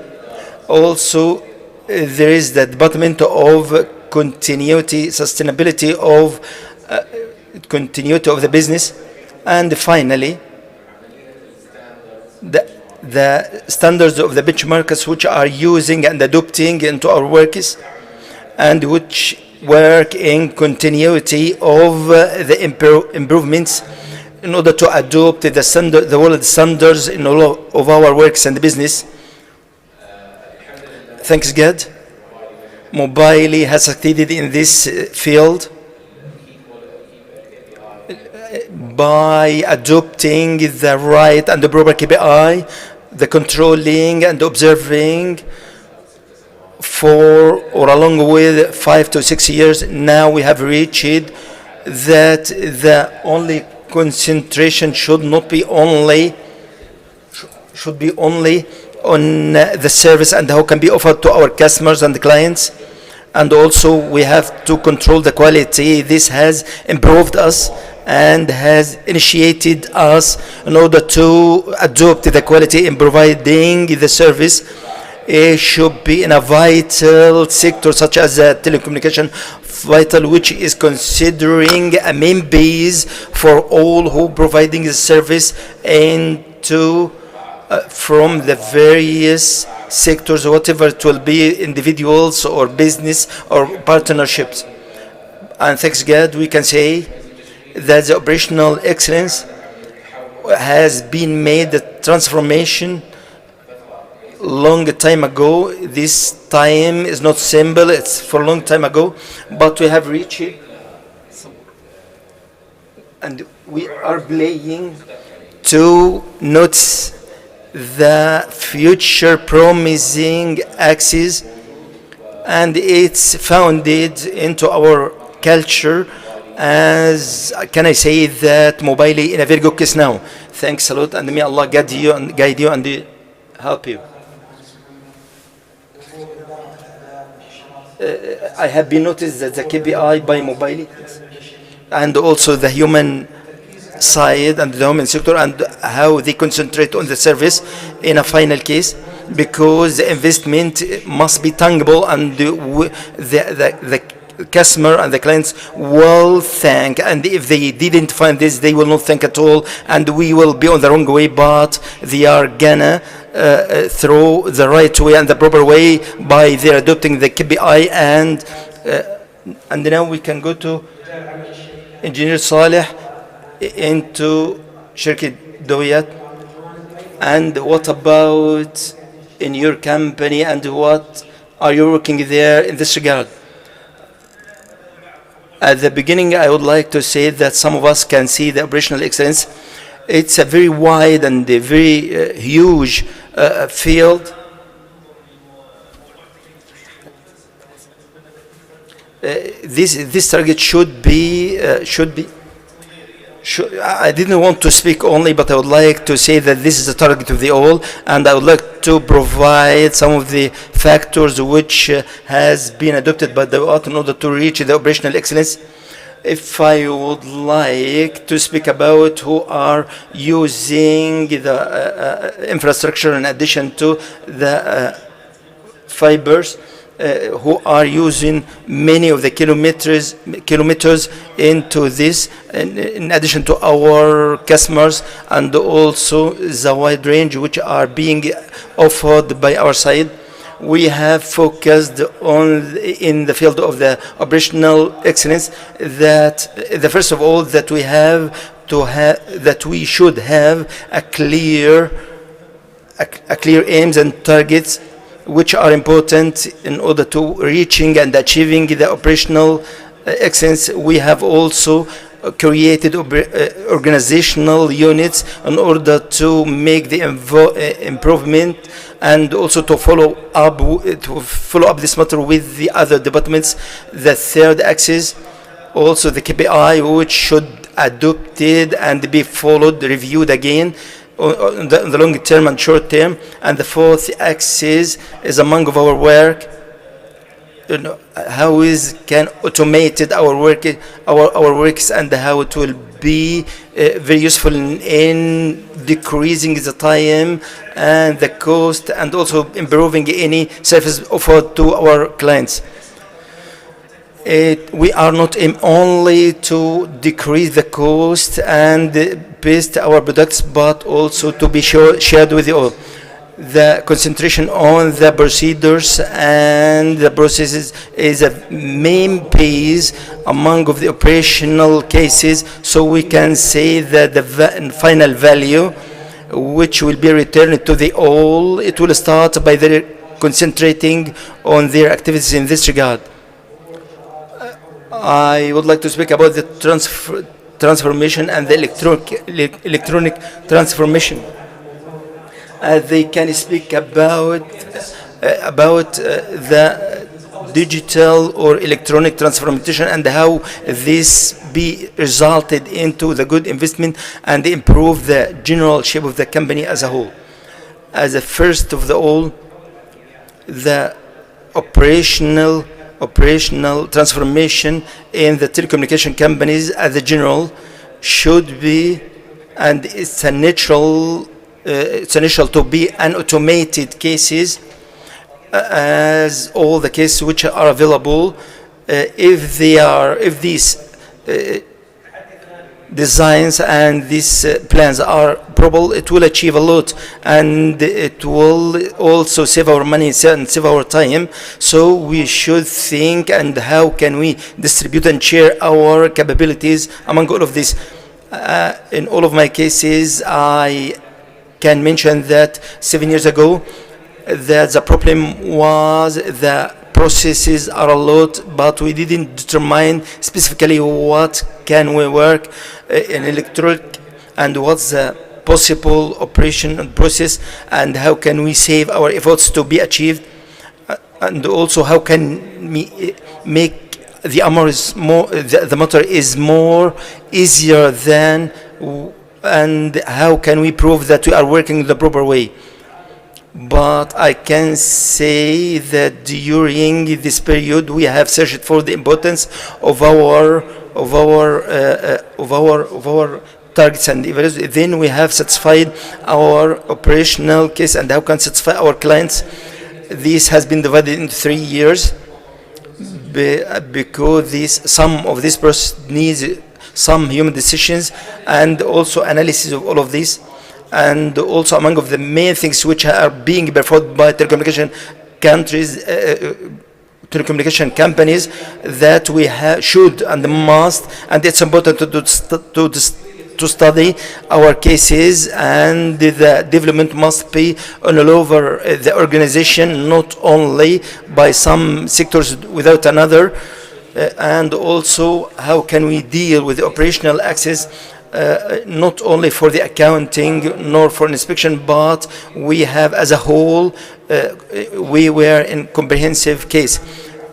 If Engineer Muhammad could speak about the electronic allocations, it will be good because, as you know, this service is among of the priorities of asking of our clients, and especially the electronic transformation. Among of the challenges which we are facing into the telecommunication sector is to how can we keep on the services is providing it 24 hours, and any movement or any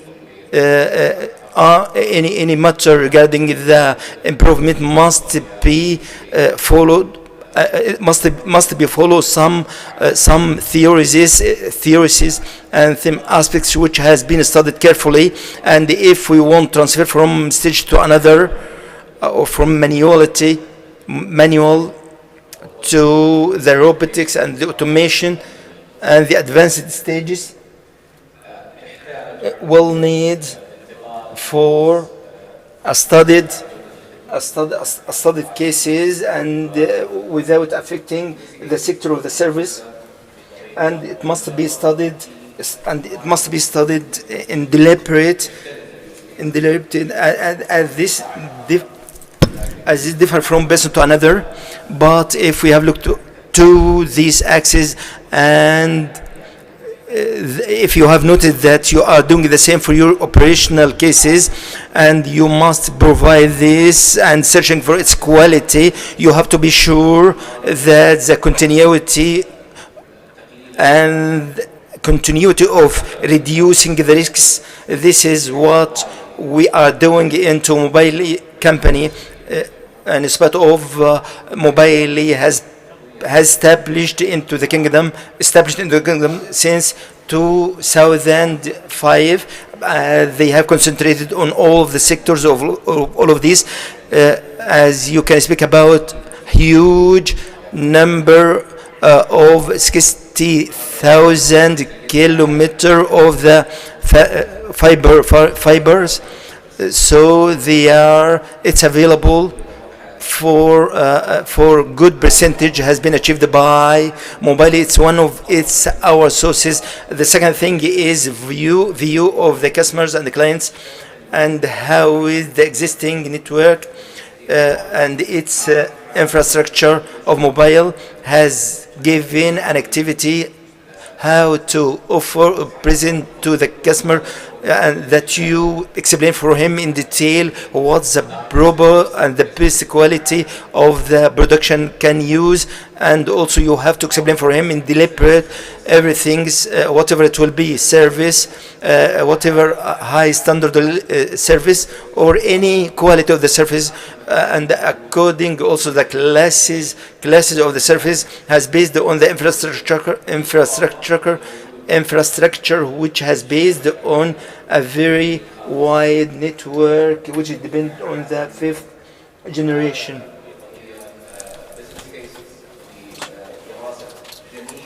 For studying all total cost of ownership, respect of providing the proper product in the timely manner for the proper client. This is from the view of operational excellence. Thank you. I'd like to get back to Engineer Nasser to talk about the necessity of the projects and efforts sponsored by the Ministry of Communication in respect of innovation, as we see this topic in operational excellence and client satisfaction, which we reach. And I think in many initiatives worked on by the ministry, I'd like you, Engineer Nasser, to focus on this topic. Innovation like operational excellence, it has a wide definition, but actually will focus and shed the light on how to find innovative solutions as part of the cooperation with the organization during the initiatives we held with the companies, we also were seeking an innovative solution, but reducing and raising the efficiency of the service was our goal. We had many works as a smart solution and fifth generation. We actually worked on many cases at the level of medical area and social area. We actually worked on improving and finding solutions, supporting the infrastructure and how to make use of it, how to improve services. I would like to give you some examples as we worked with some entities. For example, how to get rid of disposals. All of these things need to have a proper and good infrastructure and the case of readiness inside the organization and how to transform such technologies. In addition to this, I'd like to shed the light on the smart houses. I don't talk about the client as person, but as a house. Actually, this topic will have something to do with energy sector. This is a culture. They are not projects. Actually, they are a concept adapting the work mechanism, and such projects have to make use of sustainability, financial costs, and how to make use of technologies. Thank you, Engineer Nasser. I'd like also to shed the light on a point. It's the role of leaders and the strategy in building operational excellence in any organization. Actually, the goal is whatever the organization seeks improvement, it has to have a fixed vision in operational excellence. Actually, practices are not sustainable when we talk about changing the culture. Actually, we start from the vision, leadership, and strategies. I think that our colleagues have more to add in the topics of leadership, enablement, and how to build an integrated organization using operational excellence. Undoubtedly, operational excellence is the top of the agenda for every leadership. For every leader, we have to focus on how to follow on the operations periodically or weekly. Actually, such technologies help to follow on how to improve. And one of the most important indicators is how to focus on the external factor in order to make sure that the internal factors are doing their jobs. And actually, the goal of such operations is how to follow the indicators,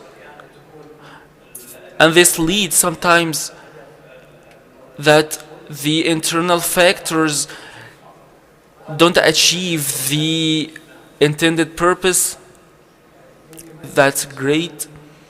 Engineer Muhammad, I'd like you to give us the strategy of Mobily in ensuring, activating, and operating the operational excellence. I'd like to make a link between those and the strategy. Actually, world statistics stated that more than 70% of any transformation program of any organization require a good communication and leadership. Actually, in Mobile, we achieved in this February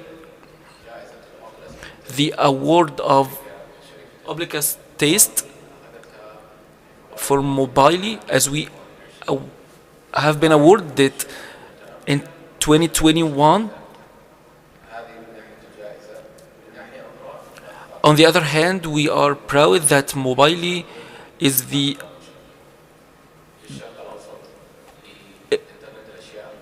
largest operations for Internet of Things in partnership of electricity company using the smart meters, and this is due to a wise leadership, thanks to God.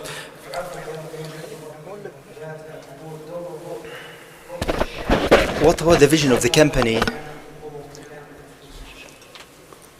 regarding the operational excellence? Among of the capabilities which has helped us in reaching to the operational excellence, it was the continuity, connection between the department and the management and all the other stuff at the work, at the company. As we have reviewed in continuity the KPIs, and if we have found any deviation into any of the sectors, we are gonna back to correct and rectify it, as we have could open the wide range as well, which have been desired by Ministry and offered by Ministry of Communication, as we have achieved our targets in executing this initiative. In light of the KPI, we have reached at the last month that we have served for 24 hours for our customers, as we have achieved also that 78 we have answered all the requests of our consumers and the customers. In spite of at the beginning of the initiative we are only targeted only 60%. As a result of the continuous improvement and the connection between the leadership and the other staff of the employees, it was a very frank part into the operational excellence. I think that there are very vital and important you have concentrated on, which is the human sector. We are speaking how you have adoption, also culture of the organization, and also building the capabilities. They are main axes and many main factors for all and any establishment. If you have dealt rightly with the staff and who have adopted this view and this point, so regarding this point, I would like to listen, and maybe he will have some excellent experience in this field. Engineer Nasser, I would like to confirm about the importance of this topic, because I am looking at the operational excellence, that it's among of the main challenges which we can face, and it must be part of the operation strategy in any organization. The second part, which complete the other part, is the human resources. It must be reached and be available for all the staff and all the employees in order to keep on the business technique in achieving, and they must to realize what about the rules there, what they will do. This will achieve a very great part into their works. I would like to listen to Engineer Thamer, as he has said, Engineer Asad, that the human resources is the main factor, a very important factor, and especially in the IT and the telecommunication. So we should establish training and developing centers and also application centers in all over the kingdom. It is known that the geographical case of the kingdom, Saudi Arabia, that the majority of the inhabitants are concentrated into the eastern or the main cities into the kingdom, but in the partial or the parts of the kingdom, at the beginning, the initiative of the private sector was targeting how to can cooperate with the others, but as a result of the telecommunication companies are doing a lot in this practice and these practices and these areas, they should exert a lot of thanks God, solution company has established some centers, and they have employed many. The employees, all of them were Saudi. They have tried. The company has tried to develop them, to also put them on the line of the works, and to offer the best and brilliant services to their customers. As I would like to confirm as well that each one from his region is doing his best towards his clients. As I would like to say that we are not the only one center, but we have many centers in other areas. As I can say that we have 16 centers on the various places. In addition to existing of the technology, it will improve all of our matters. And in Poland, for example, all the majority of the operational cases, they are calling it outsourced. In Poland, only they are depending on the human resource only, and there is no any assisting matters for these human resources. Do you have any additions for this axis? I would like to add that majority of the practices in all over the world are agreeing on importance of the human sector or resource into operating this field or the communication field. We have a very nice and a very wonderful experiments into achieving this source of this. The field employees who are working, it was among the most important things which we are facing with the stakeholders, and how the matter was non-activated regarding the cabinet. In addition to proposals and advice of our employees, we have developed all of these employees, and we could to innovate and develop these cabinets which are on ground or underground. We have made many of these. This is one of the most important things which have been as a result of the proposals of our employees, as a result of their working and their noticing, and also there is a very active channel of connection between them and the administration. So they, and also listening their managers and administrators for them, they could achieve this and do the best matter. It's important for us to speak about the sharing of the all in making the solutions and the handling and treating as well how they deal with the challenges. As we have learned a lot that the best solution will not go through so brilliant or so good administrations, but also through the employees. And there is a very simple story during my participation with some of my colleagues from another country.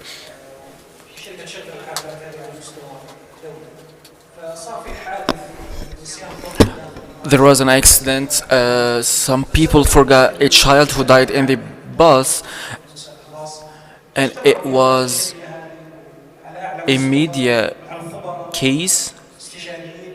The concerned people met with each other in order to solve the problem, in order to find a way to solve the problem. A company, an involved company, actually had an innovated solution, and as honoring, actually some companies participated in honoring parties. Some people, somebody heard this and he had a solution. He said that we have to hang a board at the back of the bus and make it flipping in order to see who is coming.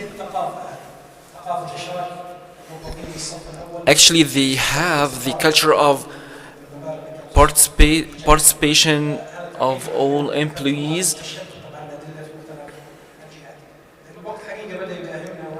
Actually, we are running out of time, and I want to take the opportunity to focus on some important related to operational excellences. We have some examples and global framework like Sigma and institutional excellence, like the form of King of Abdulaziz and the quality management model.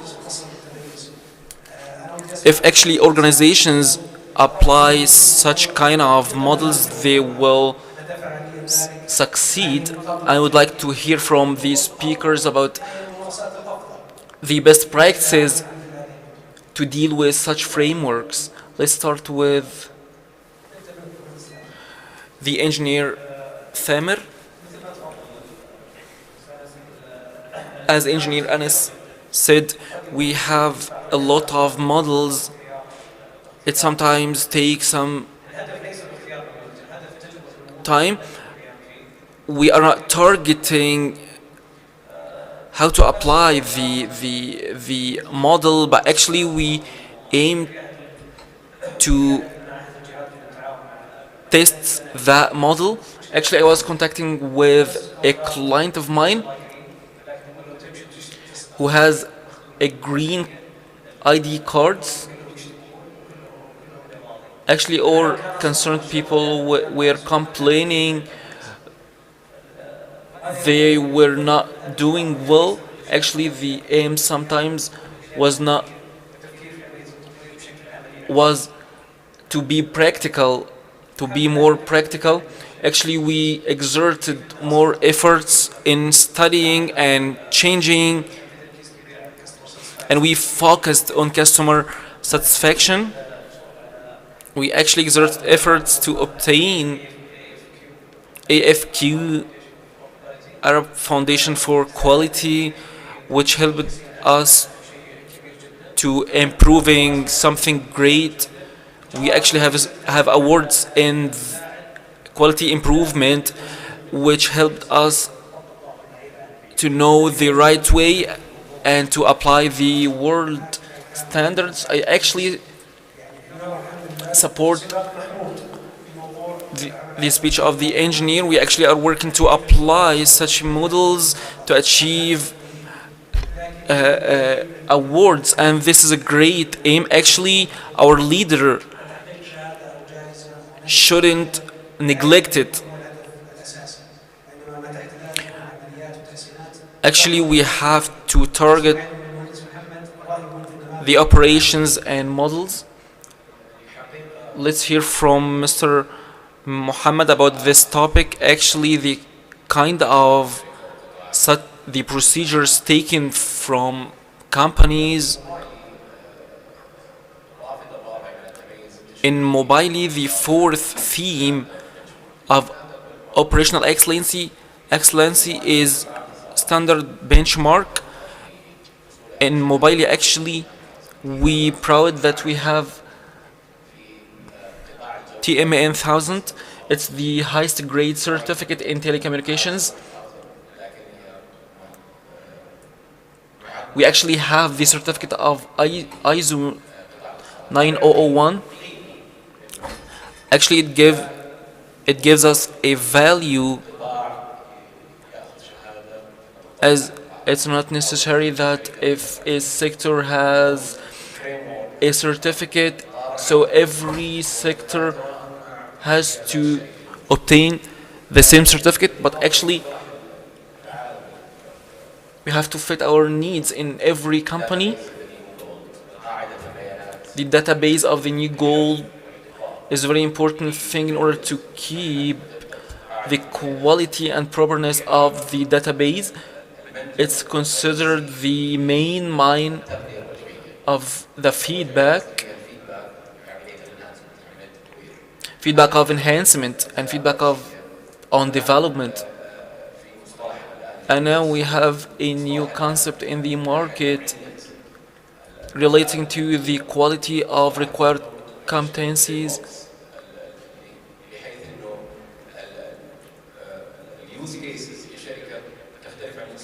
The use case of a company is different from another use case of another company, but they are actually the same in the proper database. What fits this company and transformation to artificial intelligence, I mean robotic, from process transformation into robotic procedures, automatic, and then industrial transformation. The operational excellence has to be performed in a high quality that's not affecting the service providers. Actually, it's the real value for models. Either if we declare that we are applying a certain models, it's just a tool amongst other, and actually we have to focus on the value resulting from such models. Actually, I have a point of view which can be contrary to others. I actually think we have to adapt a point of view for operational excellency. The practices of a company is the most important thing to obtain a certificate is good, but it may has nothing to do with operational excellence. The clear procedures, periodically reviewed, involvement of executive management and board of directors, strategy of the company, work procedures in executing services are important stuffs than adapting a certain methodology and obtaining certificate which are not affecting the client services. Actually, we're running out of time, and I don't know if we have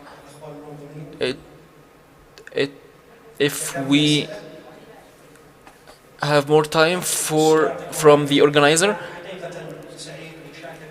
In fact, I want to thank my colleagues speaker for their additions.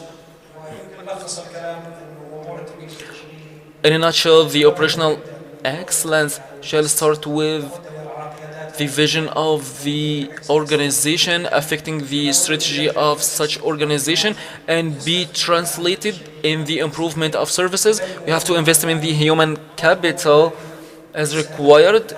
This is not a goal in itself, but the results are all what matters. Thank you for all.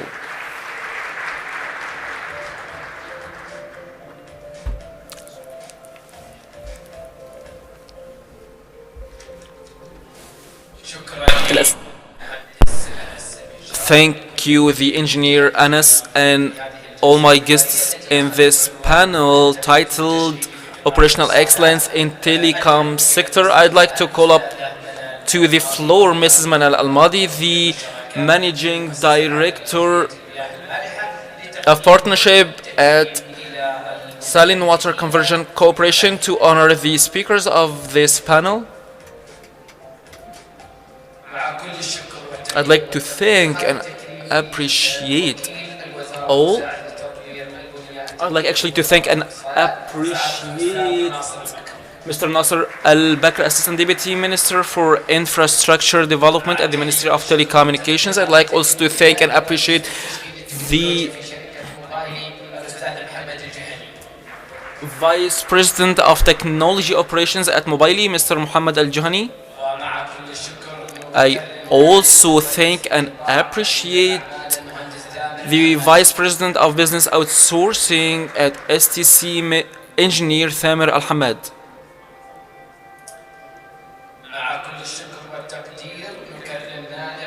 I'd like to thank and appreciate the Acting Vice President of Technology at Integrating Dawiyat, the Engineer Saleh Al-Awain.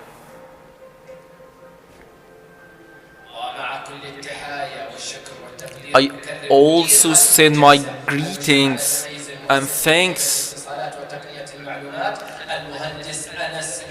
the Inspector at the Business Excellence Lead Communications and Information Technology Commissions, the Engineer Anas bin Shar.